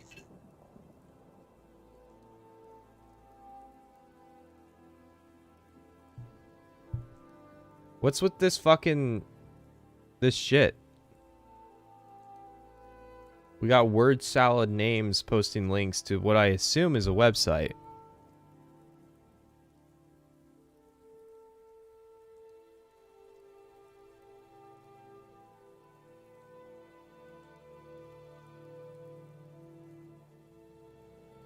I'll just remove them. Next one I see gets banned. Because I think that's a spam thing. But I'm not even really sure like what they're spamming.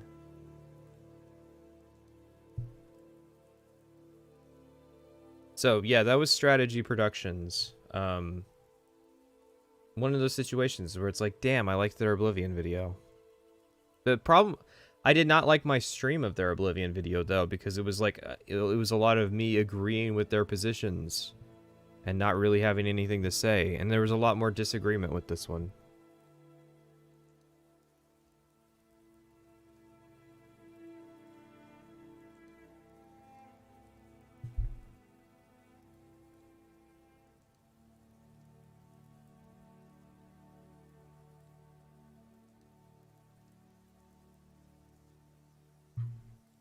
Yeah, it's almost like Falscar was developed really quickly by like one guy.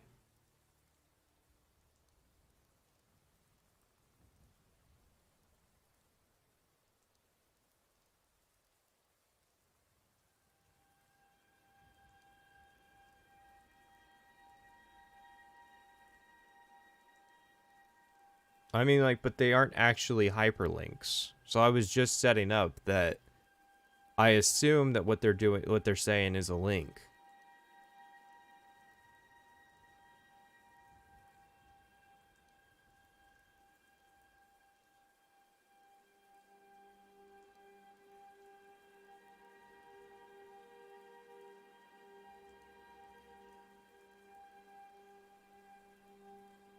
So, yeah, wow.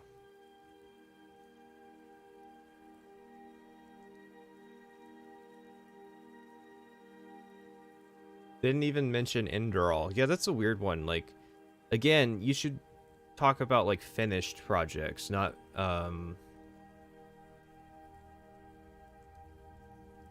not stuff that's, like, still a while away from, being done.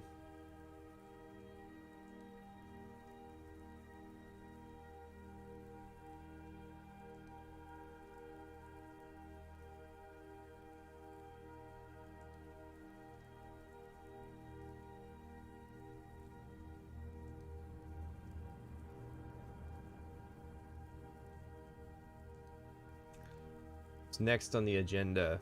I don't think there's anything next on the agenda for today.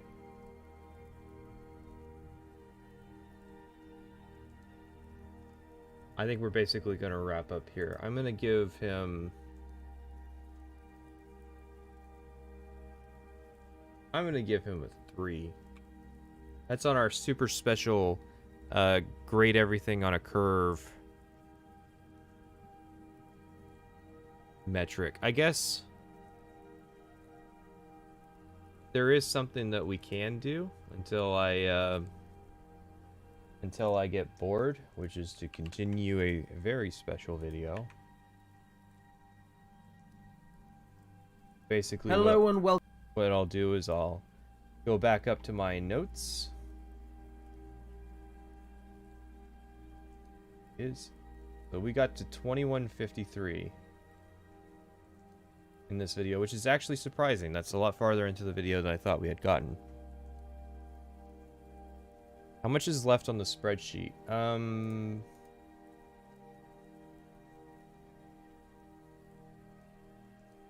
I mean, like, half of it. There's a couple people that, like, have multiple entries because they have, like, multi-part videos. And then there's also the element of, like... There's the eternal element of, like, do I really want to stream some guy that has 1,000 views and,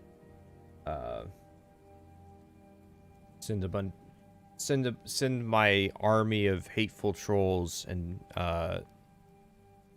people who are brave enough to post in chat.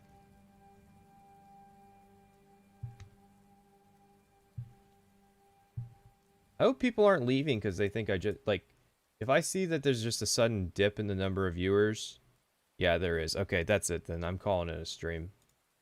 Apparently people got the idea that I was done, so...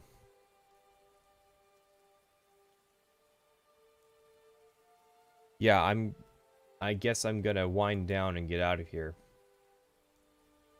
So, No Man's Sky video is available for patrons. What else? I've been re-uploading the streams that were on the primary channel but were unlisted so that they can be public over on this channel. Some streams will take longer to show up than others because of copyright issues that those streams have that I am ironing out. So if you're looking for something to watch and you didn't see the old streams, those are gradually becoming available.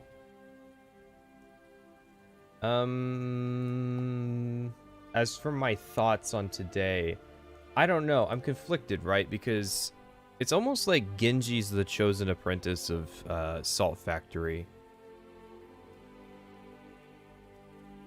Like, maybe I can handily say that, like, Salt Factory no longer has the most useless of the 2-hour videos.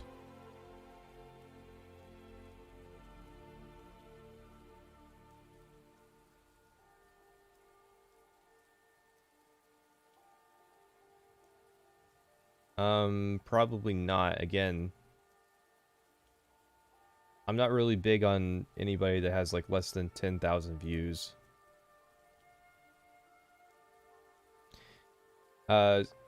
Strategy, I was hoping would be a lot better. Like, I don't get it, okay?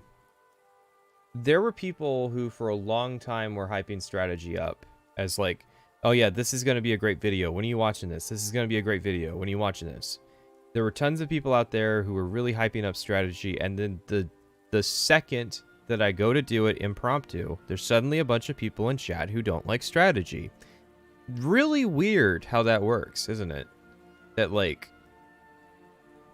basically everybody was kind of leading the idea that, like, oh yeah, this is going to be a really great video for the stream, until it happens and all of a sudden all those people disappear and get replaced with a different set of people who for some reason hate strategy, which, like, I don't even really get.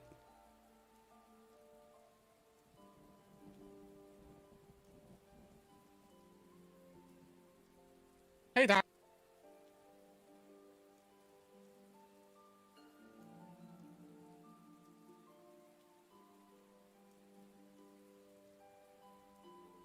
I can definitely say that that he did get better though. Like, the first strategy video was just, it was bad.